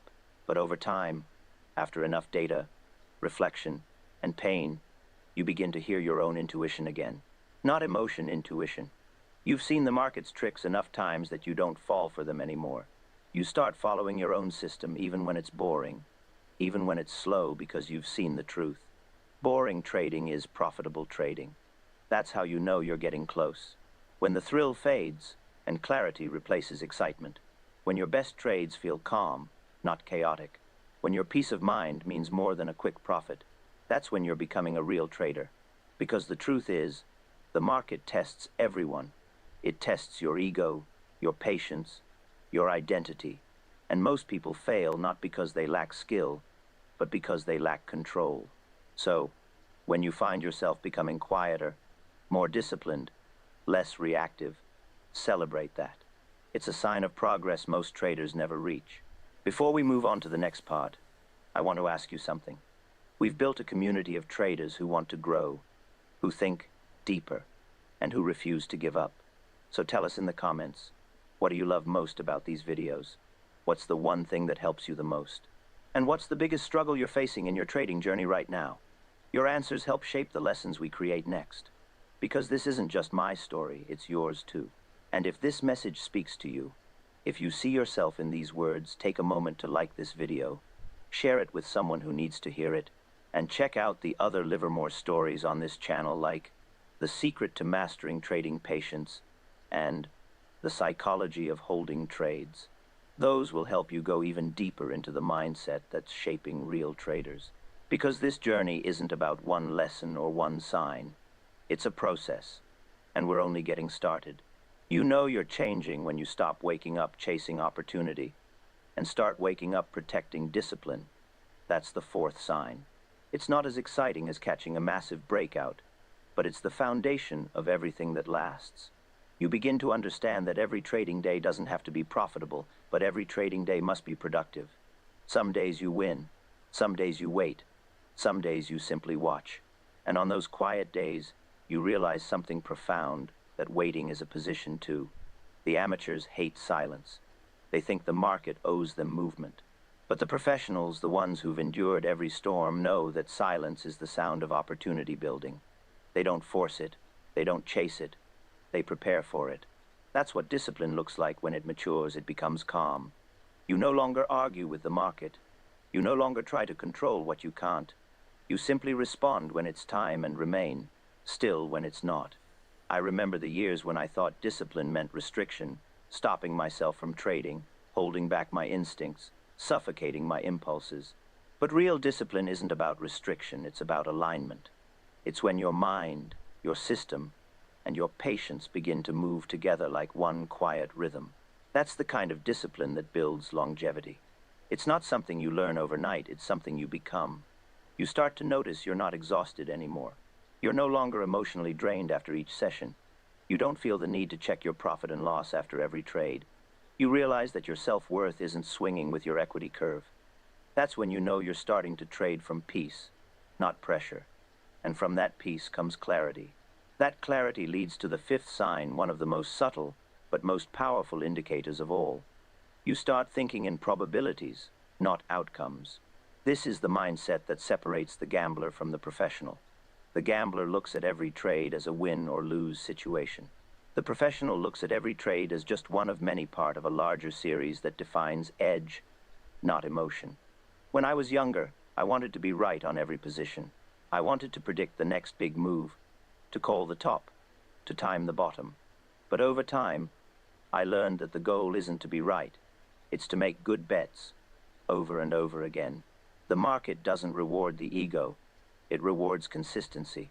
When you begin to think in terms of probabilities, you stop caring about being right and start focusing on playing right. You follow your plan. You take your setups. You manage your risk. And you trust the math over the moment. You start to say things like, "This trade didn't work, but it was a good trade." That sentence alone defines maturity, because it means your process matters more than your pride. It's funny, people often ask me what separates the professionals from the rest. They expect some secret formula, some hidden indicator, some secret room where smart money hides.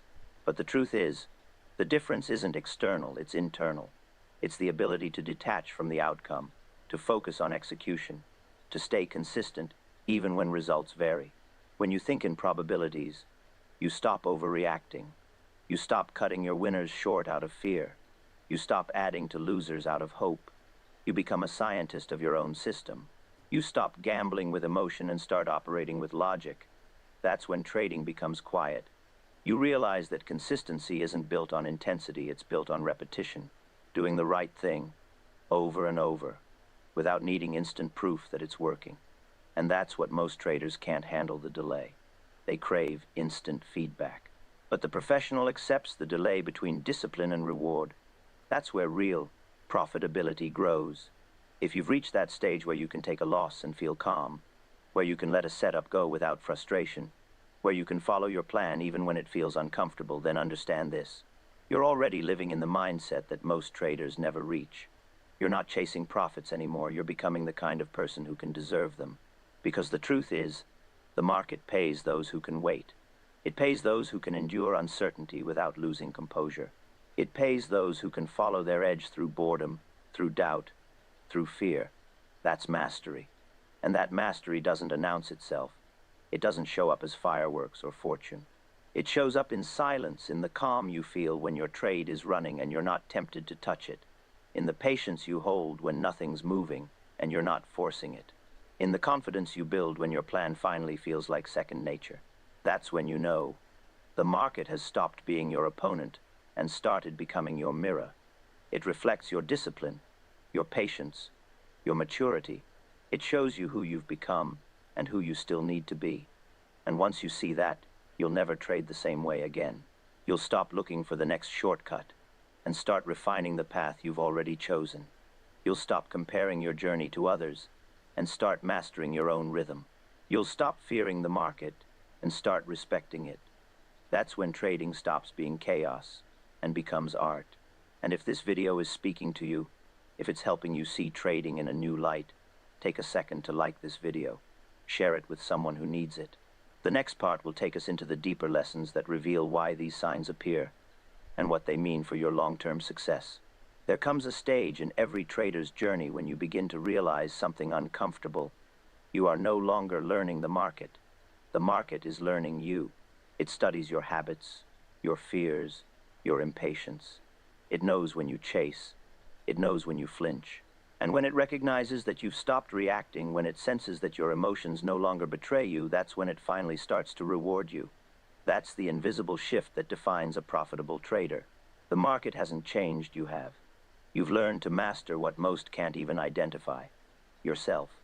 And that brings us to one of the rarest signs of all, the moment when you begin to value time more than trades. In the beginning, time feels like your enemy. Every hour you're not in a position feels wasted. Every moment the market moves without you feels like punishment. But the seasoned trader knows time is not your enemy. It's your greatest ally. Profitable traders think in seasons, not seconds. They stop trying to make money every day and start trying to protect their capital every year. They understand that success in trading isn't built from one great move. It's built from surviving 1,000 small mistakes without destruction. You start planning your trades like a craftsman plans his work, slowly, deliberately, with respect for detail. You know exactly what you're looking for, and you're willing to wait as long as it takes. That's not passivity. That's precision. The amateurs think you're lazy when you sit out, but the professionals know sitting out is the trade. That's how you preserve the energy for the moment that truly matters. When I reached that point, I noticed something fascinating. My life outside trading began to change too. I stopped rushing. I stopped forcing outcomes.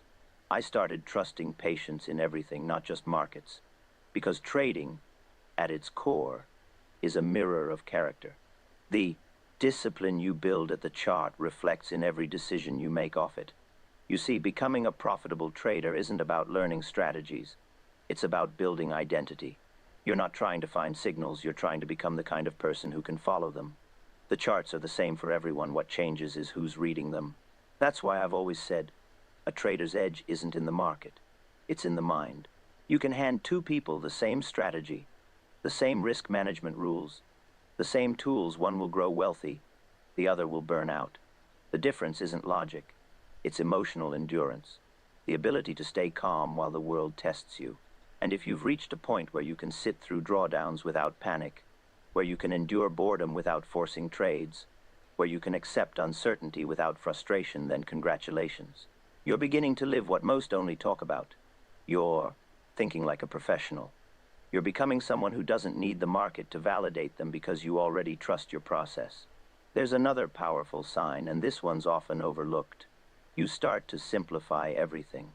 In the early years, you collect indicators like trophies. You load your charts with signals, moving averages, oscillators, hoping more data means more control. But as you evolve, you begin to strip it all away. You start realizing that the market isn't complicated, your thinking is. You trade fewer setups, you hold longer, you wait for clearer confirmation, and that simplicity feels like freedom. That's the final evolution every trader goes through, from noise to clarity. You begin to understand that less is not only more, less is profitable. When your workspace becomes cleaner, your thoughts follow. Your trading plan becomes sharper. Your rules become non-negotiable. And you finally feel in control, not because you control the market, but because you control yourself within it. That's the real victory. It's not about how much you make. It's about how little you now need to trade recklessly. You've detached from the obsession with more. More trades, more screens, more signals. Now you crave only better. Better setups, better risk, better mindset. That shift from quantity to quality is the mark of every seasoned professional I've ever met. But let me warn you, when you reach this level, complacency becomes the next trap, because comfort can be dangerous. The moment you feel invincible, the market will remind you that you're not. That's why humility must always walk beside mastery. I learned that the hard way. The same confidence that builds fortunes can also destroy them if left unchecked. You must keep questioning, keep journaling, keep learning even when you're winning, especially when you're winning. The greatest traders don't fear losses, they fear arrogance, because arrogance blinds you faster than any drawdown ever will. So if you've been seeing progress lately, if your charts look cleaner, your decisions calmer, your results steadier, remember, stay humble, keep your curiosity alive. The market is generous, but only to those who remain students forever. This is why I tell traders success isn't a destination, it's maintenance. It's a lifelong balancing act between confidence and caution. And when you finally find that rhythm, that delicate harmony between boldness and restraint, you begin to feel something few ever experience. Peace. Peace with your process. Peace with your pace. Peace with your journey. That's when you're no longer chasing the market. You're flowing with it. And that flow, that effortless focus, is the signature of every profitable trader. Before we continue to the final part, I want to hear from you. Tell me in the comments, what stage are you in right now? Which of these signs have you begun to see in yourself? And what do you still struggle with? Your honesty helps this community grow, because every comment, every story reminds another trader they're not alone. And if this part resonated with you, take a moment to like this video, share it with someone who needs it, and subscribe to the channel if you haven't yet done so. The journey isn't over yet, because in the final part, we'll go deeper into what happens after you become consistent. The quiet challenges that follow success, and how to stay profitable when the world finally starts believing you are. When consistency finally arrives, it doesn't feel the way you expect. It doesn't come with fireworks or wild excitement. It comes quietly, almost unnoticed. You wake up one day and realize you no longer think about making money. You think about protecting discipline. That's when you know you've crossed the invisible line, the line between trader and professional. But here's the part nobody talks about. After consistency comes a new kind of challenge: sustainability. Because staying profitable is harder than becoming profitable. The same patience and humility that built your foundation must now protect it. At this stage, the greatest danger isn't loss, it's comfort.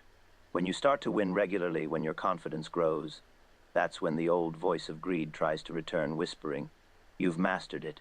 You can take more risk now. You can skip the plan just this once." That voice is subtle, but it's deadly. It's the same one that ruins empires and ends careers. Because the moment you stop respecting the market will remind you who's in charge. I've seen traders make millions and lose them in months, not because they forgot how to trade, but because they forgot why they traded the way they did. They abandoned the patience that built their success, chasing the thrill they thought they'd outgrown. And that's where your final test begins. When you can win and still stay humble. When you can grow and still stay grounded. When you can teach others without thinking you've learned everything. That's when you become unstoppable. Because true profitability isn't about the size of your account, it's about the size of your discipline. You begin to see your trading as a reflection of your mind. If your thoughts are chaotic, your results follow. If your thoughts are calm, your results align.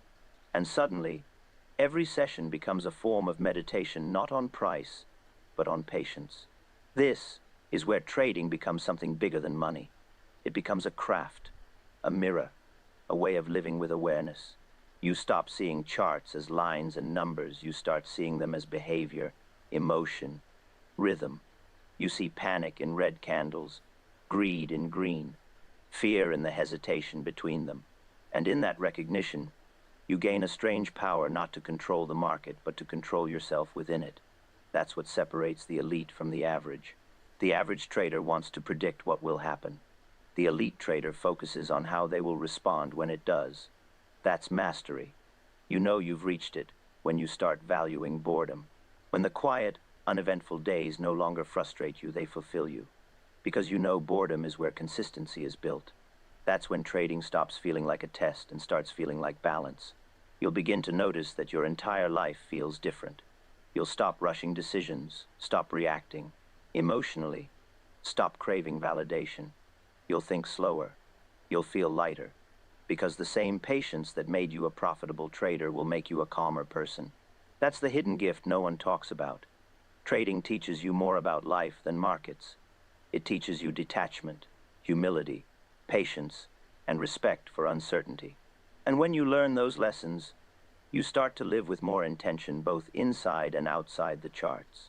It took me years to understand this.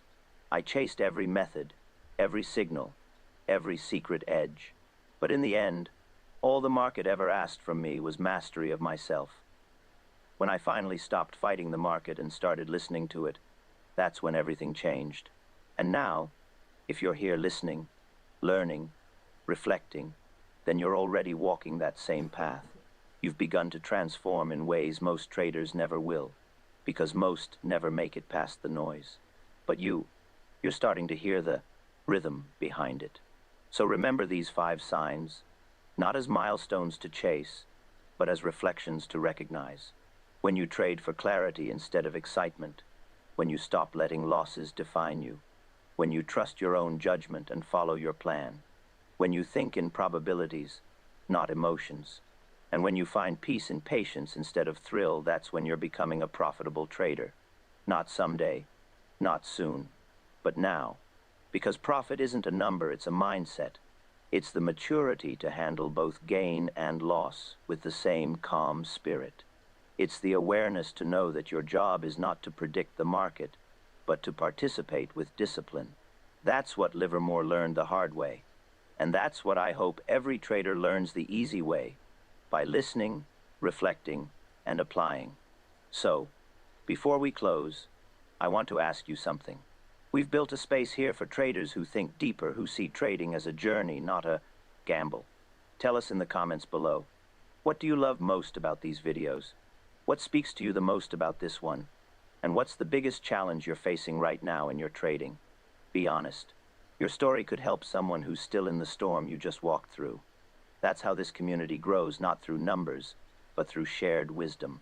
And if this message hit home, if it made you pause, reflect, or see your trading differently, take a second to like this video, share it with a trader who needs it, and check out my other stories on this channel. Each one connects to this lesson because they all lead to the same truth. The greatest trade you'll ever make isn't in the market, it's within yourself. The moment you master your mind, the market becomes your mirror. And when that happens, profit becomes inevitable, not because you chase it, but because you've become the kind of trader who deserves it. Trading is simple in theory, but almost impossibly difficult in practice. Most people enter the market thinking that knowledge or clever strategies will make them rich overnight. They study endlessly, watch every chart, and memorize every pattern, but still, something always goes wrong. Profits slip away, losses pile up, and the one thing they desperately need, consistency, remains out of reach. This brings us back to the question, why do so many traders struggle with consistency, even when they know the rules, follow strategies, and study the markets relentlessly? This is the question that separates the 7% of traders who survive and thrive from the 93% who fail. And in this video, I want to share with you, from my own experience, why consistency is the most difficult skill in trading and how it can be mastered. I have lived through the triumphs and disasters of the market. I have built fortunes and I have lost them, sometimes in a single day, and I have learned one unshakable truth. The market punishes behavior, not knowledge. Knowledge alone will not save you. Discipline alone will not save you. It is the way you act or fail to act when fear, greed, and doubt press upon you that determines your fate. Most traders believe success is about finding the perfect strategy, or reading the charts with precision. They spend hours chasing patterns, indicators, and news, hoping that understanding alone will create consistent profits. And yet, time after time, they fail. Why? Because they ignore the most important factor: themselves, their emotions, their impulses, their unwillingness to follow their own rules. These are what destroy consistency. Let me give you a reference from history. The greatest speculators of my time, the men who built enormous fortunes, did not succeed because they knew more than others. They succeeded because they mastered their own behavior. They waited when others rushed. They stayed quiet when others panicked. They acted decisively when the opportunity presented itself, and held their ground when the market whispered threats of loss. Consistency is not born from luck, intelligence, or strategy. It is born from discipline, patience, and self-mastery. Every time you break your rules, act impulsively, or follow fear or greed, you reinforce inconsistency. Every time you honor your rules, every time you wait for confirmation instead of chasing hope, you build the rare skill that separates survivors from victims. Now, I want you to reflect. What is it that disrupts your trading most? Is it fear of loss, the thrill of chasing a quick gain, or simply a failure to follow your plan? These are the invisible forces that destroy consistency. Understanding them is the first step toward mastery. If you haven't yet, I suggest you watch my other video, Why Most Traders Quit Before They Succeed. There you will see how giving up too soon is the direct consequence of letting behavior control you instead of mastering it. Knowledge without discipline is useless. I speak from experience. I have seen talented traders ruin themselves while acting impulsively. I have seen men with brilliant strategies collapse because they lacked self-control. I have made the same mistakes myself. But every mistake taught me something vital. The market rewards preparation, patience, and consistent action above all else. So, be honest. Are you following your rules because you respect them, or only when it is convenient? Are your trades based on clear criteria, or are you hoping luck will intervene? Every decision, every trade, every impulse matters. This is the difference between a trader who survives and one who does not. I want to hear from you. Tell me what you like about this message. Share your struggles with consistency. Let me know what keeps you from sticking to your rules and what you want help with on your trading journey. Your feedback shapes the way I create content, and it allows us to build a community of traders learning together. If this video resonates, help me reach other traders. Like, share, and comment. The lessons here are not for you alone. They are for everyone who wants to survive, grow, and master themselves in the market. Consistency is quiet. It is patient. It is not thrilling. It is the ability to act with discipline when no one is watching, to stay calm when fear screams, and to hold your ground when temptation knocks. In the next part, I will show you exactly why traders struggle with consistency and how the methods I used can help you turn discipline into results. Reflect. Every time you act against your rules, you strengthen inconsistency. Every time you honor discipline, you step closer to the rare world of traders who endure and prosper.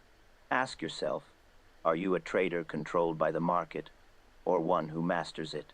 And remember, you are not alone. Share your struggles. Let us build consistency together. Most traders fail to be consistent because they misunderstand the very nature of the market. They treat it like a puzzle to be solved, a system to be beaten, or a place where cleverness guarantees profit. I have lived through this illusion myself, and I have seen countless others fall into the same trap. The market does not care for cleverness. It responds to patterns, behavior, and timing. And the one factor most traders neglect is themselves. Fear and greed are not abstract concepts. They are forces that shape every trade you take. Fear makes you exit too early, afraid to give your winners room to grow. Greed makes you hold on too long, convinced that the market owes you more. Impulsiveness makes you chase losses, overtrade, and abandon your strategy. These forces are invisible yet powerful, and they are the reason 93% of traders fail. Discipline is not just a rule, it is a muscle. Every time you act impulsively, every time you let emotion dictate action, you weaken that muscle. Every time you follow your plan, every time you wait for confirmation instead of hoping for luck, you strengthen it. And just as a physical muscle grows only through repeated training, discipline grows only through repeated correct action. Let me tell you something most traders never realize. The market will test you. It will present situations where following the rules feels wrong. It will tempt you with quick profits and punish you when you hesitate. And it will reward you quietly when you act patiently and consistently. This is how the mental edge is developed. You learn through repetition, reflection, and sometimes through hard losses. The first step to fixing inconsistency is awareness. You must watch yourself trade as if you were observing another man. Notice when fear creeps in. Notice when greed clouds judgment. Notice when you are tempted to break your rules. Awareness is the mirror that reflects your weaknesses. Without it, no plan, no strategy, and no amount of knowledge will save you.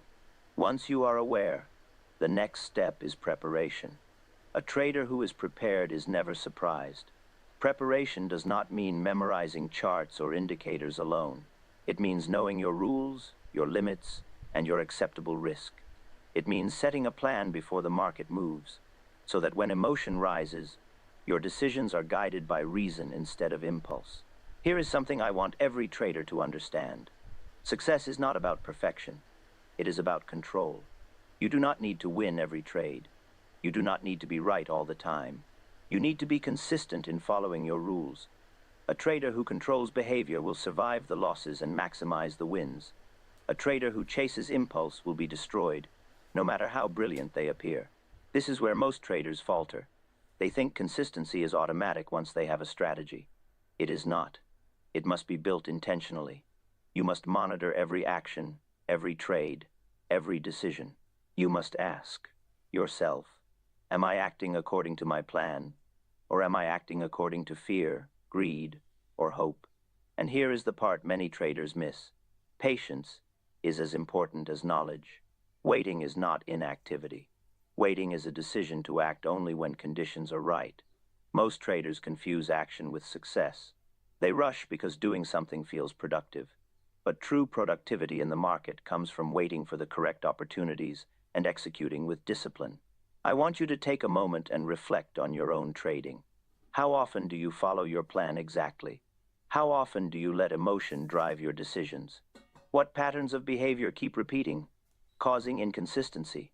Write these down if you must. Recognition is the first step to change.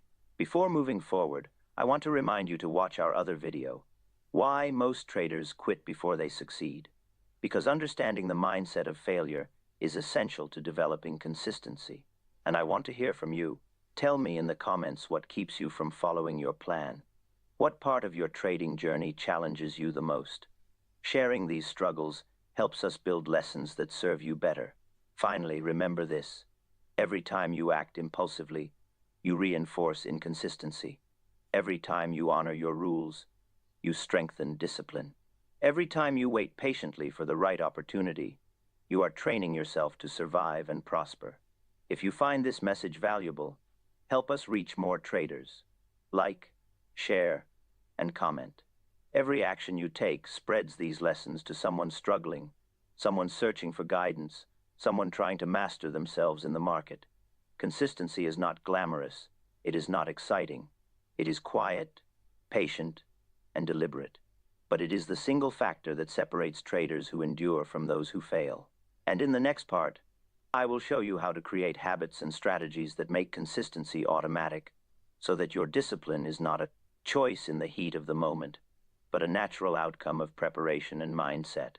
Reflect on this tonight. The market is neutral. It does not reward cleverness, hope, or emotion. It rewards preparation, patience, and correct behavior. Ask yourself, are you being prepared, patient, and disciplined, or are you letting the market control you? The next step in mastering consistency is turning discipline into a habit. Knowledge alone will not save you. Awareness alone will not save you. You must create a system in which correct behavior becomes automatic, even under pressure. This is the difference between the trader who survives and the trader who struggles endlessly. I have learned that habits are built through repetition and reflection. Each trade, each decision, each reaction is an opportunity to reinforce the rules you have set. When you follow your plan consistently, even on small trades, you are training your mind to respond correctly when the stakes are higher. Conversely, every time you act impulsively, you train yourself to fail. One habit I insist every trader develop is pre-trade preparation. Before you enter a position, know exactly why you are entering, where your stop is, what your target is, and under what conditions you will exit early. The market will not wait for hesitation, and it will not forgive confusion. Preparation removes doubt and reduces the influence of emotion. Another habit is journaling every trade. Record why you entered, how you felt, what you observed, and what the outcome was. Review these notes daily. You will begin to see patterns in your behavior, both strengths and weaknesses. The trader who ignores reflection is doomed to repeat mistakes. The trader who studies himself grows. I want you to understand this clearly. Consistency is not achieved by winning every trade. It is achieved by following your rules and planning every trade. Even when you lose, even when the market tempts you, following the plan builds the mental edge that will compound over time. Victory is the result of repeated disciplined actions, not a single stroke of luck. Timing also plays a role. Most traders act too soon or too late. They buy because the market looks bullish, or sell because it looks bearish. They fail to wait for confirmation. I have seen traders make perfect analysis only to destroy their profits through impatience. Waiting is not inaction, it is the most profitable action you can take.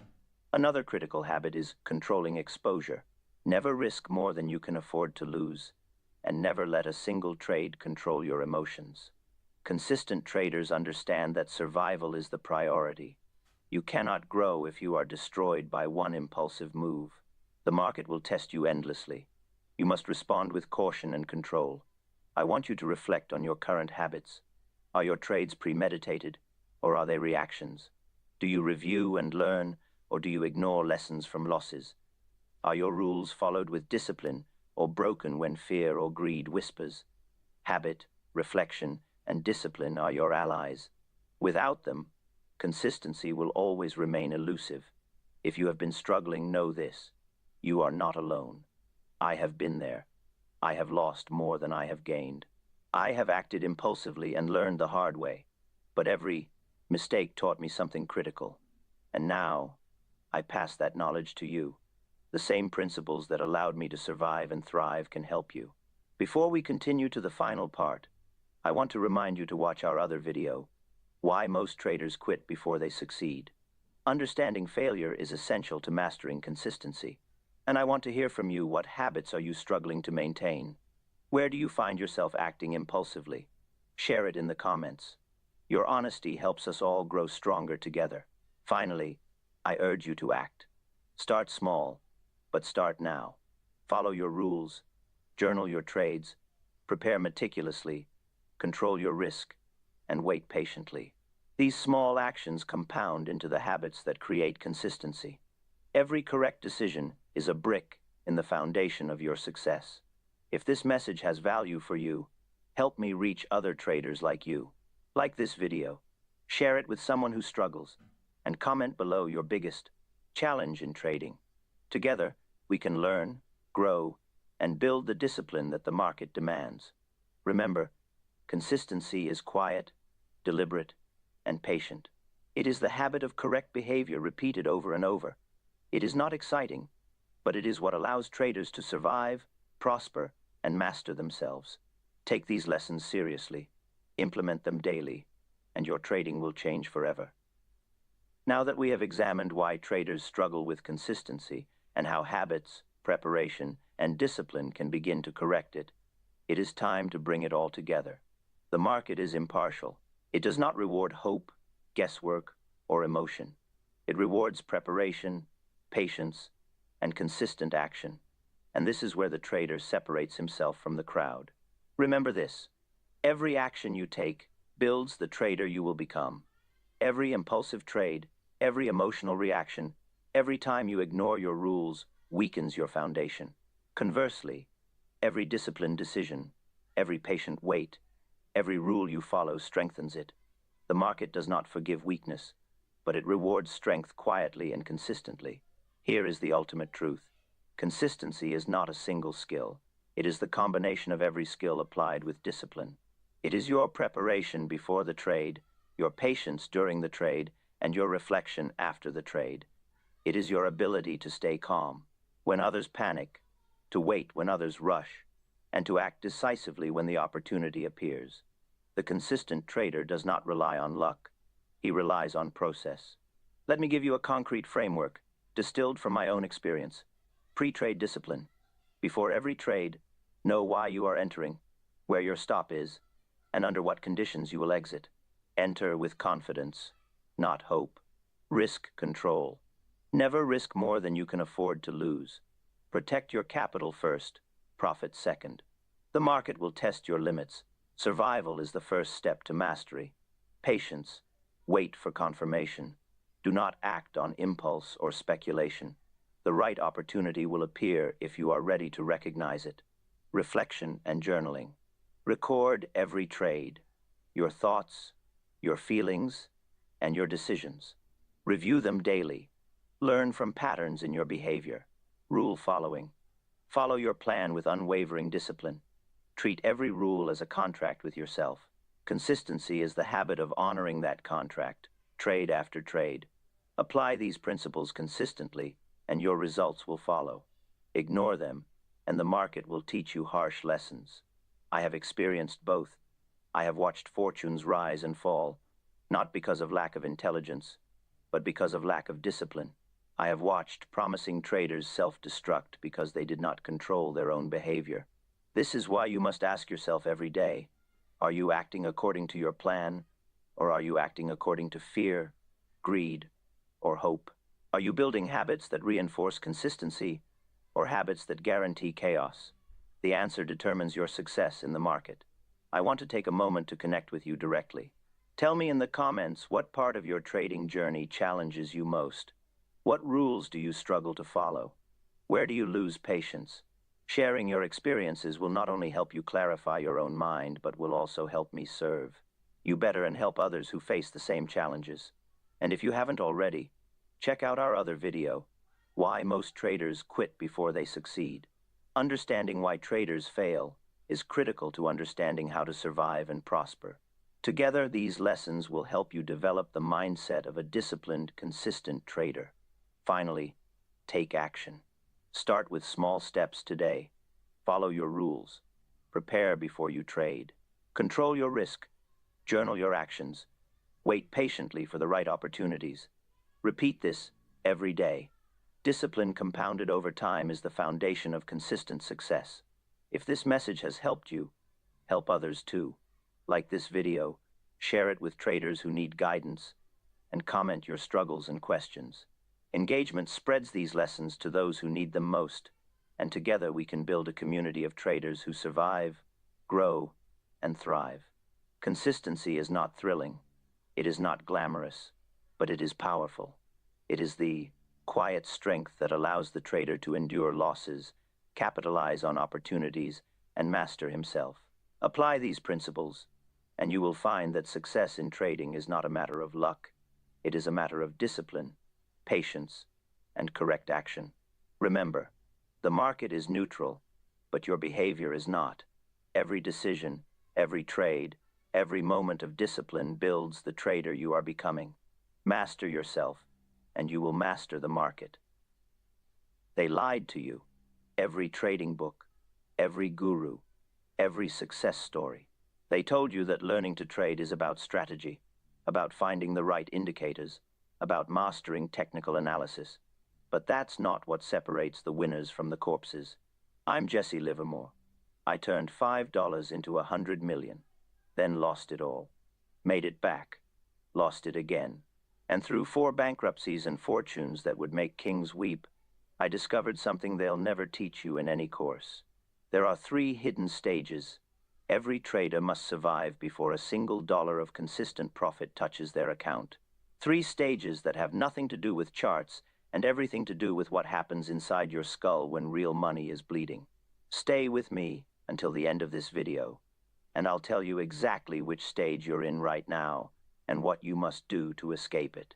Because knowing your stage, that's the difference between another year of losses and finally breaking through to the other side. Now, if you watched my last video on the 5 signs you're becoming a profitable trader, you know what success looks like when it arrives. But nobody tells you about the hell you have to walk through to get there. That's what this is about. The stages they don't want you to know exist, because if you knew how brutal this journey really was, most of you would quit before you started.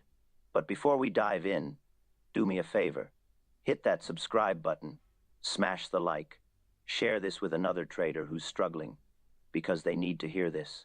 The market doesn't give participation trophies, and neither do I. But if you're serious about this game, you'll want every weapon I'm about to give you. Now let me tell you about these 3 stages. Not because I'm proud of the journey, but because if you're going to trade, you need to know what's coming. You need to know that the pain you're feeling right now, it's not failure. It's education. The most expensive education you'll ever buy. Most men quit before they complete even the first stage. They blow up their accounts, blame the market, and walk away convinced the game is rigged. But the game isn't rigged. It's revealing. Revealing who you really are when money is on the line. Here's what you need to understand before we go deeper. These stages aren't about learning new strategies or finding better setups. They're about transformation. About killing the parts of yourself that will never make money and forging something new from what's left. Each stage strips away a layer of illusion until all that remains is the truth of who you are as a trader. You can't rush this process. You can't skip ahead. I've seen men try to jump from stage 1 to stage 3 by copying someone else's system, by buying expensive courses, by following signals from supposed experts. Every single one of them failed, because the stages aren't about what you know. They're about what you become. The trader who makes it through all 3 stages isn't the same person who started. He can't be. The market won't allow it. It demands a price for success, and that price is everything you thought you knew about yourself, about trading, about making money. Only after you've paid that price, only after you've been broken down and rebuilt, can you truly profit. So, as I walk you through these stages, don't just listen for the lessons. Look for yourself in them, because I guarantee you're in one of these stages right now, whether you know it or not. And understanding which stage you're in is the only way to move forward. Stage 1, the slaughter of certainty. When I first walked into a bucket shop at 14 years old, I thought I had it figured out. Numbers spoke to me. Patterns emerged from the chaos of the tape like constellations in a night sky. I was making money while grown men were losing their shirts, and I thought it was because I was special, because I could see what others couldn't. That's how it starts for everyone. You make your first winning trade, maybe your second and third, and suddenly you believe you've cracked the code. The market feels like a slot machine that pays out every time you pull the lever. You're not trading, you're taking money, and it feels so easy that you start to wonder why everyone isn't rich. Then the market turns. Not gradually, not with warning signs and polite notices that conditions have changed. It turns like a rabid dog, and it goes straight for your throat. I remember my first real beating. I was sure, absolutely certain that a stock would rise. I had watched it for days. The pattern was clear. The opportunity was obvious. So I went heavy, heavier than I should have. When you're certain, you don't hedge. You don't hesitate. You load up because missing out on easy money feels worse than the risk of being wrong. Except I was wrong. And the market didn't just prove me wrong, it humiliated me. This is what happens in stage 1. The market takes everything you believe about yourself and sets it on fire. You learn that confidence isn't an edge, that being smart doesn't protect you, that the market doesn't care about your analysis, your reasoning, or your desperate need to be right. Every trader who survives remembers their stage 1. It's the stage where you learn the first great truth. You know nothing. The patterns you saw, random noise your brain decided had meaning, the intuition you trusted, wishful thinking dressed up as insight, the certainty you felt, the most expensive emotion you'll ever indulge. Most traders quit here. They tell themselves the market is impossible, that success is just luck, that the whole system is designed to take money from ordinary people and give it to the insiders. They're wrong, but I understand why they believe it. When you're certain and you lose, It's easier to blame the game than to accept that you didn't know how to play it. But for those who stay, who are stubborn, enough or desperate enough to keep going, something begins to shift. The pain of losing becomes a different kind of teacher. You start to question everything, not just your trades, but your entire approach, your assumptions, your rules, your understanding of what trading actually is. You realize that the market isn't a puzzle to solve. It's a war to survive. And in war, confidence gets you killed. Stage 1 ends when you finally accept that you were never as smart as you thought. When the embarrassment of losing fades and leaves behind something more valuable. Humility. Real humility. The kind that doesn't just admit you were wrong, but accepts that you'll be wrong again. Many times. And that being wrong isn't failure. It's part of the process. But humility alone won't make you profitable. It just makes you ready for the real work. The work that comes in stage 2. Stage 2. The discipline of waiting. After you've been humbled, after the market has beaten the arrogance out of you, you enter the strangest phase of your trading education. You start to see opportunities everywhere. Real opportunities.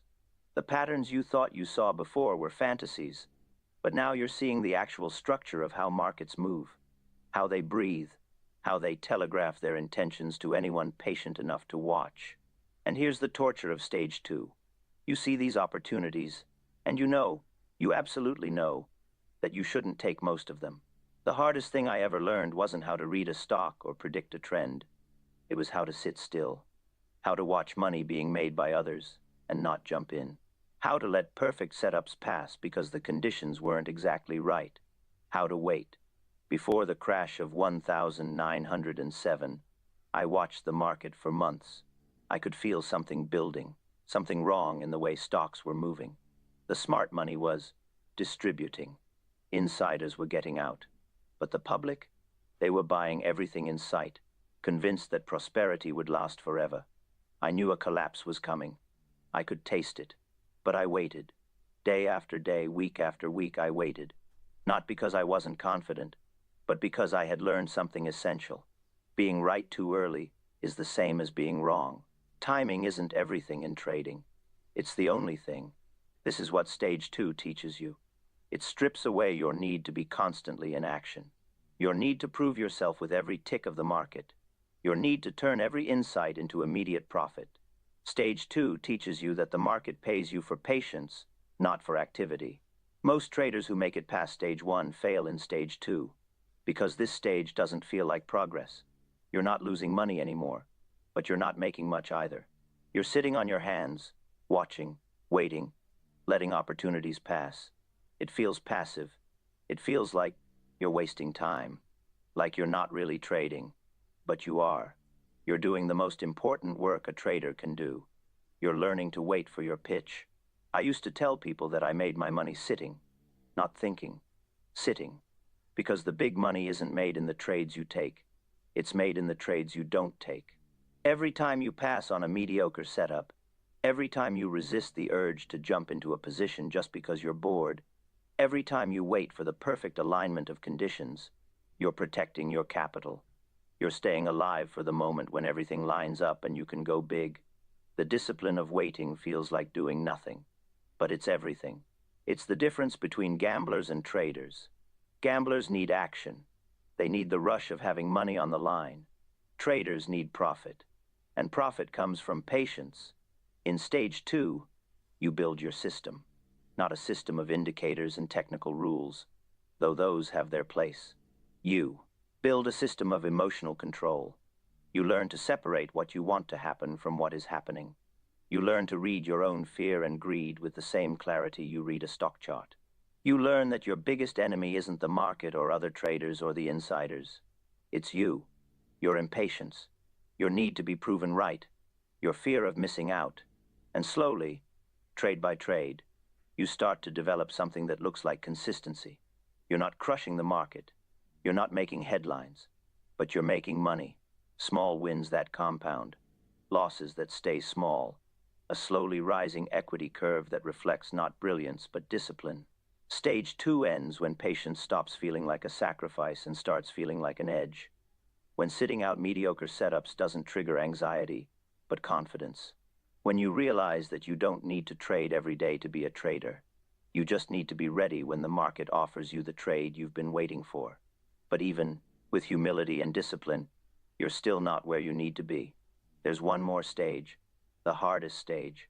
The stage where you learn the final secret that separates the professionals from everyone else. Stage 3, becoming the market. After the crash of 1929, after I'd made my greatest fortune shorting the market into oblivion, people treated me like a prophet. They wanted to know how I'd seen it coming, how I'd had the courage to bet everything on the collapse of American prosperity. They thought I'd outsmarted the market, beaten it. They were wrong. I didn't beat the market. I became it. This is the final stage, and it's the one nobody talks about because it's almost impossible to explain. It's not about analysis. It's not about discipline. It's about something deeper. It's about feeling the market's pulse like it's your own heartbeat. About knowing what will happen not because you've predicted it, but because you've aligned yourself so completely with the rhythm of price and volume and sentiment that you move with it instead of against it. In stage 3, you stop fighting the market. You stop trying to impose your will on it or bend it to your analysis. You stop caring about being right. You surrender, not in defeat but in acceptance. You accept that the market is smarter than you, bigger than you, more powerful than you will ever be. And in that acceptance, you find freedom. I remember the feeling the first time I truly experienced it. I was in a position, a big position, and the market started moving against me. The old Jesse, the stage 1 Jesse, would have panicked or averaged down or convinced himself he was right and the market was wrong. The stage 2 Jesse would have stuck to his stop loss, taken the hit, and waited for another setup. But in that moment, I felt something different. I felt the market telling me something. Not through the numbers or the chart or the news, through the movement itself, the way it was rejecting my position, the way the price action was communicating that I was on the wrong side, and instead of fighting it or managing it or rationalizing it, I listened. I got out, not at my stop, before my stop, because I could feel that I was wrong. 3 hours later, the stock collapsed. I'd saved myself a fortune not by following rules, but by becoming sensitive enough to hear what the market was saying. This is stage 3. You develop a sixth sense. Call it intuition. Call it pattern recognition at a subconscious level. Call it whatever you want, but it's real. You start to feel when you're in sync with the market and when you're not. You start to know, before the confirmation, whether a trade is going to work. Not because you're psychic, but because you've logged so many hours, taken so many trades, survived so many markets, that you've internalized the rhythm of it all. And here's what nobody tells you about stage 3. It's lonely, because you can't explain your decisions anymore. When someone asks why you took a trade or why you exited, you can't point to a specific indicator or rule. You did it because it felt right, because the market told you to. And that sounds insane to everyone still struggling through stages 1 and 2. But it's not insane. It's mastery. It's what happens when you've done something so many times that it becomes instinctive. A pianist doesn't think about which fingers to move. A dancer doesn't count steps. And a trader at stage 3 doesn't analyze trades. They feel them. This doesn't mean you abandon rules or discipline. Those are always there, the foundation. But on top of that foundation, you build something else, something that can't be taught or programmed or back-tested. You build a connection to the market itself.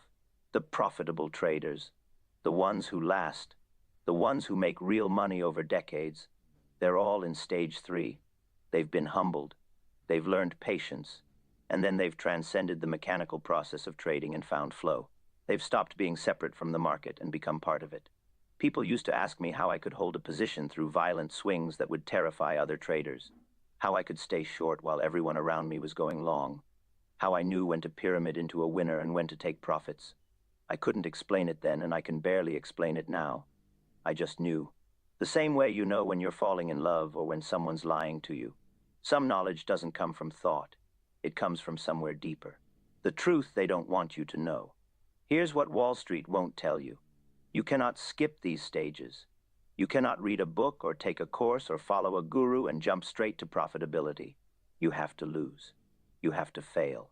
You have to go through the humiliation of stage 1, the frustration of stage 2, and the isolation of stage 3. There are no shortcuts through this process. Only through. I went broke multiple times. 4 times I lost everything and had to start over. Each time, I thought I'd learned enough. Each time, the market showed me I hadn't. But each time, I came back stronger. Not because I was tougher or smarter or more talented, because I refused to quit before I'd completed the journey. The 3 stages aren't a curriculum. They're a crucible. They burn away everything that doesn't work. Your false confidence, your impatience, your ego, your need to be right. They burn it all away until what's left is a trader, not a gambler, not a theorist, not a hopeful amateur, a trader. And when you finally become a trader, when you've survived all 3 stages and come out the other side, you realize something profound. The money was never the point.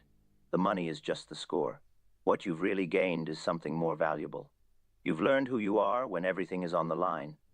You've learned to trust yourself in the face of uncertainty.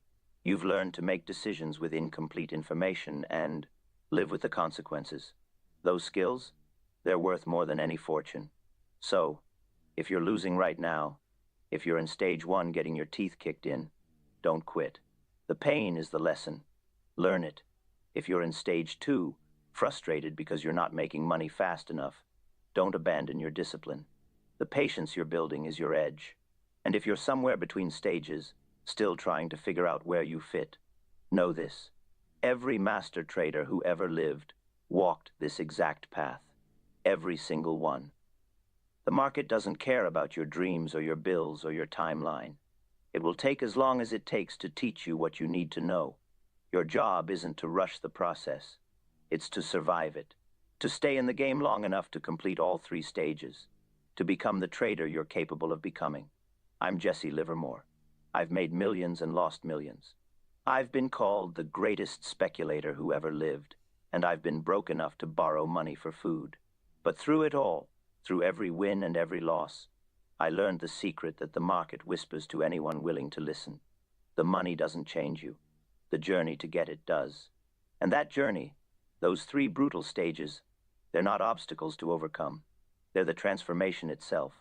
They're how the market turns dreamers into traders, how it turns hope into skill, how it turns amateurs into professionals. So embrace the stages, survive them, learn from them, because on the other side of this pain, on the other side of the humility and the discipline and the isolation, there's something waiting for you. Not just profit, something better, mastery. And there's no feeling in the world quite like it. Now, I need you to do something. Down in the comments, tell me, which stage are you in right now? Are you in stage 1, getting humbled by the market? Stage 2, learning to wait and building discipline? Or have you touched stage 3, where you're starting to feel the market's rhythm in your bones? Be honest, because knowing where you are is the first step to moving forward. And if this video helped you see your journey more clearly, hit that like button, share it with a trader who needs to hear this. Subscribe if you haven't already, because I'm not done teaching you what Wall Street doesn't want you to know. The market's waiting, and so is your future. आपने ये कहावत सुनी होगी कि ज्यादा काम करने से ज्यादा कमाई होती है, लेकिन ट्रेडिंग की दुनिया में ये बात हर समय सच नहीं होती। ट्रेडिंग में कई बार कम काम करने वाला ज्यादा कमाता है, और जो हर वक्त कुछ न कुछ करता रहता है, वो अक्सर हार जाता है। यही बात मार्क डगलस ने बहुत गहराई से समझाई है। उन्होंने कहा कि ट्रेडिंग एक ऐसा खेल है जहां माइंडसेट और डिसिप्लिन सबसे बड़ी ताकत होती है, और जो लोग ट्रेडिंग को मेहनत या हसल के रूप में देखते हैं, वो जल्दी ही थक जाते हैं और हार मान लेते हैं। ट्रेडिंग में सफलता तब आती है जब आप सही वक्त का इंतजार करना सीख जाते हैं और फालतू शोर से खुद को दूर रखते हैं। जब आप ट्रेडिंग शुरू करते हैं तो शुरुआत में बहुत ज्यादा जोश रहता है। ऐसा लगता है कि हर मूवमेंट में पैसा है, हर छोटे बड़े चार्ट पैटर्न में मौका है, और अगर आपने एक भी मूव मिस कर दी तो बहुत बड़ा नुकसान हो जाएगा। यही साइकोलॉजी ओवर ट्रेडिंग की जड़ है।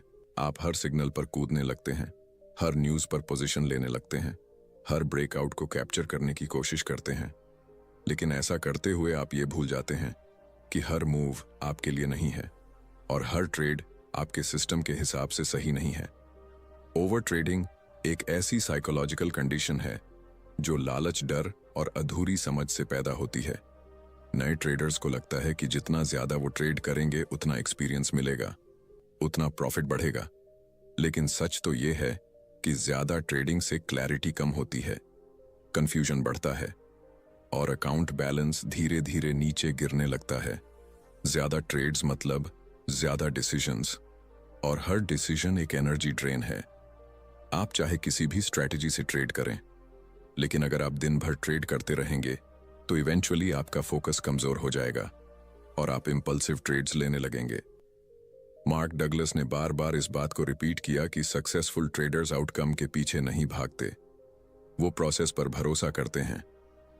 ट्रेडिंग में सर्टेनिटी नाम की कोई चीज नहीं है। हर ट्रेड एक प्रोबेबिलिस्टिक आउटकम है, और जब तक आप इस बात को अंदर तक नहीं समझेंगे, आप जरूरत से ज्यादा ट्रेड्स लेते रहेंगे, क्योंकि आपके अंदर एक अर्ज होती है सर्टेनिटी पाने की।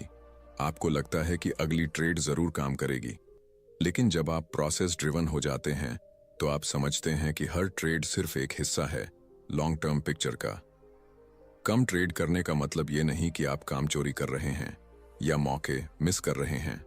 इसका मतलब है कि आप पेशेंस से काम ले रहे हैं और सिर्फ उन्हीं सेटअप्स पर एक्ट कर रहे हैं जो आपके सिस्टम के हिसाब से हाई प्रोबेबिलिटी ट्रेड्स हैं। ये माइंडसेट ही आपको बाकी भीड़ से अलग करता है। जब आप हर बार मार्केट में कुछ करने की कोशिश नहीं करते बल्कि सिलेक्टिव रहते हैं, तो आपके ट्रेड भी मजबूत होते हैं और कॉन्फिडेंस भी बढ़ता है। आपके हर ट्रेड का एक रीजन होना चाहिए, और वो रीजन सिर्फ इमोशनल नहीं बल्कि लॉजिकल और सिस्टम बेस्ड होना चाहिए। कई बार लोग सिर्फ बोर्डम में आकर ट्रेड कर देते हैं या फिर किसी लॉस को रिकवर करने के चक्कर में रिवेंज ट्रेडिंग करने लगते हैं, लेकिन यही वो पैटर्न्स हैं जो स्लोली आपके कैपिटल को खत्म कर देते हैं। आपको ये समझना होगा कि ट्रेडिंग एक बिजनेस है, ना कि कैसीनो, और बिजनेस में हर डिसीजन डेटा और लॉजिक पर बेस्ड होता है। मार्क डगलस कहते हैं कि हर ट्रेडर को अपने अंदर एक ऑब्जेक्टिव ऑब्जर्वर पैदा करना चाहिए, जो हर ट्रेड से पहले ये देखे कि ये ट्रेड सिस्टम के हिसाब से लिया जा रहा है या इमोशन के हिसाब से। और जब आप कम लेकिन मजबूत ट्रेड्स लेते हैं तो आप खुद को इमोशनल केओस से बचा लेते हैं, क्योंकि ज्यादा ट्रेड्स का मतलब होता है ज्यादा स्ट्रेस, ज्यादा एंग्जाइटी और ज्यादा मिस्टेक्स।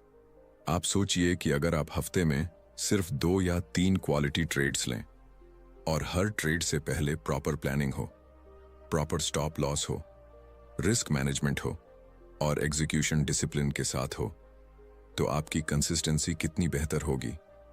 वहीं दूसरी तरफ अगर आप दिन भर 10-15 ट्रेड्स मारते रहें और हर लॉस के बाद एक नया ट्रेड प्लान किए बिना लें, तो आपकी साइकोलॉजिकल एनर्जी बहुत जल्दी ड्रेन हो जाएगी। ट्रेडिंग में क्लैरिटी सबसे बड़ा हथियार है, और क्लैरिटी तब आती है जब आप नॉइज से बाहर निकलते हैं और ज्यादा ट्रेड करने की कंपल्सिव हैबिट को कंट्रोल करते हैं। हर ट्रेड आपको कुछ सिखाता है, लेकिन अगर आप ट्रेड्स की क्वांटिटी पर फोकस करेंगे तो क्वालिटी गायब हो जाएगी। आप जब ट्रेडिंग की दुनिया में कदम रखते हैं तो सबसे पहले जिस भाव से सामना होता है वो है लालच और डर। ये दोनों इमोशंस इतने ताकतवर होते हैं कि अगर आप इनके शिकार हो जाएं तो चाहे आपकी स्ट्रैटेजी कितनी भी अच्छी क्यों ना हो, आप कंसिस्टेंटली पैसा नहीं कमा पाएंगे। मार्क डगलस ने इन इमोशंस पर बहुत गहराई से बात की है। उनका कहना है कि मार्केट में पैसा कमाने के लिए सबसे पहले आपको खुद के इमोशंस को पहचानना और उन्हें मैनेज करना आना चाहिए।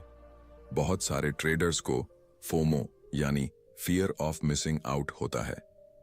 उन्हें लगता है कि अगर उन्होंने अभी इस मोमेंट पर ट्रेड नहीं लिया तो वो कुछ बड़ा मिस कर देंगे, और यहीं से शुरू होता है वो साइकिल जिसमें ट्रेडिंग एक वेल प्लान्ड प्रोसेस ना होकर एक इमोशनल रोलर कोस्टर बन जाती है। आपने देखा होगा कि जब मार्केट तेजी से भागता है तो आपके अंदर एक बेचैनी सी शुरू हो जाती है कि अभी एंट्री करनी चाहिए वरना यह मौका चला जाएगा। लेकिन इसी बेचैनी में आप ऐसे लेवल पर एंट्री करते हैं जो शायद आपके सिस्टम के हिसाब से सही नहीं होते, और फिर या तो लॉस होता है या फिर स्टॉप लॉस हिट हो जाता है। फोमो का इलाज पेशेंस है। जब आप ट्रेडिंग को एक इन्फिनिट गेम की तरह देखते हैं जिसमें हजारों मौके आगे भी आने वाले हैं, तब आप करंट अपॉर्चुनिटी के पीछे भागना बंद करते हैं। सक्सेसफुल ट्रेडर्स को आप ऑब्जर्व करेंगे तो पाएंगे कि वो बहुत कम मौके पर ही एक्शन लेते हैं, लेकिन जब भी लेते हैं तो क्लैरिटी के साथ लेते हैं, क्योंकि उन्हें पता होता है कि हर ट्रेड जरूरी नहीं है, लेकिन हर गलत ट्रेड नुकसान जरूर देगा। कम ट्रेड करना दरअसल एक तरीके से अपनी साइकोलॉजी को डिसिप्लिन में लाना है। ये आपको सिखाता है कि कैसे इंपल्स को कंट्रोल करना है, कैसे हर मूव को इग्नोर करना है और सिर्फ उसी मूव पर एक्शन लेना है जो आपकी स्ट्रैटेजी के अनुकूल हो। बहुत बार लोग सोचते हैं कि ट्रेडिंग में सक्सेस सिर्फ अच्छे सेटअप पहचानने से आती है, लेकिन सच्चाई ये है कि सक्सेस तब आती है जब आप उन सेटअप्स को छोड़ना भी जानते हो जो टेम्पटिंग तो हैं, लेकिन आपके सिस्टम के मुताबिक नहीं है। मार्क डगलस का कहना था कि कोई भी ट्रेड तब तक वैल्यूएबल नहीं है जब तक आप उसे बिना इमोशनली अटैच हुए एग्जीक्यूट नहीं कर सकते। अगर आप हर बार ट्रेड में इमोशनली इन्वेस्टेड हैं, तो आप हर छोटी प्राइस मूवमेंट पर रिएक्ट करेंगे, और जब आप रिएक्ट करते हैं तो आप लॉजिकली नहीं सोचते, आप सिर्फ फील करते हैं, और फीलिंग्स ट्रेडिंग का दुश्मन होती हैं। अब एक और बड़ी बात आती है, लॉसेस को हैंडल करना। कई लोगों को लगता है कि लॉस होना उनके स्ट्रैटेजी का फेलियर है, जबकि प्रोफेशनल ट्रेडर्स जानते हैं कि लॉसेस इस गेम का हिस्सा हैं। एक अच्छा ट्रेड वो नहीं होता जो हमेशा प्रॉफिट दे, बल्कि वो होता है जो प्लान के हिसाब से एग्जीक्यूट हो, चाहे रिजल्ट कुछ भी हो। अगर आपने स्टॉप लॉस के अंदर रहते हुए डिसिप्लिन्ड ट्रेड लिया है और वो लॉस हो गया, तो वो लॉस नहीं, वो कॉस्ट ऑफ डूइंग बिजनेस है। हर बार जब आप लॉस से डरते हैं तो आप या तो जल्दी प्रॉफिट बुक कर लेते हैं या फिर स्टॉप लॉस एडजस्ट करते हैं, और दोनों ही एक्शंस आपके लॉन्ग टर्म कंसिस्टेंसी को तोड़ते हैं। आप एक कॉन्फिडेंट ट्रेडर तभी बन सकते हैं जब आप लॉस को न्यूट्रल वे में देखना सीखें। ये सिर्फ एक आंकड़ा है जो आपके रिस्क मैनेजमेंट का हिस्सा है और कुछ नहीं।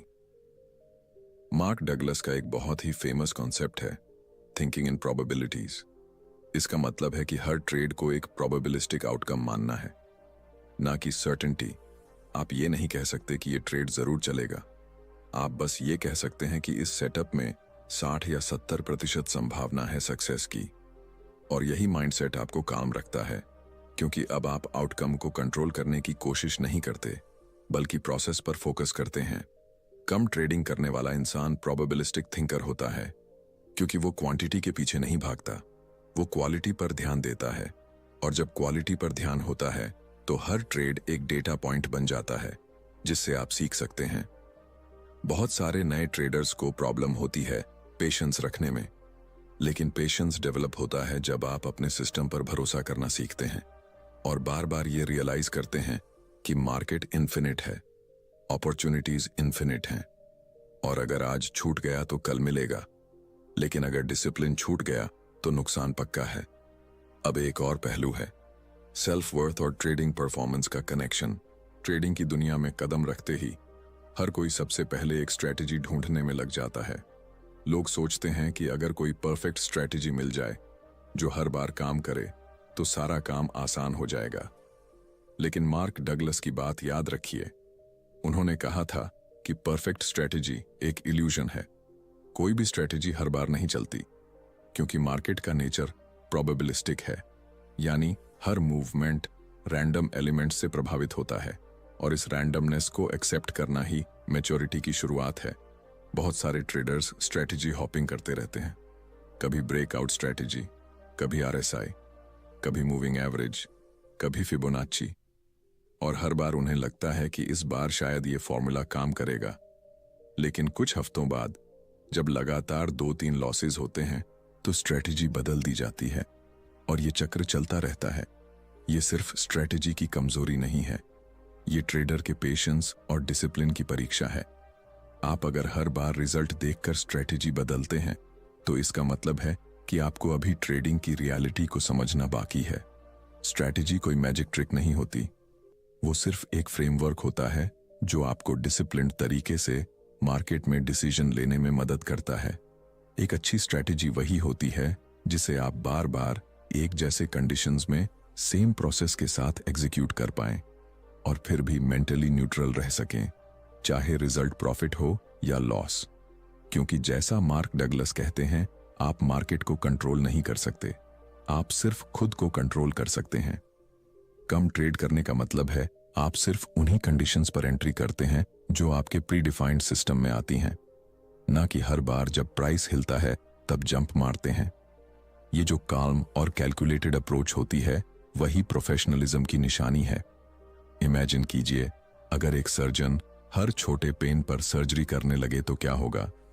वही हाल ट्रेडर का होता है जो हर प्राइस टिक को अपॉर्चुनिटी मान लेता है। अब बात आती है डिसिप्लिन की। डिसिप्लिन सिर्फ स्ट्रैटेजी को फॉलो करने तक सीमित नहीं है, ये एक माइंडसेट है जो हर एक्शन में दिखता है। डिसिप्लिन का मतलब है कि आप बोर्डम को झेल सकते हैं, आप मार्केट के केओटिक बिहेवियर को ऑब्जर्व कर सकते हैं बिना रिएक्ट किए। आप जानबूझकर कुछ नहीं करते क्योंकि अभी कोई सेटअप नहीं बना, और यह भी एक एक्शन है। डिसिप्लिन का सबसे बड़ा टेस्ट तब होता है जब मार्केट बहुत एक्टिव है लेकिन आपका सिस्टम साइलेंट है। उस वक्त अगर आप पेशेंस नहीं रख पाए तो आप खुद अपने खिलाफ काम कर रहे होते हैं। ओवर कॉन्फिडेंस ट्रेडिंग का सबसे खतरनाक जोन है। कुछ अच्छे ट्रेड्स के बाद जब आपका पीएल सडनली बूस्ट करता है तो एक इल्यूजन बनता है कि अब आप मार्केट को समझ चुके हैं, अब आप हर बार सही होंगे। लेकिन यही सोच डाउनफॉल की शुरुआत है। मार्क डगलस कहते हैं कि सक्सेसफुल ट्रेडर वो नहीं होता जो हमेशा जीतता है, सक्सेसफुल ट्रेडर वो होता है जो अपनी हार से नहीं डरता और अपनी जीत से बहकता नहीं है। ओवर कॉन्फिडेंस तब पैदा होता है जब आप आउटकम को पर्सनल अचीवमेंट मानने लगते हैं, जबकि रियलिटी में आउटकम एक रिजल्ट है प्रोबेबिलिस्टिक प्रोसेस का। जब आप लॉस को, फेलियर और प्रॉफिट को प्रूफ ऑफ इंटेलिजेंस मानते हैं तो आप अपनी साइकोलॉजी को अनस्टेबल बना रहे होते हैं। एक प्रोफेशनल ट्रेडर की पहचान ये होती है कि उसका कॉन्फिडेंस उसके प्रोसेस में होता है, ना कि आउटकम में। अब थोड़ा गहराई से बात करें रैंडमनेस की। ट्रेडिंग मार्केट के कॉन्टेक्स्ट में रैंडमनेस का मतलब है कि लाखों पार्टिसिपेंट्स की भावनाएं, न्यूज इवेंट्स और ग्लोबल सेंटिमेंट्स एक साथ मिलकर प्राइस को मूव करते हैं, और इस केओस में कोई भी स्ट्रैटेजी हर बार एक्यूरेट नहीं हो सकती। इसलिए जब आप कम ट्रेड करते हैं और हर ट्रेड को डेप्थ से समझते हैं तो आप रैंडमनेस के अंदर पैटर्न्स पहचानना शुरू करते हैं। हर ट्रेंड के पीछे कुछ रीजन होता है, लेकिन वो रीजन हाइंडसाइट में ही क्लियर होता है। इसी वजह से मार्क डगलस कहते हैं कि आप खुद को रिजल्ट्स के आधार पर जज मत कीजिए, बल्कि अपने प्रोसेस के आधार पर कीजिए। आपने कितना डिसिप्लिन फॉलो किया, आपने कितना पेशेंटली वेट किया, आपने क्या इमोशनली रिएक्ट किया या प्लान के मुताबिक एक्ट किया। ये सब चीजें ज्यादा मैटर करती हैं बनिस्बत इस बात के कि आपको उस ट्रेड में प्रॉफिट हुआ या लॉस। कम ट्रेड करने वाले ट्रेडर के पास एनालिसिस का समय होता है। वो हर लॉस को डिकंस्ट्रक्ट करता है, हर प्रॉफिट को रिपीटेबल प्रोसेस के रूप में देखता है। ट्रेडिंग करते वक्त सबसे खतरनाक मोमेंट्स वो होते हैं जब हम इमोशनल होकर डिसीजन लेते हैं, और इस तरह का सबसे कॉमन ट्रैप होता है रिवेंज ट्रेडिंग। आपने कभी लॉस किया और तुरंत ही उसी लॉस को रिकवर करने के लिए एक और ट्रेड लिया, सिर्फ इसीलिए क्योंकि आपके अंदर फ्रस्ट्रेशन था, न कि स्ट्रैटेजी। यही होता है रिवेंज ट्रेड, और यही सबसे तेज रास्ता होता है कैपिटल खोने का। रिवेंज ट्रेडिंग इसीलिए होता है क्योंकि लॉस के साथ हम अपना ईगो जोड़ लेते हैं और हमें लगता है कि हमें मार्केट से बदला लेना है, लेकिन मार्केट को आपसे कोई लेना देना नहीं है। मार्केट सिर्फ मूव करता है, और अगर आप उसके अगेंस्ट इमोशनल डिसीजन लेते हैं तो आप खुद ही अपने लिए प्रॉब्लम्स खड़ी कर रहे हैं। मार्क डगलस ने इस बारे में कहा था कि एक सक्सेसफुल ट्रेडर को न्यूट्रल रहना होता है, ना ही लॉस से हर्ट होना चाहिए और ना ही प्रॉफिट से ओवर कॉन्फिडेंट। जब आप कम ट्रेड करते हैं तो आपके पास इतना स्पेस होता है कि आप हर ट्रेड के बाद पॉज ले सकें, सोच सकें, समझ सकें और फिर आगे बढ़ें। लेकिन जो लोग लगातार ट्रेड करते रहते हैं वो लॉस के बाद अगले ट्रेड में बहुत जल्दी कूद जाते हैं, और फिर वो ट्रेडिंग नहीं कर रहे होते बल्कि इमोशनल वेंटिंग कर रहे होते हैं। आपको हर लॉस के बाद एक रूल बनाना चाहिए, कम से कम 15 मिनट का पॉज और एक स्ट्रक्चर्ड पोस्ट ट्रेड रिव्यू, ताकि आप ये जान सकें कि लॉस सिस्टम के अनुसार हुआ या आपकी गलती से। अगर आप रिवेंज ट्रेड को पकड़ना सीख गए और उसे एग्जीक्यूट करने से रोका तो समझ लीजिए आपने अपनी सबसे बड़ी वीकनेस को मैनेज कर लिया। अब बात करते हैं माइंडसेट की, खासकर इंट्राडे और स्विंग ट्रेडिंग के बीच का फर्क। बहुत सारे लोग इंट्राडे इसलिए करते हैं क्योंकि उन्हें लगता है कि ज्यादा ट्रेड्स, ज्यादा एक्शन और जल्दी पैसा मिलेगा, लेकिन ये आधा सच है। इंट्राडे में ज्यादा ट्रेड्स का मतलब है ज्यादा स्ट्रेस, ज्यादा डिसीजन फैटीग और ज्यादा इमोशनल वॉलेटिलिटी। स्विंग ट्रेडिंग में थोड़ा कम एक्शन होता है, लेकिन क्लैरिटी ज्यादा होती है। आप दिन में बार बार चार्ट नहीं देखते, आप प्लान्ड एंट्री और एग्जिट करते हैं और मेंटल स्पेस को बचाकर रखते हैं। ये लॉन्ग टर्म सस्टेन करने का बेहतर तरीका हो सकता है अगर आपकी लाइफस्टाइल बिजी है या आप काल्म रहना चाहते हैं। कम ट्रेडिंग माइंडसेट स्विंग ट्रेडिंग में ज्यादा नेचुरल तरीके से फिट होती है, क्योंकि यहां क्वांटिटी से ज्यादा क्वालिटी का महत्व होता है और आपका फोकस ब्रॉडर ट्रेंड पर होता है, माइक्रो मूवमेंट्स पर नहीं। जरूरी नहीं कि आप सिर्फ स्विंग करें, लेकिन कम ट्रेडिंग तभी पॉसिबल होती है जब आप हाई टाइम फ्रेम्स को समझें और लो नॉइज जोन में ऑपरेट करें। अब कंसिस्टेंसी की बात करें तो यह सबसे मिसअंडरस्टूड कॉन्सेप्ट है। लोग समझते हैं कि कंसिस्टेंसी का मतलब है हर दिन प्रॉफिट होना, लेकिन मार्क डगलस कहते हैं कंसिस्टेंसी का मतलब है हर दिन प्रोसेस को फॉलो करना। यानी आप हर ट्रेड को एक ही तरीके से अप्रोच करें, आप रिएक्शन नहीं करें, आप अपने रूल्स को टूटने न दें।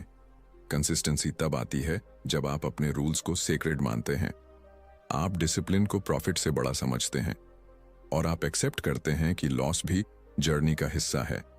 जितनी बार आप रूल्स तोड़ते हैं, उतनी बार आप अपने सबकॉन्शियस को सिग्नल देते हैं कि प्रोसेस जरूरी नहीं है, और यही इनकंसिस्टेंसी की जड़ बनती है। कंसिस्टेंसी में एक और चीज जरूरी है, ट्रैकिंग। आपको हर ट्रेड का जर्नल बनाना चाहिए, एंट्री, एग्जिट, रीजन, रिजल्ट और इमोशंस, ताकि आप खुद को पढ़ सकें, क्योंकि सबसे बड़ी लड़ाई बाहर की नहीं है, सबसे बड़ी लड़ाई खुद की साइकोलॉजी से है। और जब तक आप खुद को ऑब्जर्व नहीं करेंगे, आप सुधार नहीं कर पाएंगे। हर ट्रेडर की एक यूनिक साइकोलॉजी होती है। किसी को डर ज्यादा होता है, किसी को ओवर कॉन्फिडेंस, किसी को बोर्डम से प्रॉब्लम होती है, किसी को फोमो। आपको खुद को जानना होगा और इसके लिए आपको अपने ट्रेडिंग बिहेवियर्स को रिकॉर्ड करना होगा, ताकि आप पैटर्न्स देख सकें और उन्हें बदल सकें। साइकोलॉजी मैपिंग का एक तरीका यह है कि आप हर लॉस के बाद अपने इमोशन को एक वर्ड में डिस्क्राइब करें, डर, गुस्सा, जल्दबाजी, लालच।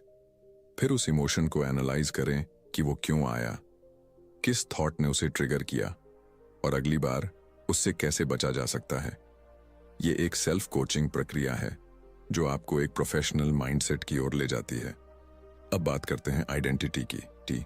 आपने कई बार सुना होगा कि ट्रेडिंग में सबसे जरूरी चीज है स्ट्रेटजी, लेकिन हकीकत यह है कि स्ट्रेटजी से भी ज्यादा जरूरी है पोजीशन साइजिंग, यानी एक ट्रेड में कितना पैसा लगाना है यह तय करना। आप चाहे कितनी भी अच्छी स्ट्रेटजी बना लें, लेकिन अगर पोजीशन साइजिंग गलत है तो आपकी कंसिस्टेंसी हमेशा खतरे में रहेगी। मार्क डगलस ने बार बार इस बात पर जोर दिया है कि प्रोफेशनल ट्रेडर्स कभी भी रैंडमली कोई भी अमाउंट रिस्क में नहीं डालते। वो हर ट्रेड को एक कैलकुलेटेड बिजनेस डिसीजन की तरह ट्रीट करते हैं, यानी पहले से तय होता है कि अगर ये ट्रेड फेल भी हुआ तो कितना नुकसान होगा, और वो नुकसान टोटल कैपिटल के कितने प्रतिशत के बराबर होगा। पोजीशन साइजिंग का सीधा सा प्रिंसिपल है, छोटे लॉस, लंबे समय तक सर्वाइवल। जब आप कम रिस्क लेते हैं और कंट्रोल्ड कैपिटल से काम करते हैं, तो लॉस आपको इमोशनली डिस्टर्ब नहीं करता, और यही इमोशनल स्टेबिलिटी ट्रेडिंग में कंसिस्टेंसी की सबसे बड़ी कुंजी है। ज्यादातर लोग लॉसेस से नहीं हारते, वो लॉसेस की इंटेंसिटी से हारते हैं। कई बार आपने देखा होगा कि आप कोई छोटा लॉस हैंडल कर सकते थे, लेकिन क्योंकि आपने बहुत बड़ी पोजीशन ले ली थी, इसलिए वो छोटा सा मूव भी आपके लिए बड़ा इमोशनल डैमेज बन गया। और जब इमोशंस डैमेज करते हैं तो आप रिवेंज मोड में चले जाते हैं या ट्रेडिंग को फोर्स करने लगते हैं। कम ट्रेडिंग का एक सीधा फायदा यह होता है कि आप हर ट्रेड पर ध्यान दे सकते हैं, आप हर रिस्क को क्लियरली कैलकुलेट कर सकते हैं, आप पोजीशन साइज को अपने अकाउंट के हिसाब से एडजस्ट कर सकते हैं, क्योंकि आप ओवर एक्सपोज नहीं हो रहे होते हैं। यही रीजन है कि प्रोफेशनल ट्रेडर्स हर ट्रेड से पहले एक ही बात सोचते हैं, कितना रिस्क है, ना कि कितना प्रॉफिट मिलेगा। आपको अपने रिस्क पर ट्रेड को परसेंटेज में मेजर करना चाहिए और उसे 8% या मैक्सिमम 2% तक सीमित रखना चाहिए। यानी अगर आपका अकाउंट RS 1000 का है तो हर ट्रेड में RS 8000 से ज्यादा का नुकसान नहीं होना चाहिए। इस छोटे रिस्क से आपको दो फायदे होते हैं। एक तो आपका कैपिटल सेफ रहता है और दूसरा आपकी साइकोलॉजी स्टेबल रहती है। जब आप कम रिस्क लेते हैं तो आप फियरलेस ट्रेडिंग कर पाते हैं और फियरलेस ट्रेडिंग का मतलब होता है क्लैरिटी।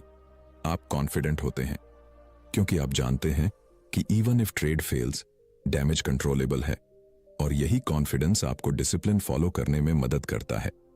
अब बात करते हैं मार्केट न्यूट्रलिटी की। ये वो स्टेट होती है जब आप मार्केट को बायस्ड होकर नहीं देखते। आप ना ओवरली बुलिश होते हैं ना ओवरली बेरिश।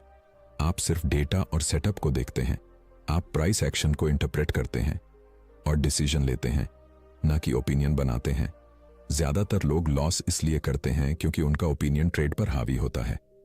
वो सोचते हैं कि मार्केट गिरने वाला है तो हर जगह सिर्फ गिरावट ही देखने लगते हैं, जबकि मार्केट किसी की नहीं सुनता, वो बस चलता है। और अगर आप बायस्ड रहेंगे तो सिग्नल्स को मिस करेंगे या गलत समझेंगे। मार्क डगलस ने कहा था कि आपका काम है रिएक्ट करना मार्केट के सिग्नल्स पर, और वो तभी पॉसिबल है जब आप न्यूट्रल माइंडसेट से काम लें, जब आप हर ट्रेड को फ्रेश नजर से देख सकें, बिना किसी पिछले रिजल्ट के बैगेज के साथ। कम ट्रेडिंग करने वाला ट्रेडर अक्सर न्यूट्रल होता है क्योंकि वो क्वांटिटी के पीछे नहीं भाग रहा होता। वो हर ट्रेड से पहले फ्रेश एनालिसिस करता है क्योंकि उसके पास समय होता है, फोकस होता है और क्लैरिटी होती है, और यही क्लैरिटी उसे ओवर कॉन्फिडेंस या फियर से बचाकर रखती है। अब बात करते हैं लॉन्ग टर्म विजन की। अगर आप ट्रेडिंग को एक लंबे समय का प्रोफेशनल करियर मानते हैं तो आपको छोटे प्रॉफिट्स या ओकेजनल लॉसेस से परेशान नहीं होना चाहिए। आपको समझना होगा कि ट्रेडिंग का मकसद रोज पैसे बनाना नहीं है। ट्रेडिंग का मकसद है वेल्थ क्रिएट करना, धीरे धीरे कंसिस्टेंट तरीके से। जब आप हर दिन सिर्फ यही सोचते हैं कि आज कितना कमाया तो आप माइक्रोस्कोप में फंस जाते हैं और लॉन्ग टर्म व्यू खो देते हैं। सक्सेसफुल ट्रेडर्स अपने परफॉर्मेंस को हफ्तों, महीनों और क्वार्टर्स में मेजर करते हैं, ना कि रोज रोज की फ्लक्चुएशन से अपने माइंडसेट को इन्फ्लुएंस करते हैं। कम ट्रेडिंग का फिलॉसफी ही लॉन्ग टर्म सोच को एनकरेज करता है, क्योंकि आप हर ट्रेड में एक्साइटमेंट नहीं ढूंढते, आप पेशेंस सीखते हैं। आप हर मूव के पीछे नहीं भागते।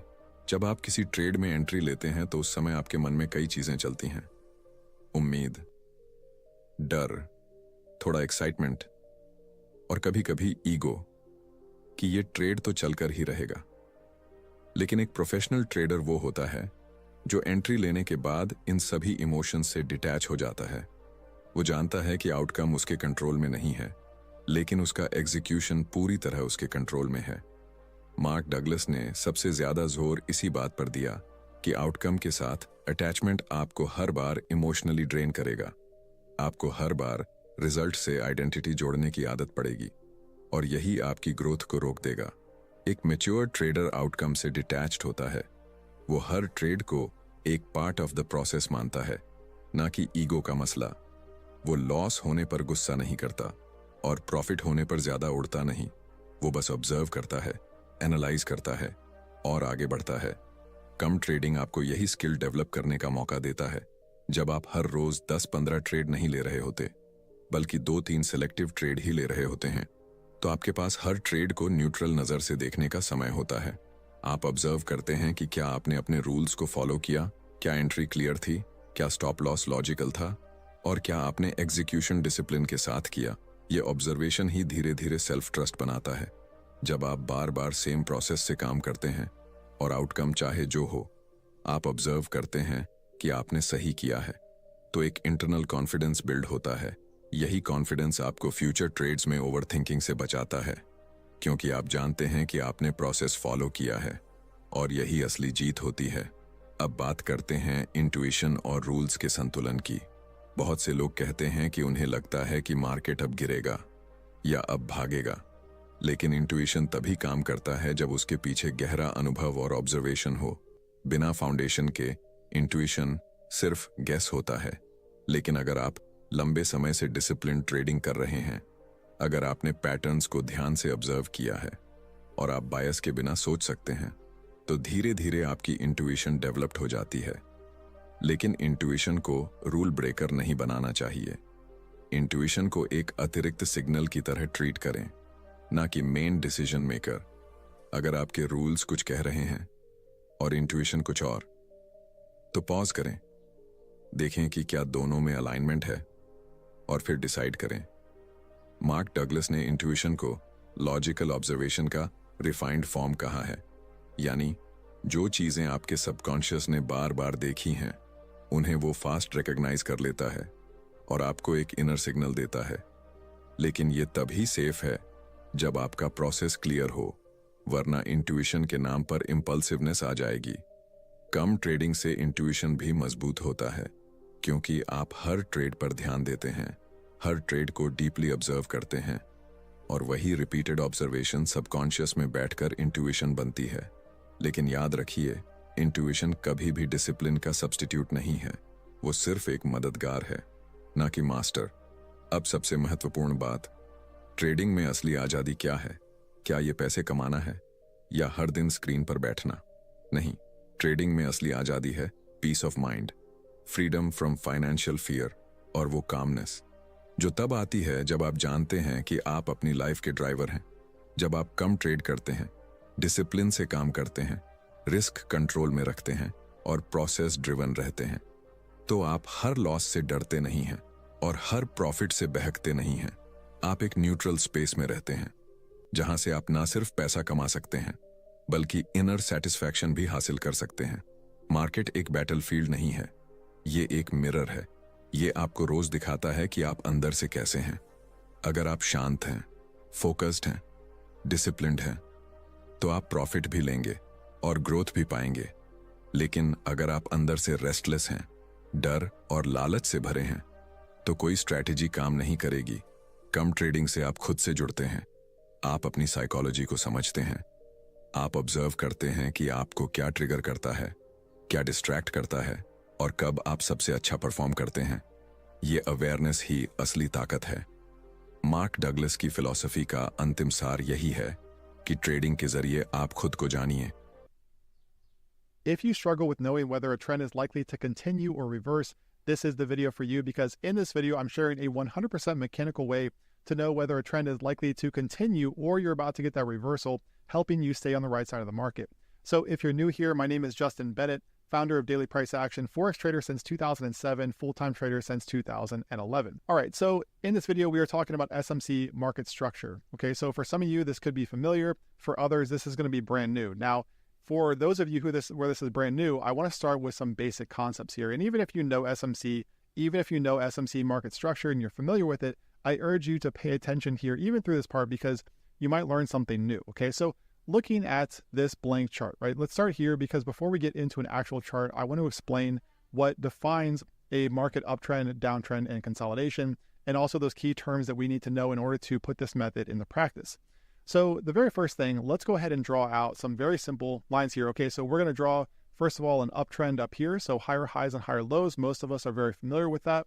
And then we also have a consolidation period, right? So these are the three, essentially the three things that a market can do, right? You can either get consolidation like this, where the market just goes sideways. You could have an uptrend, or you could have the market moving in a downtrend. Okay, so lower highs and lower lows. So most of us are familiar with this. Now, what you might not be familiar with are terms like internal and external highs and lows.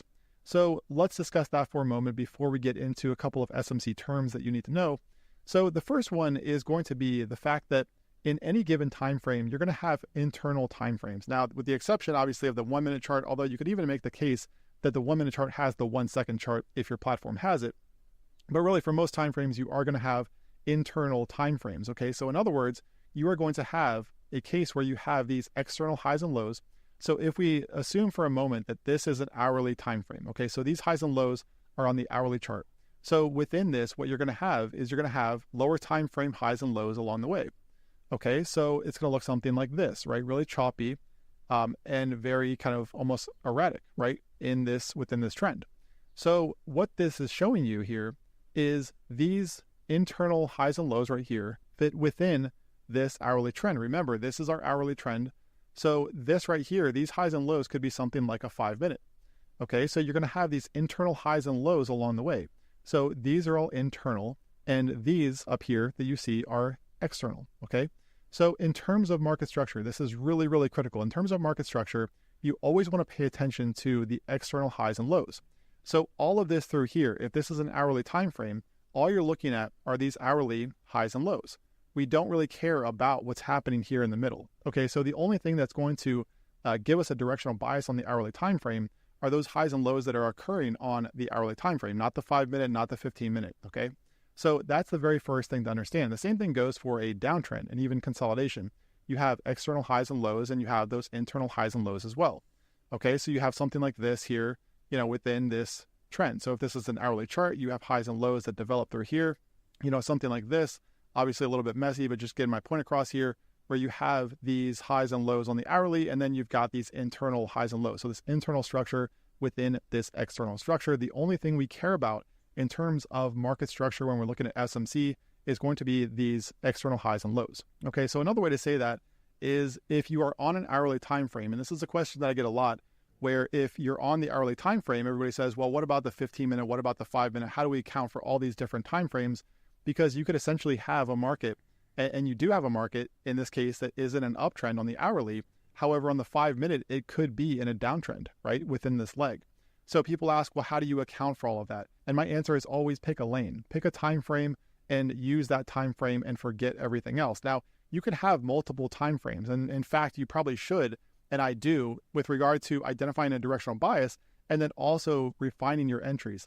So you can have multiple time frames, but what you don't want to do is get in this endless loop of trying to identify every single time frame and the highs and lows on those time frames, because you will drive yourself absolutely crazy. Okay, so just pick a lane, pick a time frame.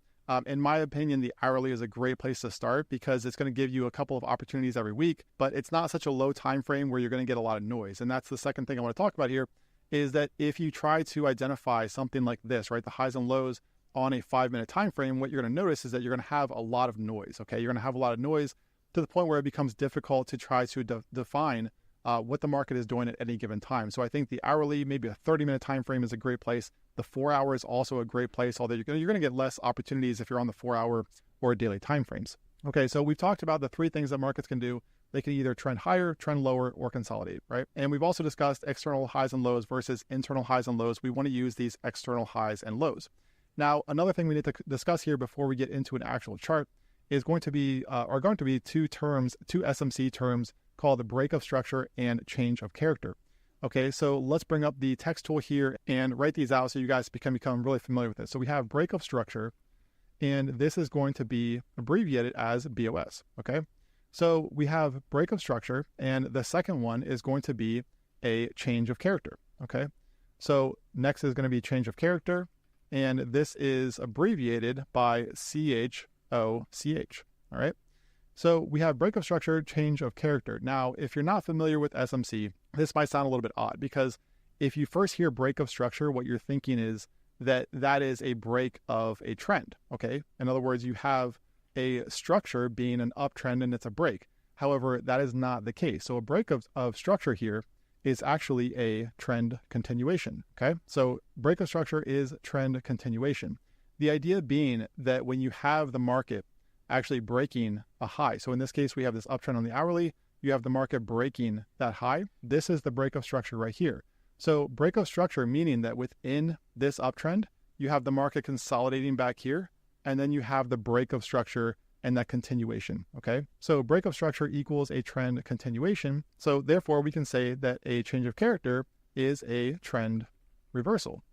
Okay. Now, change of character sounds odd, right? When you first hear this, you're going to think that's a really strange name for a trend reversal until you realize that there are two characters in the market. So we have a bull and a bear, right? Two characters in any market. And so a change of character is literally going from a bull to a bear or a bear to a bull. So once you understand that, change of character takes on a whole new meaning. So we have trend continuation, trend reversal, okay? So let's talk about these two in terms of this chart over here, these drawings that we've made, and identify what is a break of structure, what is a change of character. So in this case right here, we have this high within an uptrend. Okay, so as soon as we close above this high, and this is key you have to close above this high. So if this is an hourly chart, you have to get an hourly close above this level. And we'll look at a real chart here in a moment on the Euro USD, but for now, I want to stick with this because it's just very simple to help you guys grasp these terms. So this right here, you need an hourly close above this high back here. If it's a wick, it does not count. And so you need that close above. This is a break of structure, or BOS, okay? And the only thing that this tells us, this is not a key level. For those of you coming from price action, you're going to be tempted to treat these levels that we're going to draw within the chart above as key levels. In other words, you're going to look at this and say the market's breaking out. I want to buy against this, and that is not what you want to do, because in most cases, what you're going to get is the market actually dropping below here, right? Back down here into discount or inefficiencies that build up down here, and then continuing within this trend, okay? So we'll talk about that more in later videos. This video specifically is just defining SMC market structure and how to use break of structure and change of character to make sure you're staying on the right side of the markets. So we have this break of structure here. Let's go ahead and label this so we stay clear, right? So break of structure, BOS, okay? So again, same thing up here. You can see where we had the close above this high. And the only thing that this is telling us, this is not a breakout, okay? This is not a breakout. This is simply the market just telling us that buyers remain in control, okay? So I don't want you guys thinking that this is a breakout, again, in the sense that we have a break and you want to buy against this level, because in a lot of cases, again, what you'll see is the market will drop well below it back here into some inefficiencies to clean up the liquidity that was left behind during this move and then continue in that direction. So if you start thinking of these as breakouts and buying against these levels, you're going to get yourself in trouble, okay? So break of structure, break of structure. Now, let's talk about for a moment a change of character, okay? And obviously the same thing applies here for this downtrend, where you have the lows down here, right? This would be a bearish break of structure where you get the market actually closing below this low back here. So bearish break of structure here, and also bearish break of structure here. Okay, so again, this just tells us that sellers are in control back here and that buyers are in control up here. That is the only thing that we're doing here, okay? Now, let's talk about a change of character. How does that look? So if we take this here as our uptrend and we map out something like this, let's say we get the pullback here, the market comes up, makes a lower high, although it doesn't have to, but this is a stronger reversal signal, which I'll explain in future videos as well. But this right here, okay, if you get something like this, what happens here is on the way up, you're marking these levels and you're saying, okay, these are the levels that buyers have to defend, right? Because it's an uptrend, you don't want to see the market closing below these lows. Okay, so it didn't here. We got the bullish break of structure, buyers are in control, and the same thing back here. So we had this low right here. We had a break of structure on this high. So we had the close above. And then what we had is sellers taking over and closing the market below this low back here. Now, here's an important part, is that any change of character has to originate from the low, or the last low in this case, that produced the break of structure. So in other words, this last break of structure was up here. Okay, so this high. If we take this and follow this back to the last low, it was this one. Okay, so this change of character right here, once we close below, this is the low we have to use. It's the last low that triggered the break of structure. Okay, so this right here, let's just keep it clean here and label this as our change of character. Okay, so that's our change of character. This right here tells us that sellers are now in control and we want to be looking for shorts only. Okay, so shorts only here against inefficiencies. Once we get that change of character, back here, buys only because we know buyers are in control. All right, and the same thing down here. Let's go ahead and run through this here quickly before we get into a chart. So let's say we have the market putting in a retracement here, puts in a higher low. And again, it doesn't have to. And here's, okay, actually, you know what? This is a good stopping point, because what happens a lot of times is this, right? So if you'll notice here, we have this high back here. And again, when the market's trending lower, what you can do, especially when you're practicing this stuff, is just draw horizontal levels. And you'll see this in the Euro chart above once we run through this. But just draw your horizontal levels, right, in a downtrend like this and say, okay, these are the levels that sellers have to defend. As long as we're doing that and we're producing these break of structures, then sellers are in control. Now, as soon as we get a break above this, buyers are in control. However, what tends to happen is, in this case, if you have this low right here that doesn't take out this one, that doesn't close below, what happens is a lot of traders start to use this high. And they look at this and they say, okay, this is a change of character. Now, it could work out. Okay, that could be. However, technically speaking, this is not the high that you should be using. And the reason for that, it goes back to the fact that any change of character, right, has to originate from, in this case, the high that produced the last break of structure. So in other words, if we look here at this, okay, so this break of structure right here, if we move this over, right, copy this over, this was our last break of structure. We got the close below this low right here. Okay, so we closed below here. This high up here was the high that produced the last break of structure. Therefore, this is the high that you need to mark out, not this stuff here. And this goes back to what we discussed earlier about external highs and lows and internal highs and lows. All of this right here is internal. It's all internal to this right here, this high and this low. If you notice, all of these right here, this high, this low, this high, this low, all of this is internal to this high up here and this low down here. Okay, so that's very important that you have to, anytime you're dealing with a change of character, it has to originate from, in this case, the last high that produced the last break of structure. Okay, so if we walk this forward here, let's finish this up and then we'll get into a Euro USD real chart to explain this. So if in this case we were to get the move above here like this, then that right there is your change of character. Okay, so the change of character actually happens over here, not within this.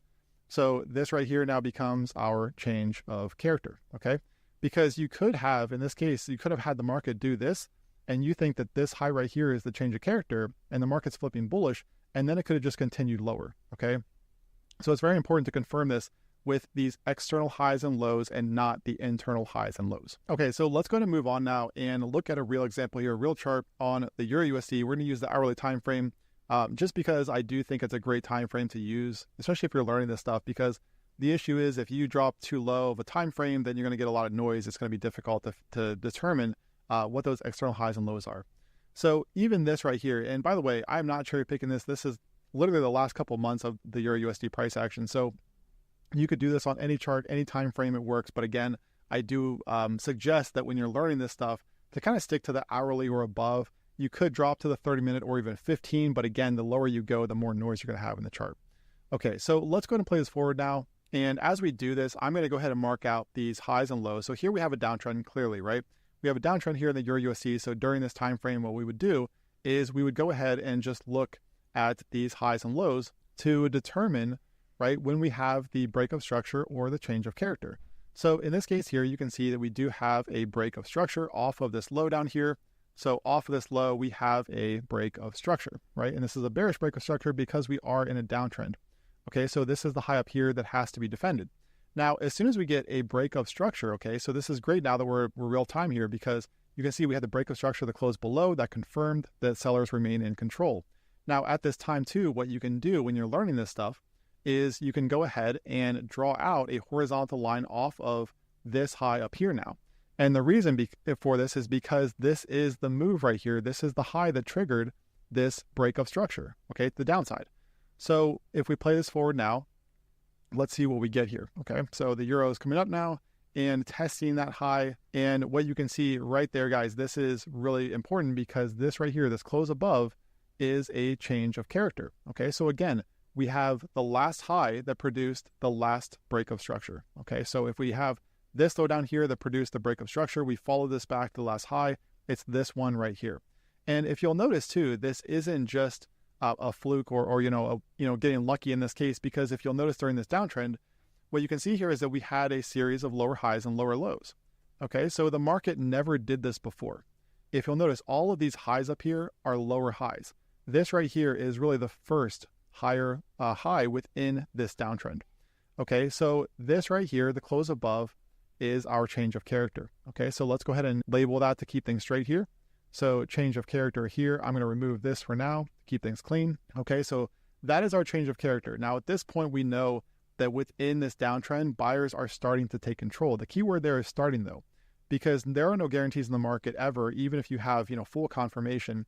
But in this case, we have the start of a potential reversal. So at this point, if you were looking for shorts during this downtrend, this would be a good time to pause and say, okay, wait a second, buyers are starting to take control. We're seeing some strength now in this market. This was a pretty aggressive move up, and we also closed above this high, right? That last high that produced the break of structure. So at this point, if you were shorting, you probably want to stop, right? Not financial advice, but that's always the best thing to do here when you see the market finally starting to turn. And so with this now, and again, here's where traders get themselves in trouble because they look at this as a breakout and they think, okay, if we close above here, then I want to buy against this high. And that 9 times out of 10 is going to get you in trouble. And that's not what we want to do here. In future videos, I will talk about entry methods and how to use this, really the same method in order to confirm entries. But that's not really the way to go here, because if you start doing that, what you're going to find is that inefficiencies build up along the way, and the market has a way of coming back here and tagging these inefficiencies down here before moving higher. Okay, so if we go ahead and play this out now, and again, this right here, guys, it's important too. This change of character, the only thing this close above this high tells us is that buyers are starting to take control. That is it. This is not a key level in the market. Yes, it is off of this high, but the only thing this serves right now is just to tell us that buyers are starting to take control. Okay, let's go ahead and play this forward now and see what we get.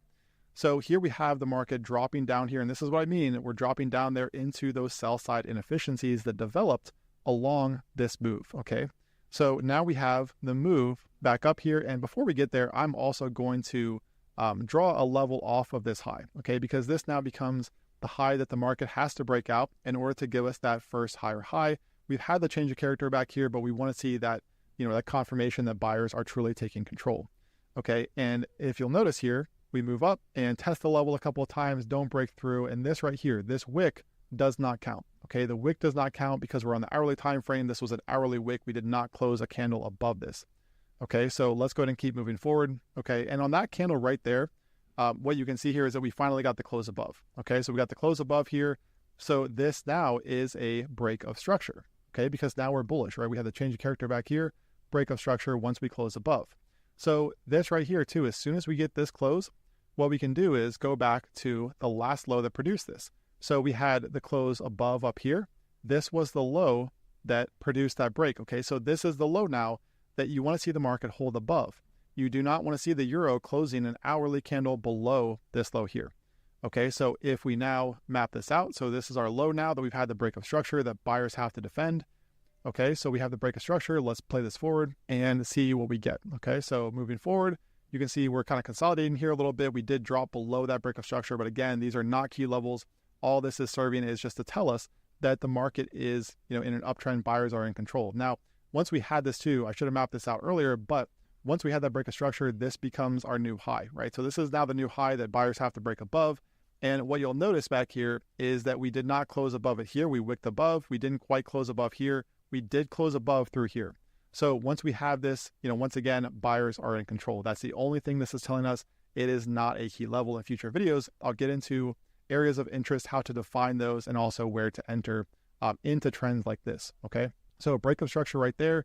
And once we have that break of structure, we can move this level up because once again, in an uptrend, this is now the low that buyers have to defend.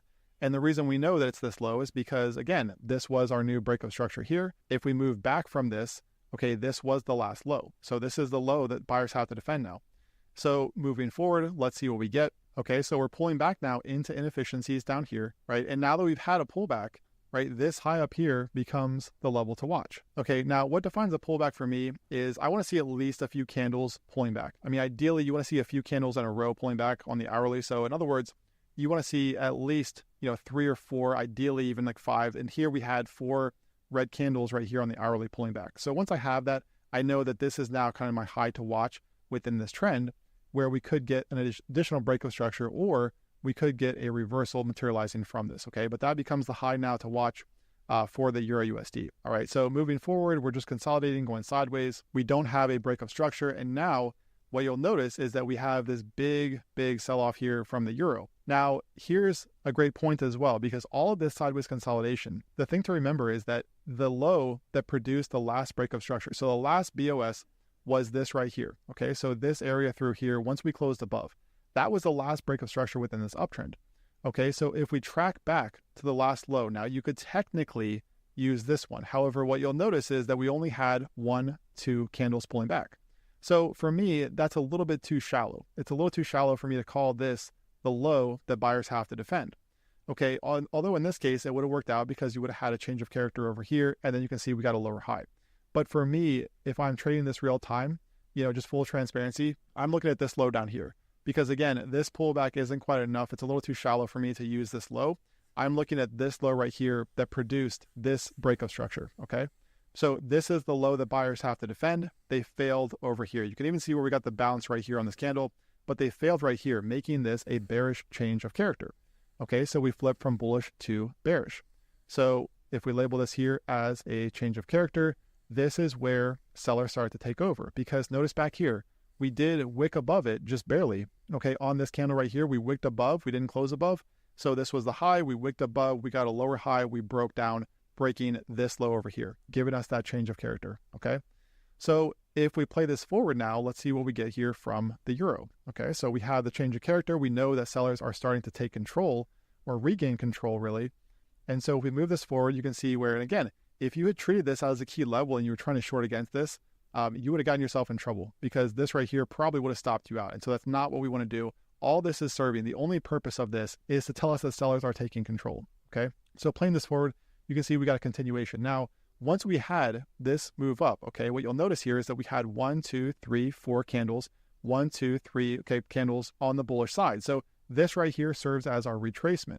Okay, now I'm pointing that out because then this becomes the high that sellers have to defend. And we know that this is the high sellers have to defend because we now have a bearish break of structure. Okay, so this low down here got taken out. So this was the low that sellers had to take out in order to confirm a continuation. Okay, so this was a bearish break of structure right here. This is the high now that sellers have to defend. Okay, so once we play this forward, let's see if we get a retracement here. And you can see that we did get a few candles here pulling back. Okay, so for me, this qualifies, right? We had 3 candles right here pulling back into this sell-off. So 3 bullish candles. This low down here now is the level that sellers have to break. And you can see where we did get that. Okay, so if we take this here, move it down off of this low, again, the reason I'm using this low now is because we did have a retrace into this sell-off. We had 3 candles here, so that qualifies. This is now my low. You can see we had a break of structure, okay?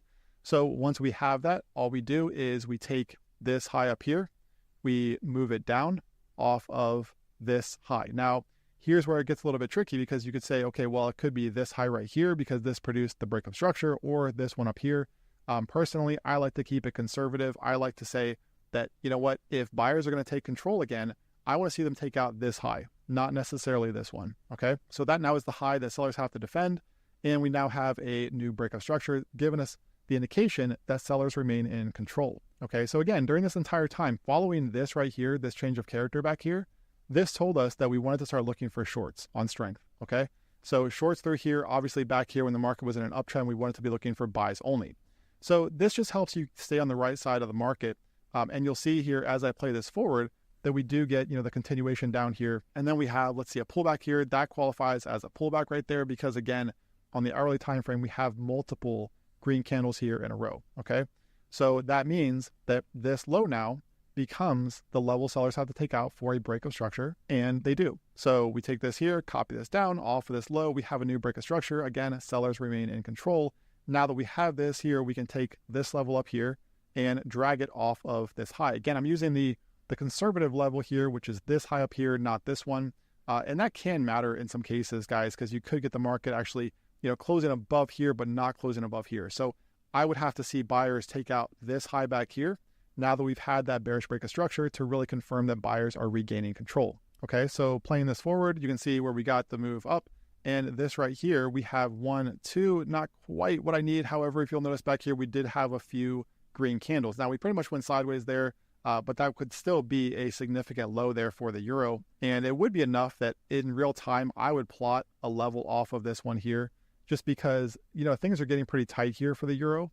But that's also kind of what we've seen here this year. So it kind of matches the price action we've seen. So this is now the low that sellers have to take out to give us a bearish break of structure. And you can see right there, we did it, okay? So we got the close below, we have a break of structure, okay? And you can notice too, this high never got taken out, right? So this is just a series of lower highs here for the euro, right? We never took out this high back here. Sellers remain in control, break of structure back here, break of structure now over here, okay? So sellers remain in control. So again, this just tells us that we want to be looking for shorts only right now. All right, so let's play this forward and see what we get. Okay, now right there, you can see that we did get a few green candles. So what I can do is I can drag this now off of this low down here, right? And this becomes now the level the sellers have to break in order to confirm a new break of structure, okay? So playing this forward now, let's see what we get here from the euro. We go sideways for a bit. We test that level. We do not close below. We wick below it. But remember, this is not enough to confirm a break of structure. We need to close below. Okay, now what you're going to notice here is that we do have the euro moving above these highs over here. So consolidation through here, and we had the euro breaking above. Now, this could be kind of hinting at a reversal, okay? But in terms of SMC market structure, though, what you would have to see is you would really have to see, in my opinion, this high back here taken out. And the reason for that is, again, we go back to the last high that produced the break of structure, right? We had 3 up candles here. Okay, so I can use this high. We had the break of structure to the downside on this candle. So if we track back from this low here, again, remember, we didn't have a break of structure over here, so we can't use this high. So this was our break of structure. This is the low here. So if we track back to the last high, it's this one right up here. So really, even though you have the market taking out these highs, technically for this to be a true change of character, we would have to, if the euro had closed below here, right, closed below this low, then you could use this high. But because we didn't do that, this is our last low. This is the last high that produced that. Okay, so hopefully that makes sense. This is really the level now that buyers have to take out. Okay, so let's play this forward and see what we get.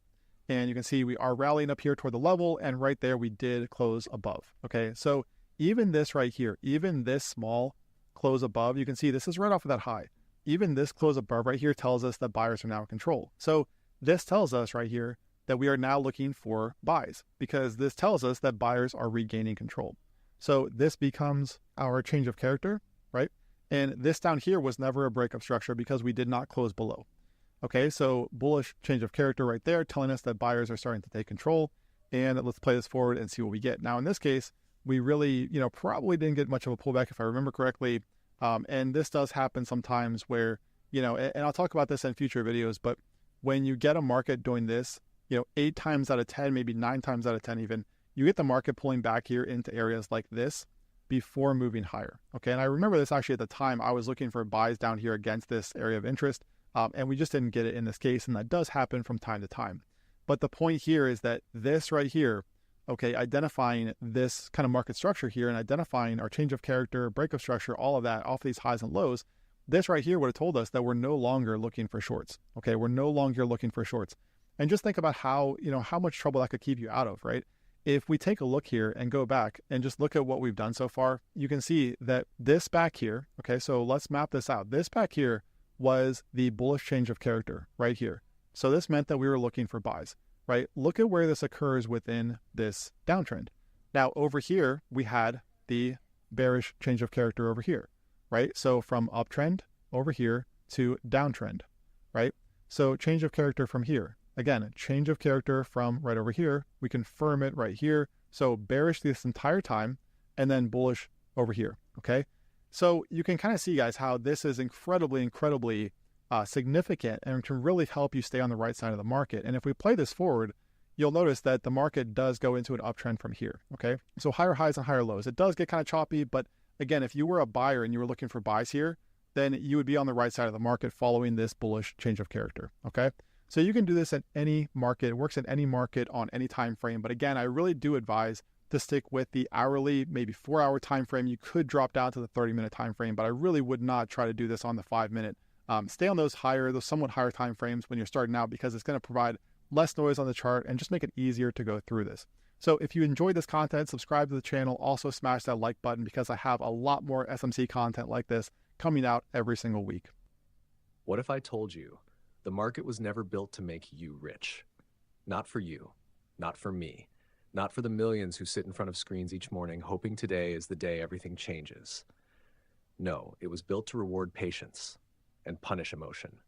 Behind every blinking chart, behind every social media guru, behind every get-rich-quick promise, there's something most traders never see: a transfer of money from the impulsive to the disciplined. That's the truth no one wants to face. Not in their first week, not in their first year, sometimes not ever. But it's real, because 90% of traders lose, not because they're foolish, but because they're chasing the wrong goal. They think trading is about spotting perfect patterns, unlocking hidden codes, beating the market. But the market isn't something you beat. It's a mirror. It reflects back who you really are, your habits, your discipline, your fears. And that reflection, it doesn't lie. Most people lose not from bad setups, but from bad behavior. They click buy on hope, they hold on denial, they exit in panic, and the cycle repeats. But here's the moment that matters. The realization that changes everything. If the market isn't the enemy, if the indicators aren't the problem, then maybe, just maybe, it's you. And that's powerful, because if you're the problem, then you're also the answer. This isn't a story about charts or candlesticks, it's about identity. And the moment you decide to stop trading like everyone else is the moment everything changes. Are you ready? Then let's begin. Imagine this. It's 9:29 a.m. You're staring at the screen, your coffee's gone cold, your heart's beating a little faster. You see a stock up 12% pre-market, volume surging, the chat room's going crazy. Someone on Twitter says, this thing's going to the moon. You don't know what the catalyst is. You haven't checked the float, you haven't marked your levels, but something inside whispers, don't miss this. The bell rings, ding ding. The stock shoots higher and you click, buy. For a second, maybe two, you feel like a genius, but then it drops, fast. Your heart sinks, your screen turns red, you hesitate. Should you hold, add, exit? You freeze. And just like that, $500, gone. Then $1,000, you panic sell, only to watch it bounce back minutes later. Sound familiar? If it does, you're not alone. It's how most traders start. It's how most traders end too. Because this isn't trading, it's donation, disguised as decision making. You didn't lose because the stock was bad. You lost because you had no plan, no defined risk, no exit strategy, no structured entry, only a hunch, a rush, and a hope. And that's the most dangerous position you can take in the market. Let's pause for a moment. Would you perform surgery after watching one episode of Grey's Anatomy? Would you fly a jet just because you've played Microsoft Flight Simulator? Of course not. Yet people enter trades every single day with no preparation, risking real money based on nothing but emotion and excitement. But professional traders, they don't hope, they prepare. They show up with a plan so detailed, it feels like a military operation. Before the open, they already know which stocks are in play, why they're in play, where key support and resistance levels lie, their exact entry points, stop loss, and profit target, and how much they'll risk to the dollar. There's no room for guesswork, because in this game, hesitation is expensive. Indecision is lethal. Let me tell you a story. Andrew Aziz, before becoming a successful trader, lost $6,000 in 10 minutes. 10 minutes. Not because he picked the wrong stock, but because he had no structure. He jumped in on emotion. He traded what he felt, not what he had planned, and the market punished him. But that loss became his teacher. He realized that every trade without a plan is like playing Russian roulette with your account. And from that day forward, he changed everything. He built systems, defined rules, and treated trading like a profession, not a game. Because here's the truth. The market doesn't care about your feelings. It doesn't care if you think something is going to break out. It doesn't care if you need this trade to work. It only respects one thing: preparation. A trading plan is more than a tool. It's armor against your worst enemy. And that enemy isn't the market. It's not the algos. It's not Wall Street. It's you.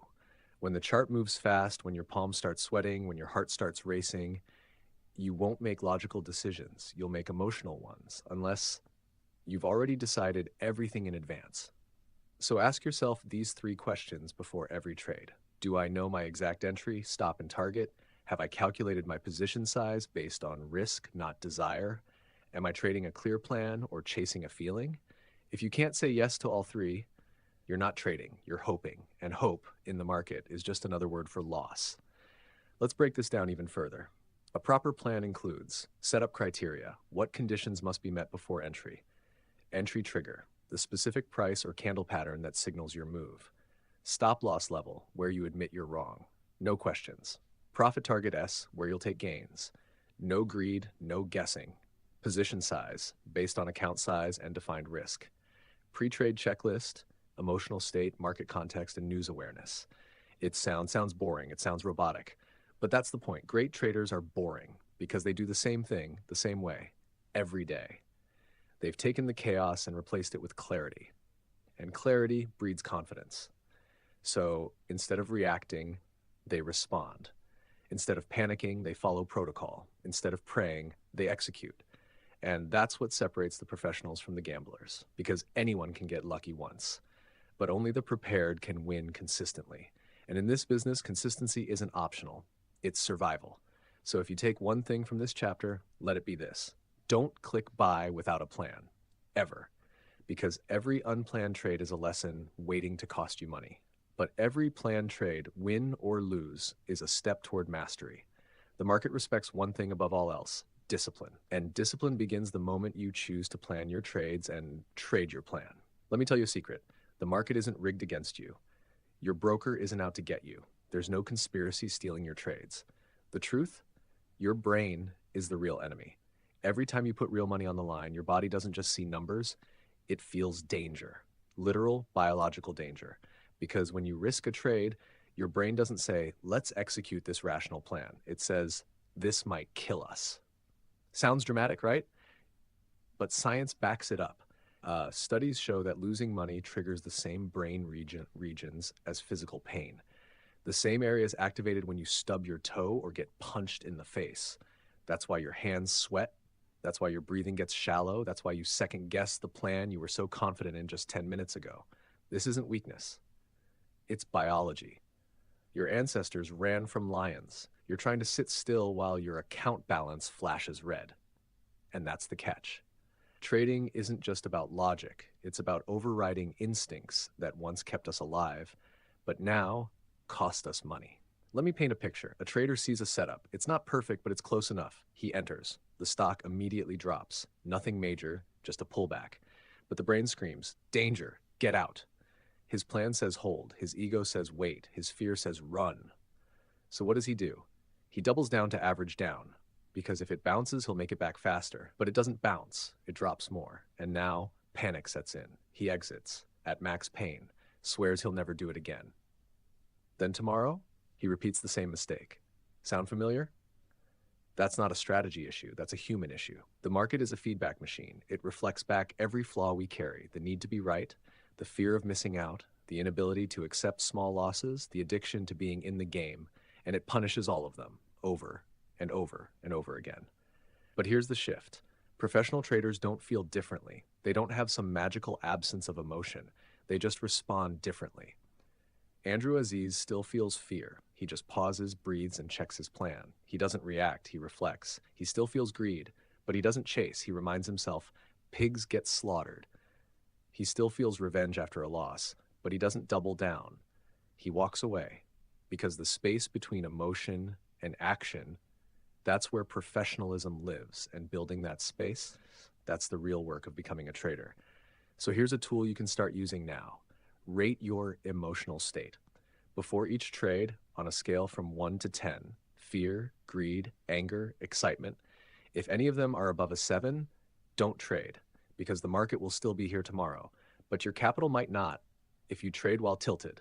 Let's talk about tilt for a moment. In poker, tilt is when emotion overrides logic. It's when a player loses a hand, gets angry, and starts playing recklessly to win it back. Sound familiar? In trading, tilt is the moment you break your rules, chase a breakout you know is extended, remove your stop loss, size up out of frustration. It's not rational, it's emotional, and it's always expensive. The market has no mercy for tilted traders. That's why self-awareness is your superpower. You don't need to eliminate emotion. You just need to see it before it hijacks your next decision. Because in the end, you're not just trading charts, you're trading yourself, your fears, your patterns, your identity. And every trade becomes a test. Will you follow your plan or your impulse? Will you honor your edge or chase excitement? Will you respond like a pro or react like a gambler? The difference is small in the moment, but massive over time. And this is where most people get it wrong.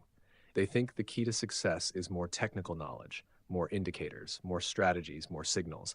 But in reality, it's more emotional awareness, more patience, more discipline, more honesty with yourself. Because your edge doesn't live in your charts. It lives in how you respond when things don't go your way. And if you want to trade like a professional, you have to feel like an amateur without acting like one. That means accepting losses with grace, letting go of the need to be right, following your process no matter how you feel. That's the real game. That's the invisible battlefield most traders never conquer. But once you see it, you can begin to master it. And once you master it, everything changes. Because while others keep chasing setups, you'll be cultivating the only thing that matters, a mind that can be trusted under pressure. And in trading, that's worth more than any strategy on earth. What if I told you that most traders aren't failing because of their setups? They're failing because of their mindset. Because here's the uncomfortable truth. Amateurs try to win trades. Professionals try to execute trades correctly. It sounds like a small difference, but it changes everything. Let me explain. Amateurs open a chart and think, will this trade win? They obsess over the outcome. They fantasize about the profit. They watch the P&L tick by tick like it's a slot machine. But professionals? They ask one simple question. Does this trade fit my system? They focus on the process, not the result, because they know you don't control the outcome, you control your actions. Think about it like this. A surgeon doesn't judge their skill based on whether a patient recovers overnight. A pilot doesn't question their training because turbulence shook the plane. Their success is measured by how well they followed their training, not by random variables they can't control. Trading is no different. It's not your job to win every trade. It's your job to follow your plan with consistency, especially when it's boring. And that's the real mindset shift. Trading becomes a profession when it stops being exciting. Let that sink in. Professionals are not looking for thrills. They're looking for repeatable execution. They aren't sitting around hoping for a big day. They're hunting small edges they can repeat over and over again, like a casino running the same odds 10,000 times. Let me tell you a story. One morning, Andrew Aziz saw his favorite setup. A textbook bull flag, volume surging. Everything screamed, go. But he hadn't slept well. 3 hours of rest, foggy brain, he felt off. The old him would have taken the trade anyway. After all, the setup was perfect, right? But the professional him paused and asked, can I execute this cleanly? Am I in the right mental state to follow through? Or am I just chasing what looks good on the surface? He passed. Didn't trade, made $0 that day, but saved thousands by avoiding sloppy execution. Because a perfect setup with a distracted mind, still a bad trade. This is what separates the 10% who survive from the 90% who don't. They don't force it. They don't chase it. They wait until their system, setup, and mindset all align. Let me say it again. A good trade isn't one that makes money. A good trade is one where you followed your rules, win or lose. That's the game pros play. They think in samples, not single trades. Where amateurs get emotional about each outcome, professionals zoom out. They know 1 trade means nothing. 10 trades mean very little. 100 trades begin to show patterns. 1,000 trades define the edge.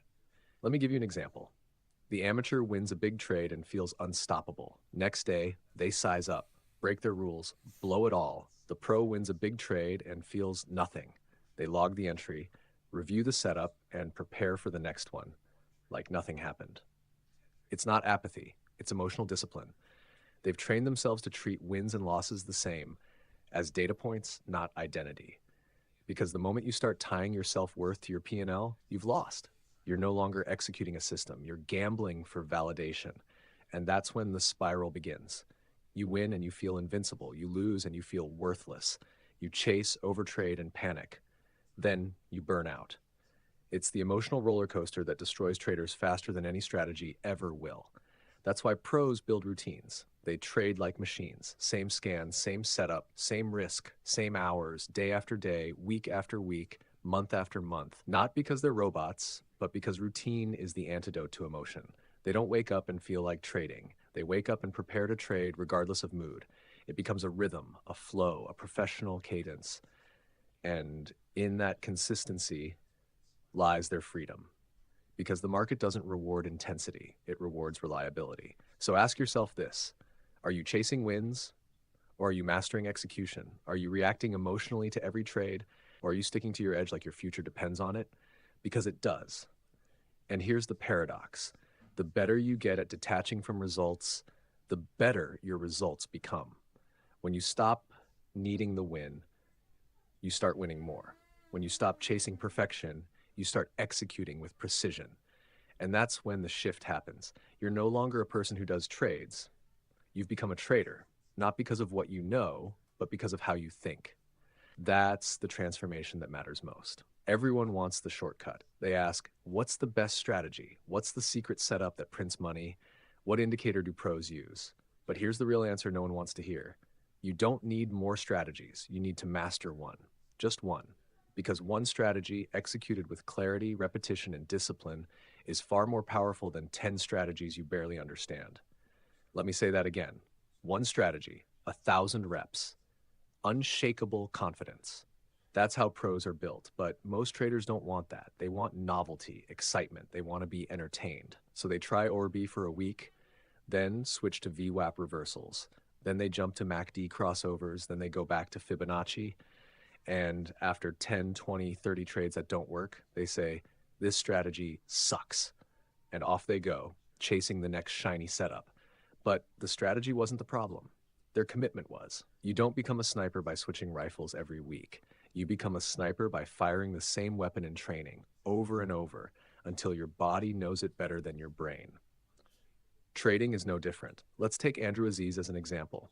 He made his career using just one setup for years, the opening range breakout, ORB. Here's how simple it is. Watch the first 5 minutes after market open. That range becomes your trigger zone. Wait for a breakout with volume. Enter on a pullback to the breakout level. Set stop loss below the range low. Target at least 2-to-1 reward to risk. That's it. No 10 indicators. No guessing.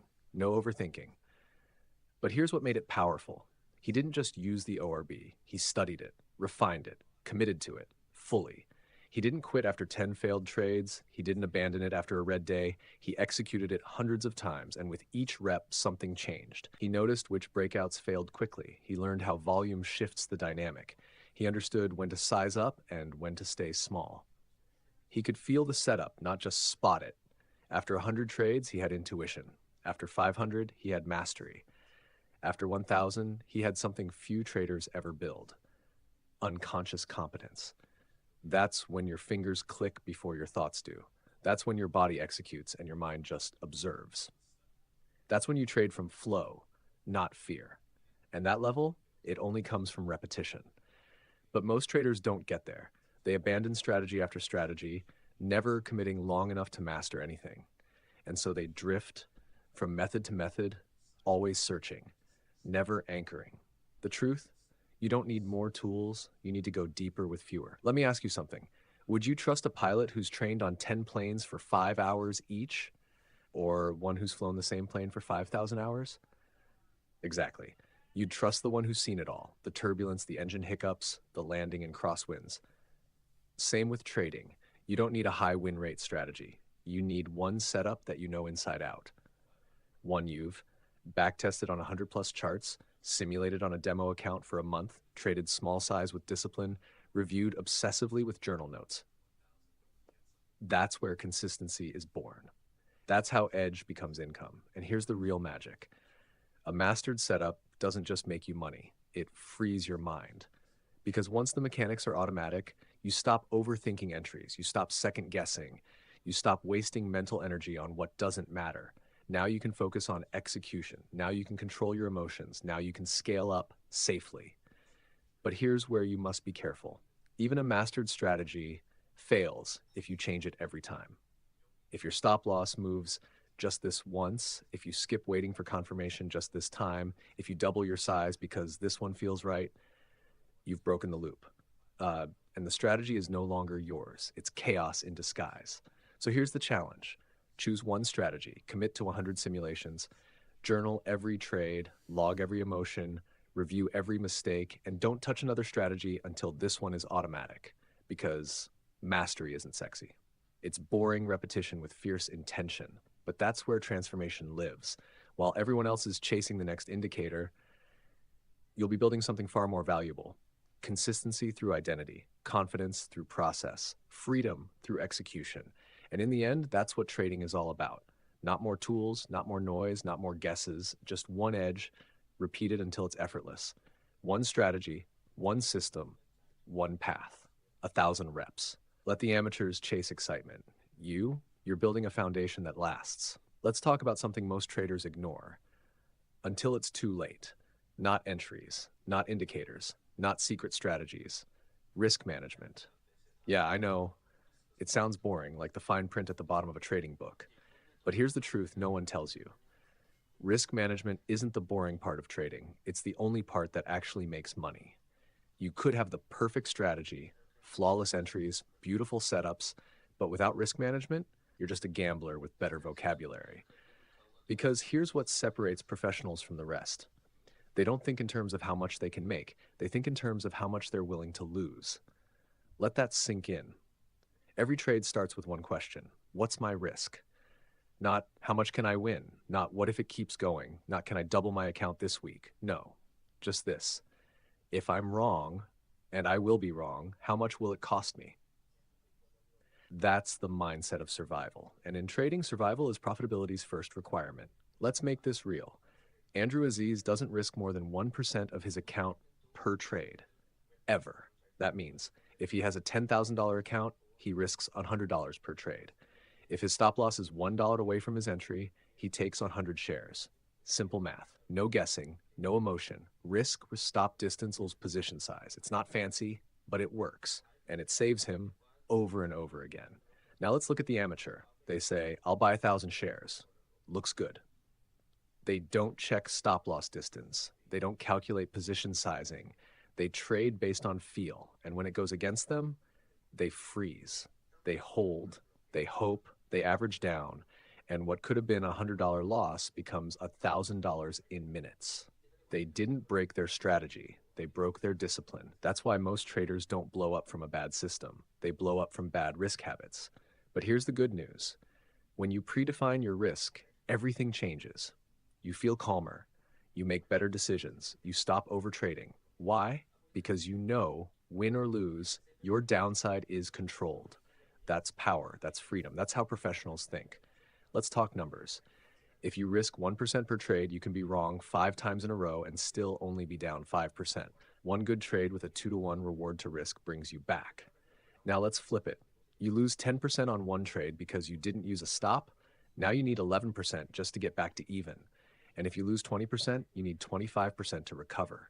The math of recovery is brutal, and it's completely avoidable if you manage your risk like a pro.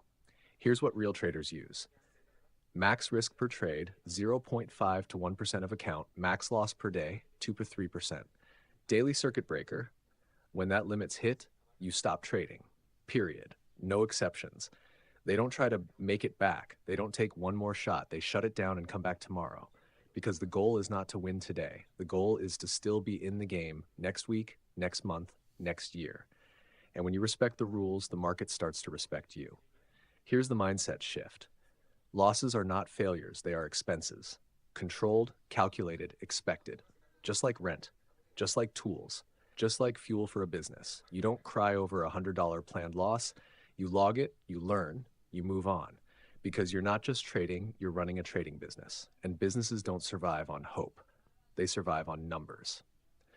So let's simplify everything. Step 1, decide how much of your account you're willing to risk per trade. 1% is standard. Step 2, measure your stop distance in dollars. Step 3, divide risk by stop distance to find your position size. Example, account $20,000, risk 1%, $200, stop distance 50 cents. Position size equals $200, price 50 equals 400 shares. That's it. No emotion, no guessing. Just clean, calculated execution. And here's the bonus. When every trade risks the same amount, you stop getting emotionally attached to individual outcomes. You're not thinking, this one has to work. You're thinking, this is trade 78 out of 1,000. Now you're thinking in probabilities. Now you're trading like a casino owner, not a tourist. But there's one more rule. You only size up when risk goes down. That means you add more shares when your stop is tighter, not when you feel more confident. That's the counterintuitive brilliance of pro-level risk management. More size, more control, not more risk. And that's what keeps traders alive through the drawdowns. That's what makes small edges profitable over time. That's what separates the reckless from the consistent. So the next time you think about buying more, ask yourself, have I calculated my risk? Do I know my stop distance? Am I risking the same percentage I always do? Because if you're not managing risk, you're not trading, you're donating. Again, the edge is real. The strategy works, but only if you protect your capital long enough to let it work. So build your risk rules, follow them with religious discipline, and watch what happens when survival becomes your first priority. You don't need to swing for home runs. You just need to stay in the game long enough for the math to work. And that's how wealth is quietly built. There's a strange irony in trading. Most people are willing to risk real money, money they've worked months or even years to save, before they've proven they can win without risking anything at all. They click buy with shaky hands, cross their fingers, and hope that the chart will reward them. But let me ask you something. Would you step into a boxing ring after watching a few YouTube highlights? Would you fly a commercial jet because you once played Flight Simulator? Of course not. So why do traders think they can walk into the financial markets, risk thousands of dollars, and succeed without ever practicing? Here's the truth most people ignore. Simulation is not weakness, it's intelligence. Andrew Aziz knew this from day one. Before ever trading with real money, he simulated over 500 trades. Not because he was scared of losing, but because he understood what the game actually requires. Competence, not confidence. Because the market doesn't care how excited you are. It doesn't care about your dreams. It doesn't care if you have a feeling. The market only responds to execution, and execution comes from repetition. See, simulation is your training ground. It's where you make mistakes without outbleeding money, where you test your edge and build your confidence without consequences. But the problem is, most traders treat simulation like a toy. They overtrade, they use unrealistic size, they ignore stop losses, they treat it like a video game, then act surprised when live trading feels like a completely different beast. They didn't train for the real thing. And the truth is this, if your practice is sloppy, your performance will be too. Simulation, when done properly, creates a kind of muscle memory. You start to feel the rhythm of your setup. You see the trade before it fully forms. Your hands move instinctively, placing orders, managing stops, locking in profit. Not because you're guessing, but because you've already done this 100 times before. It's like a musician repeating the same scale over and over until it becomes effortless.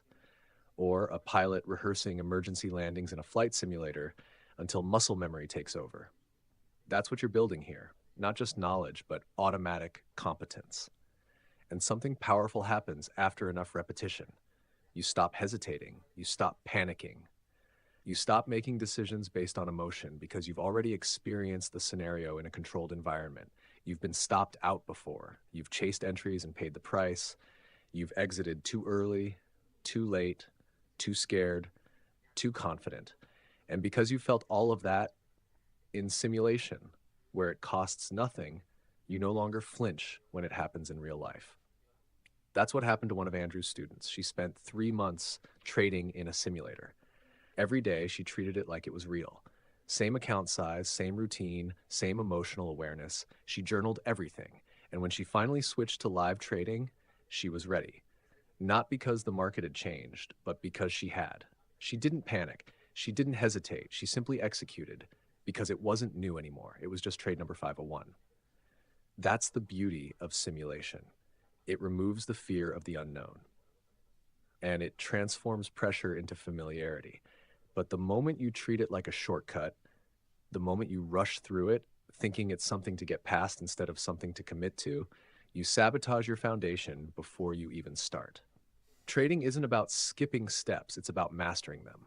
And simulation is where mastery begins. So if you're just starting out, or if you're trying a new setup, ask yourself honestly, have you tested this enough to trust it? Can you execute it without hesitation? Can you manage it without emotion?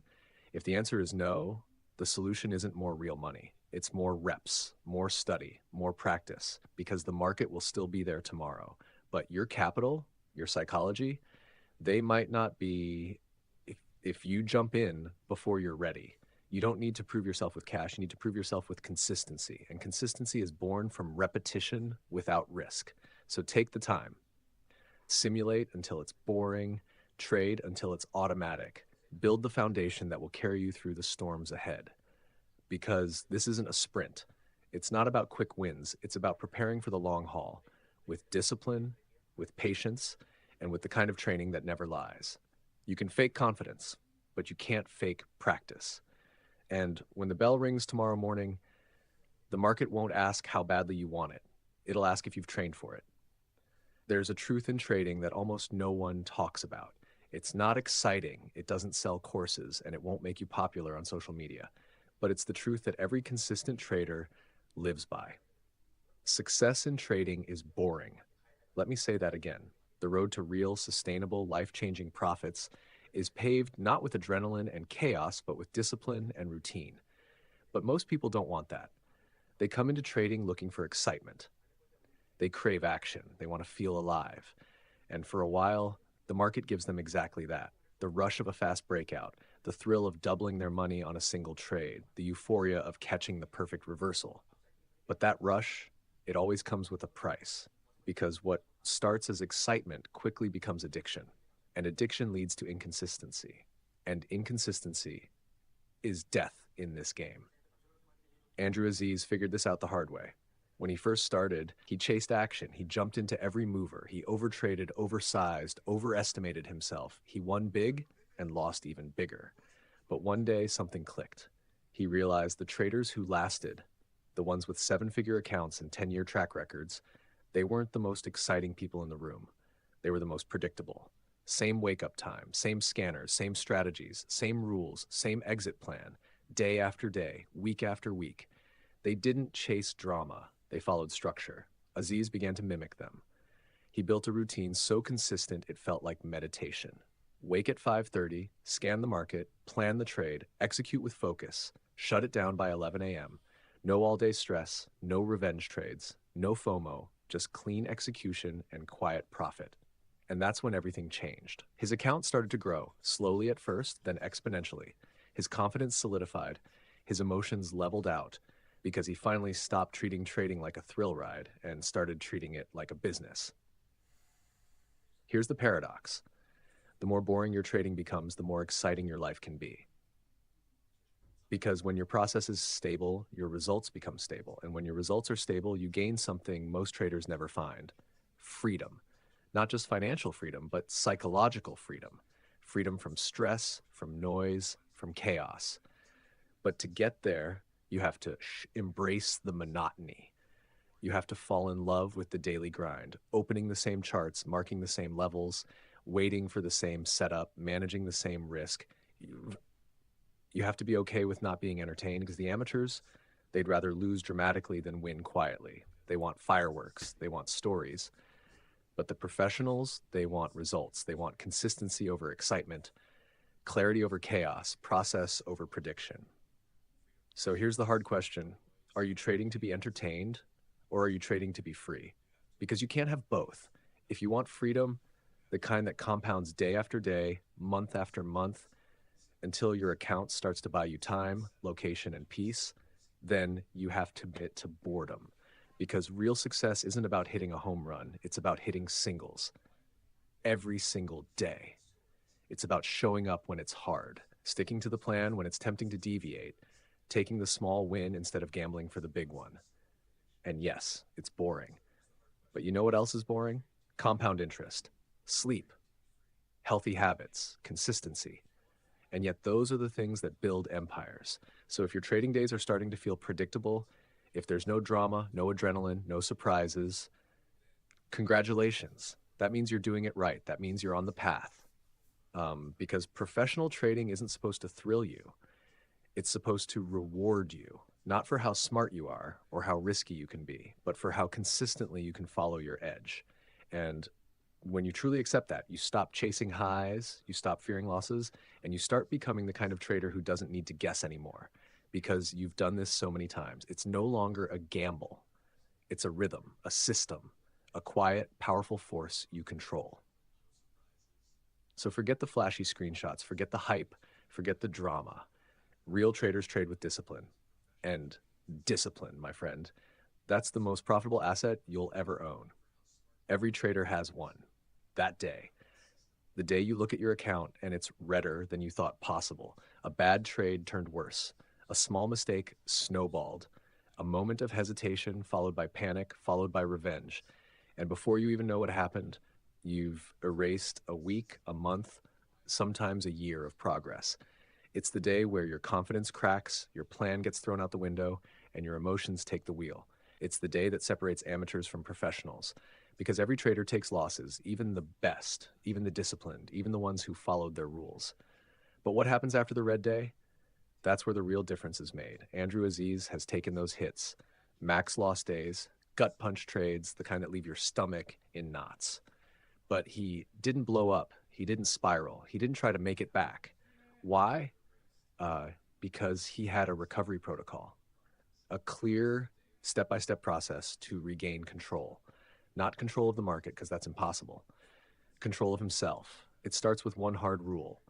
When the max losses hit, shut it down immediately. No one more trade, no maybe I can scalp it back, just screens off, no questions, because in that state, tilted, emotional, frustrated, you're not trading anymore, you're reacting.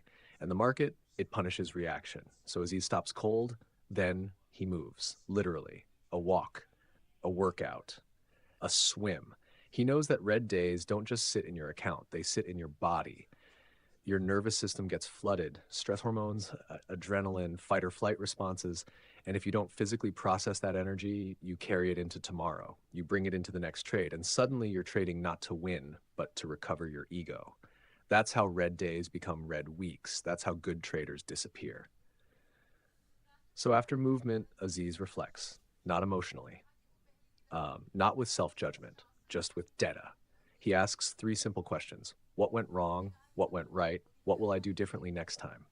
That review is written down, documented, logged in his journal, because the goal isn't to forget the pain. The goal is to extract the lesson. Then he resets. The next day, if he's still mentally shaken, he doesn't trade, or he cuts his size in half. No ego, no rush, just rebuilding confidence step by step. And here's the thing most people miss. Confidence doesn't come from winning. It comes from executing with control even after a loss.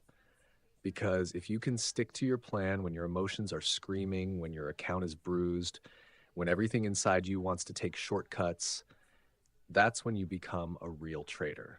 A trader who doesn't just survive red days, but grows from them. And let me be honest with you, this isn't just about numbers. It's about your emotional capital. You see, trading isn't just draining on your wallet. It drains your mindset, your energy, your decision-making. And emotional capital, it's limited. Blow it all in one day, and even the best setup tomorrow will feel terrifying. That's why recovery is so important. Not just to protect your account, but to protect your ability to trade again. So here's the mindset shift. Red days aren't failures. They're tuition. They're the price you pay to learn, but only if you stop, reflect, and reset. Revenge trading, that's like dropping out of school halfway through the lesson. You paid the price, but you didn't the education. So the next time you take a big loss, don't just ask, how do I make it back? Ask instead, how do I make sure this doesn't happen again? That's the difference. Amateurs treat losses like punishments. Professionals treat them like data. Amateurs internalize the pain, professionals process it, then move on. And you get to choose which one you'll be, because red days will come. They're inevitable. But what comes next? That's up to you. So build your protocol, write it down, make it automatic, and when the next bad day arrives, because it will, you won't freeze. You won't panic, you'll breathe, you'll follow the plan, you'll step away, reset, reflect, and then, like every great trader does, you'll come back stronger. There comes a moment in every trader's journey where the charts stop being just charts, where the wins and losses stop defining your mood, where the question isn't, will this trade work? It's, who am I becoming? Because trading, real trading, isn't just a skill, it's an identity. And until you shift who you are on the inside, you'll keep sabotaging everything you build on the outside. That's the part no one talks about. Most traders wake up each day with the same mindset. I'm trying to trade. I hope this setup works. I want to be consistent. But those words carry weight, because when you say, I'm trying, your subconscious hears, I'm not there yet. And your actions will always align with your identity. If you still see yourself as an amateur, you'll act like one. You'll hesitate. You'll break your rules. You'll take trades that don't belong to your plan because deep down you don't trust yourself yet. But the moment you say, I am a trader, I follow my system. I manage risk with discipline. I learn from every trade, win or lose. Your brain listens, your behavior shifts, your standards rise. This isn't magic, it's neuroscience. Your self-image becomes the blueprint for your habits. That's why change doesn't stick when it only lives in strategy. Change sticks when it lives in identity. Let me show you the difference. The amateur wakes up late, scrambles to check charts, enters a trade out of FOMO, and then prays it works out. The professional wakes up early, follows a checklist, prepares their plan, and enters only when all criteria align. Not because they feel inspired, but because that's what traders do. It's who they are. A trader doesn't wing it. A trader doesn't gamble. A trader doesn't skip the journal. A trader prepares. A trader protects capital. A trader learns, adapts, and stays calm under pressure. So here's the question. Are you trying to trade, or are you becoming a trader? There's a subtle but powerful difference. When you try, you still leave room for excuses. You allow yourself to quit when it gets hard. You trade on feeling. You break your rules just this once. But when it becomes who you are, the standard is non-negotiable. It's like going to the gym. If you see yourself as someone who's trying to get fit, you'll go when you feel like it. You'll eat clean until the weekend. But if you believe, deep down, I am an athlete, then everything you do reflects that belief. You eat with purpose. You train with structure. You rest with discipline. Trading is the same. You don't need more motivation. You need a new identity. And identity is built through actions. Every time you follow your stop loss, you cast a vote for the trader you want to become. Every time you journal a trade, even when it hurts, you reinforce that identity. Every morning you show up early, plan your day, and wait for your setup instead of forcing one. You're proving to yourself that you are the real thing. It doesn't happen overnight. It's built one action at a time, one decision, one recovery, one disciplined exit. Each moment is a brick. And over time, you're building something permanent. Your trading doesn't change because of one big breakthrough. It changes because you consistently act like the trader you want to be before you feel like one. That's the real secret. Speak the identity into existence, then live it into reality. Say, I am a disciplined trader. I respect my plan. I execute without emotion. I grow stronger with every trade. Not because you've earned it yet, but because you're deciding to. Every day, you're either reinforcing the old identity, the one that hesitates, doubts, and hopes, or you're building the new one, the one that commits, executes, and trusts the process. The market is undefeated in one thing. It reveals who you truly are. It doesn't care who you pretend to be. It doesn't respond to your dreams. It only reflects your discipline. And discipline starts with who you believe you are. So from this moment forward, stop saying, I want to be a trader. Start saying, I am a trader who's improving. I am a trader in training. I am a trader building consistency. That small shift, it changes everything. Because when you become the kind of person who does the hard thing, even when no one's watching, the market starts to take you seriously, and so do you. So the next time you look in the mirror, don't just ask, what strategy should I use today? Ask, who am I showing up as today? Because your account will eventually reflect that answer. There's a myth that still floats around in the trading world, the image of the lone wolf trader sitting in a dark room, one screen, one strategy, one genius mind. No help, no noise, just brilliance in isolation. Sounds romantic, doesn't it? But here's the reality. Trading alone will break you, not because you're weak, but because you're human. And humans are not wired to carry pressure alone, especially the kind of pressure that comes with trading. Because let's be honest, this game is mental warfare. You face uncertainty every single day. You battle fear, greed, ego, hope, and regret. You sit with losses that feel like failure and wins that don't always feel like enough. Now imagine going through all of that with no one to talk to, no feedback, no mirror, just you and your thoughts. It doesn't take long before those thoughts turn against you. You start second guessing. You spiral after losses. You think you're the only one struggling. You wonder if you're just not cut out for it. That isolation, it's a silent killer. Andrew Aziz experienced this early on. In his first year of trading, he locked himself in a room and tried to figure it out alone, and it nearly cost him everything. He was smart, disciplined, motivated, but without a community, he had no one to challenge his blind spots. No one to say, hey, Your size is too big, no one to normalize the red days, no one to remind him you're not alone. That all changed when he found his tribe, a real community, not a Discord full of pump and dump alerts, not a Reddit thread chasing meme stocks, a professional environment where traders shared plans before the bell, where they posted losses with transparency, where they celebrated discipline more than profit. And something incredible happened. His learning curve accelerated. His confidence stabilized. His emotional swings leveled out. Not because someone gave him better trade ideas, but because he was surrounded by people who lived the values he aspired to. That's what a real trading community does. It doesn't feed you trades, it feeds your mindset. It holds you accountable. It reflects your blind spots. It reminds you of who you are when you forget. And most importantly, it makes you feel like you belong. Because when you're around serious traders, you naturally raise your standard. When everyone's journaling, you start journaling. When someone posts a clean loss and says, stopped out, followed my rules, still a good trade, you begin to reframe your own losses. That's the power of proximity. You become your environment. So if your current environment is full of noise, hype, ego, and emotion, don't be surprised if you're stuck in the same cycle. But if you're surrounded by traders who value process, who lead with humility, who speak the language of discipline, you will grow faster, stronger, smarter, because trading isn't just a technical craft. It's an emotional journey. And on that journey, you don't need a guru. You need mirrors. People who reflect back the best in you, who call you out when you break your plan, who lift you up when you're down, who remind you that every great trader was once a mess, just like you. And even Andrew Aziz, after all his success, still attends his community's pre-market meetings. Not because he needs trade ideas, but because he needs connection. Because no matter how good you get, you never outgrow your need for support. You don't have to do this alone. You shouldn't do this alone. The market will test your patience. It will push your psychology to its limit. It will expose every weakness. And the only thing stronger than a good plan is a strong tribe backing you up.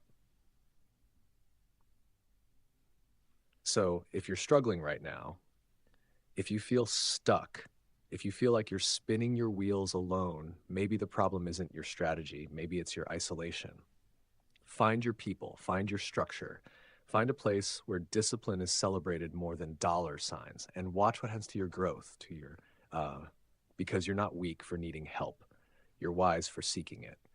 In trading, the lone wolf gets wiped out, but the disciplined trader who learns, grows, and heals with others. That trader survives, that trader evolves, that trader thrives. And now, here you are.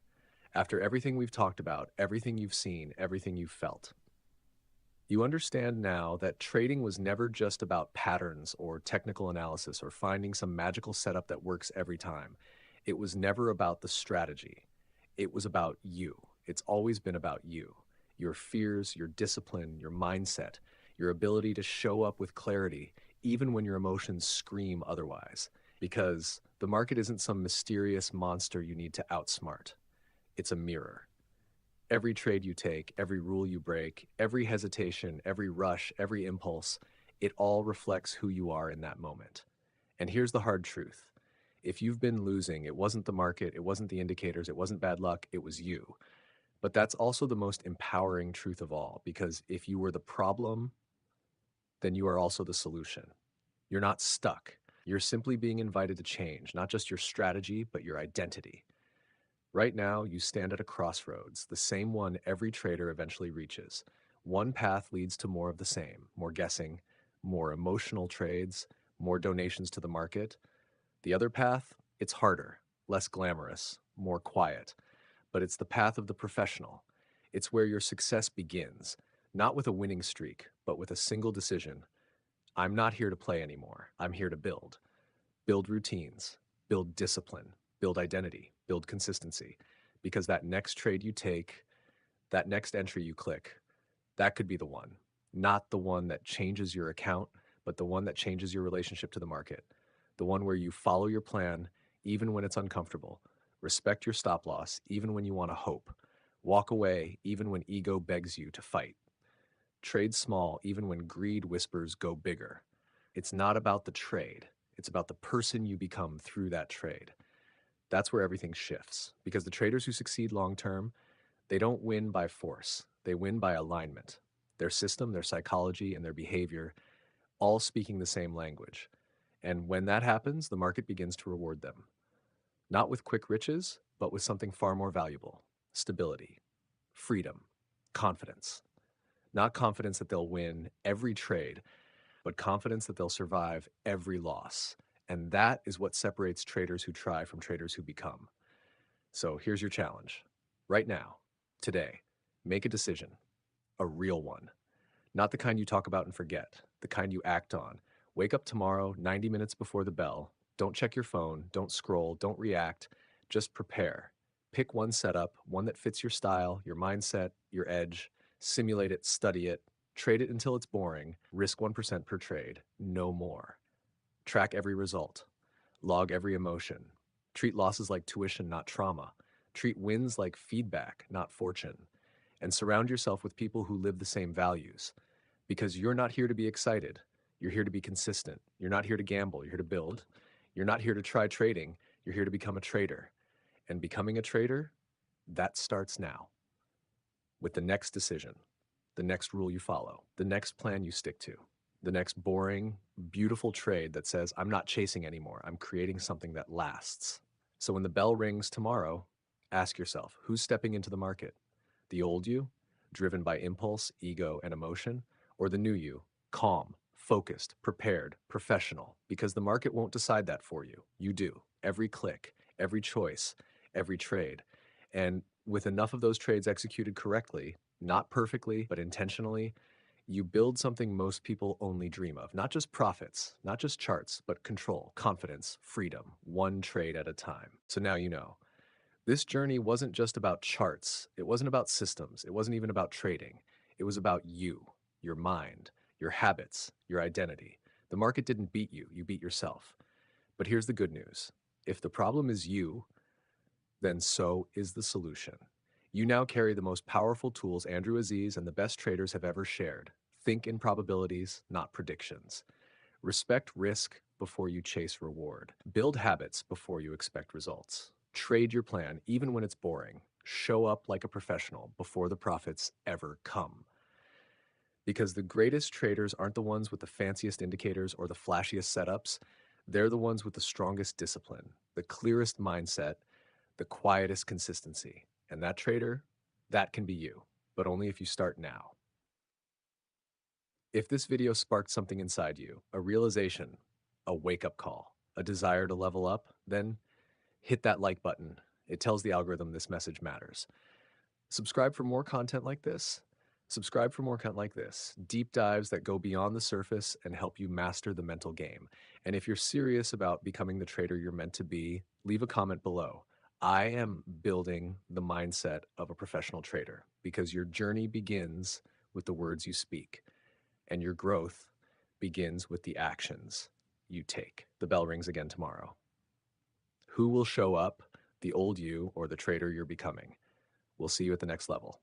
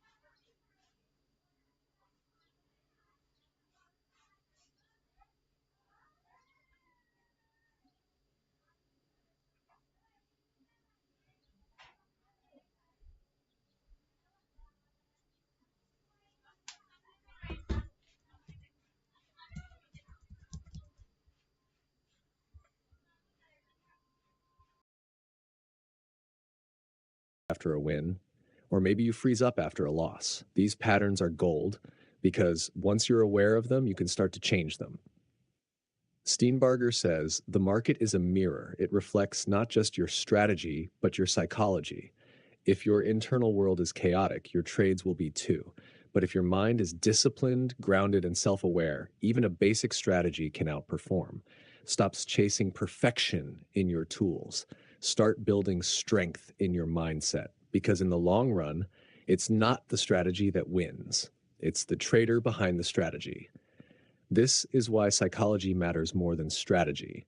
And this is where your trading transformation begins. Let's be honest. Emotions are the reason most traders fail. Not the market, not the economy.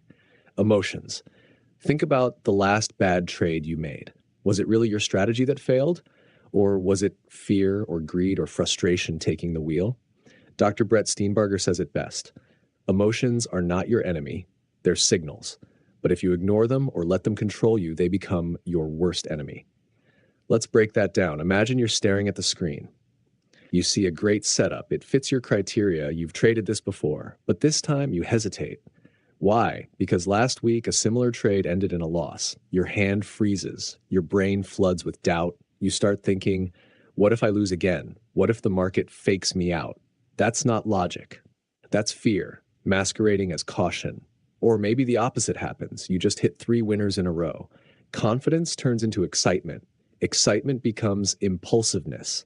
You jump into a 4th trade, no setup, no confirmation, just FOMO. That's greed, masquerading as opportunity. This is how emotions sabotage traders. Not in loud, obvious ways, but in subtle shifts in judgment, timing, and decision-making. And the worst part, most of us aren't even aware it's happening. Steenbarger teaches us that emotional awareness is the first step to emotional mastery. He compares emotions to signals on a dashboard. Fear is like a flashing check engine light. Greed is like the gas gauge screaming full throttle. The signal itself isn't the problem. The problem is when you ignore the signal or misread it. So how do we start working with our emotions, not against them? Step 1, stop suppressing. Start observing. If you're scared, acknowledge it. If you're frustrated, write it down. If you feel overconfident, pause and reflect.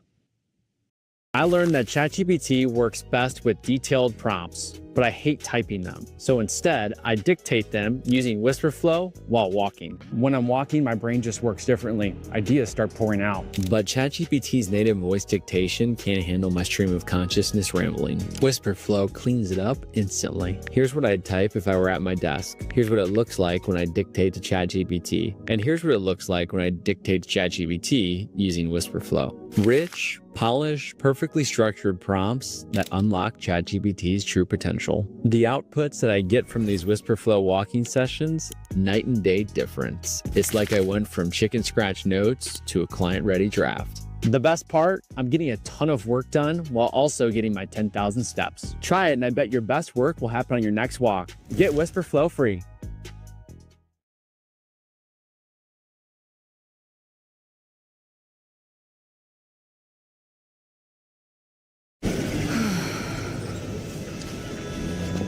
Well, the best holiday ever's finally over.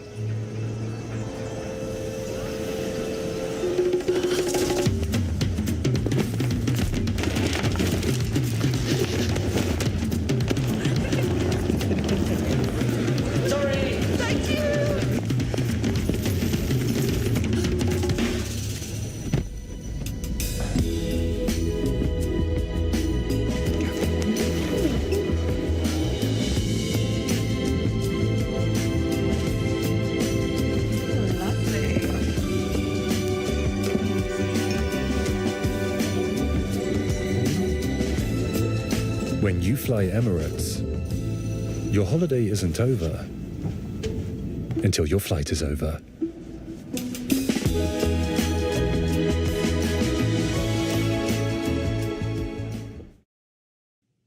Steenbarger says, the most dangerous emotion is the one you pretend you don't feel. Here's a powerful exercise. Keep an emotion log during your trading sessions. Every 30 minutes, pause and write down, what am I feeling? What triggered it? Triggered it? Is it helping or hurting my trading right now? You'll start to see patterns. Maybe Mondays bring anxiety. Maybe losses make you reckless. Maybe wins make you arrogant. These aren't random. They're habits wired into your brain. But the good news, habits can be rewired. Let's go deeper into 3 core emotions that affect every trader. 1, fear, the paralyzer. Fear often shows up as hesitation, indecision, or avoidance. You're afraid of losing money. You're afraid of being wrong. You're afraid of repeating past mistakes. But here's the truth. Fear isn't trying to destroy you. It's trying to protect you. The key is to separate real risk from imagined danger. And you do that by pre-accepting risk. Before every trade, ask, am I truly okay with this loss? If the answer is no, don't take the trade. Because fear will dominate you the moment it goes against you. 2, greed, the illusionist. Greed disguises itself as ambition. It whispers, go bigger, just one more, you can't miss this move. But Steenbarger warns, greed is just hope on steroids, and hope has no place in professional trading. Not only so, the cure for greed is structure, fixed position sizes, predetermined targets, non-negotiable rules. Don't leave room for temptation. Build a system that removes the need to hope at all. 3, frustration, the saboteur. Frustration is sneaky. It shows up after a string of small losses or when the market doesn't reward your effort. You start asking, why isn't this working? I followed the rules. This isn't fair. And before you know it, you're chasing trades, forcing setups, breaking your rules. That's revenge trading, one of the fastest paths to disaster. Steenbarger's advice? Step away. Take a walk. Reset. If you're trading with frustration in your system, your vision is clouded. The market doesn't owe you anything. It doesn't care how hard you worked. It only responds to the decisions you make now. So here's your mental checklist for emotional mastery. Name what you're feeling, identify the trigger. Ask, is this helping or hurting me right now? Respond with discipline, not impulse. And remember, emotions are not the enemy of trading. They're feedback. Listen to them. Don't obey them. If you can learn to hear your fear without acting on it, if you can notice greed without feeding it, if you can accept frustration without reacting to it, then your emotions stop being enemies and start becoming allies. Because when emotions are aligned with discipline, they become fuel, not fire. That's what emotional mastery is all about, not suppressing what you feel, but training how you respond. The trader who can do this day in and day out doesn't just survive the markets, they thrive in them. There's a common belief in the trading world, just copy what works for others. But here's the problem. You're not them. Their strategy might be profitable, their risk tolerance might be high, their decisions might be fast, and fearless. But if your personality doesn't match their style, you're setting yourself up for burnout, anxiety, and inconsistency. Dr. Brett Steenbarger emphasizes this throughout The Psychology of Trading. Your trading success is limited not by the market, but by your self-awareness. In other words, you must know yourself first before you can master the market. So let's dive deep into how your personality, your wiring, your tendencies shapes your performance as a trader. 1. Trading is not one size fits all. Think of it like this. Some people love skydiving. Others feel more comfortable hiking a quiet trail. Both are valid adventures.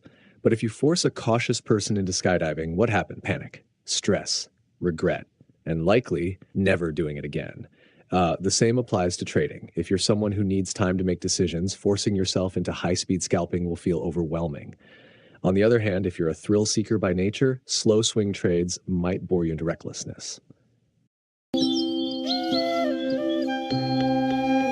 It's a great example of customer service being at the heart of everything. She does sales, marketing, operations, customer support, and even accounting all by herself. And all that is focused on me, the customer. This customer centricity is a reflection of her cultural sentiment, Atithi Devo Bhava, which places great importance on offering service with the utmost reverence. Zoho Desk helps you incorporate this very value into your business and make your customers feel special. And by the way, it was built right here in a town called Tenkasi, in the heart of rural India. Who said you need to be in Silicon Valley to build world-class products?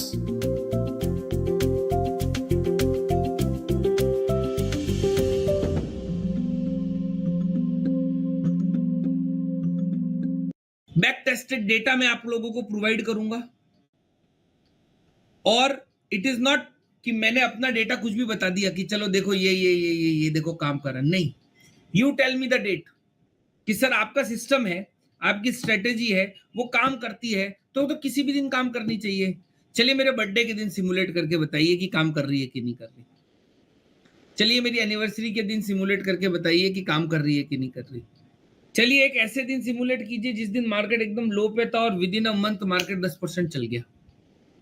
या तो एक ऐसे date पे simulate करके बताइए जहां पे धड़ धड़ गैप डाउन होने लग गया। सिस्टम है ना, इट शुड वर्क। तो हम बैक टेस्टिंग जो करेंगे, सिमुलेशंस जो करेंगे, वो करेंगे रैंडम डेटा के ऊपर। इट इज नॉट कि ये देखो मेरा डेटा, ये लीजिए, रैंडम। आप कहेंगे ये डेट, चलिए ये डेट, क्योंकि सिस्टम है, it should work every time. To learn strategy-based option trading, join Chirag Sir's Option Trading Masterclass.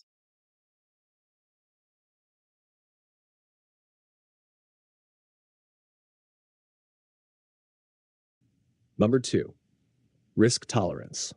What's your emotional threshold? Risk tolerance is one of the clearest personality markers in trading. Are you comfortable with volatility and drawdowns? Or do red candles keep you up at night? Steenbarger makes it clear. Trading against your risk personality creates chronic stress, and chronic stress destroys performance. Here's the solution. Build your trading plan to fit your natural risk comfort zone. If you're more conservative, focus on defined setups, tighter stop losses, and smaller position sizes. If you thrive on risk, consider approaches with wider ranges, but with strict discipline. The key is to respect your threshold, because the moment you trade beyond it, fear takes over. And when fear leads, logic dies. 3, decision-making style. Are you analytical or intuitive? Some traders need data. They want to backtest, chart, and calculate before every move. Others operate on instinct, a feeling, a market tone, a sense that something's happening. Both styles can succeed, but problems arise when you're an analytical thinker trying to trust your gut, or when you're intuitive but buried under spreadsheets you don't care about. Self-awareness here is critical.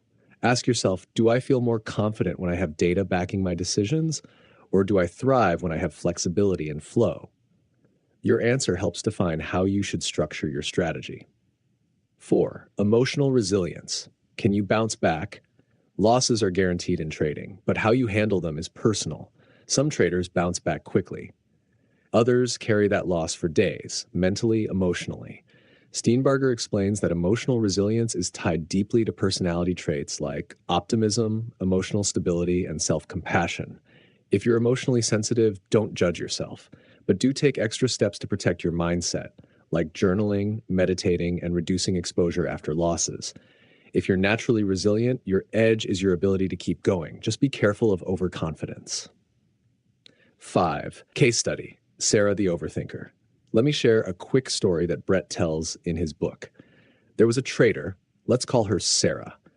Sarah was brilliant. She had a background in data science, loved research, and analyzed charts like a pro. But she was surrounded by day traders who thrived on fast decisions. She tried to keep up, scalping small moves, making split-second calls. The result? Stress, second-guessing, and poor performance. She wasn't bad at trading. She was just trading against her personality. When she switched to swing trading, slower pace, more analysis time, her results improved dramatically. Why? Because she stopped fighting her nature and started aligning with it. 6, so how do you discover your trading personality? Steenbarger suggests asking a few key questions. What types of trades do I feel most comfortable executing? When do I make the most mistakes? After a win, a loss, or during uncertainty? Do I need structure and routine, or do I thrive on adaptability? You can also take personality assessments like the Big 5 or MBTI to uncover traits like risk tolerance, decision style, and emotional volatility. But the most valuable data comes from your trading journal. Look at your past 20 trades. Review not just the outcomes, but the feelings, the mental state, the decisions made before the entry. That's where your true trader profile lives. Number 7, play to your strengths, protect your weaknesses. Once you understand yourself, the next step is clear. Build a strategy around your strengths. If you're great at spotting trends, don't force yourself into range trading. If you're patient but precise, consider position trading. If you thrive under pressure and love speed, scalping might be your lane. And just as important, design guardrails for your weaknesses. Prone to overtrading, set daily trade limits. Get shaken by losses, pre-accept risk every time. Struggle with confidence, build a support system. 8, final thought. Self-awareness is your ultimate edge. The market rewards discipline, strategy, and timing, but none of that matters if it's built on a foundation that goes against who you are. Steenbarger reminds us, traders fail not because they lack knowledge, but because they lack self-knowledge. So if you want lasting success, don't just copy others. Study yourself and trade in a way that feels authentic, aligned, and sustainable. Because when your strategy reflects who you are, you stop fighting the market and start flowing with it. Let's get something straight.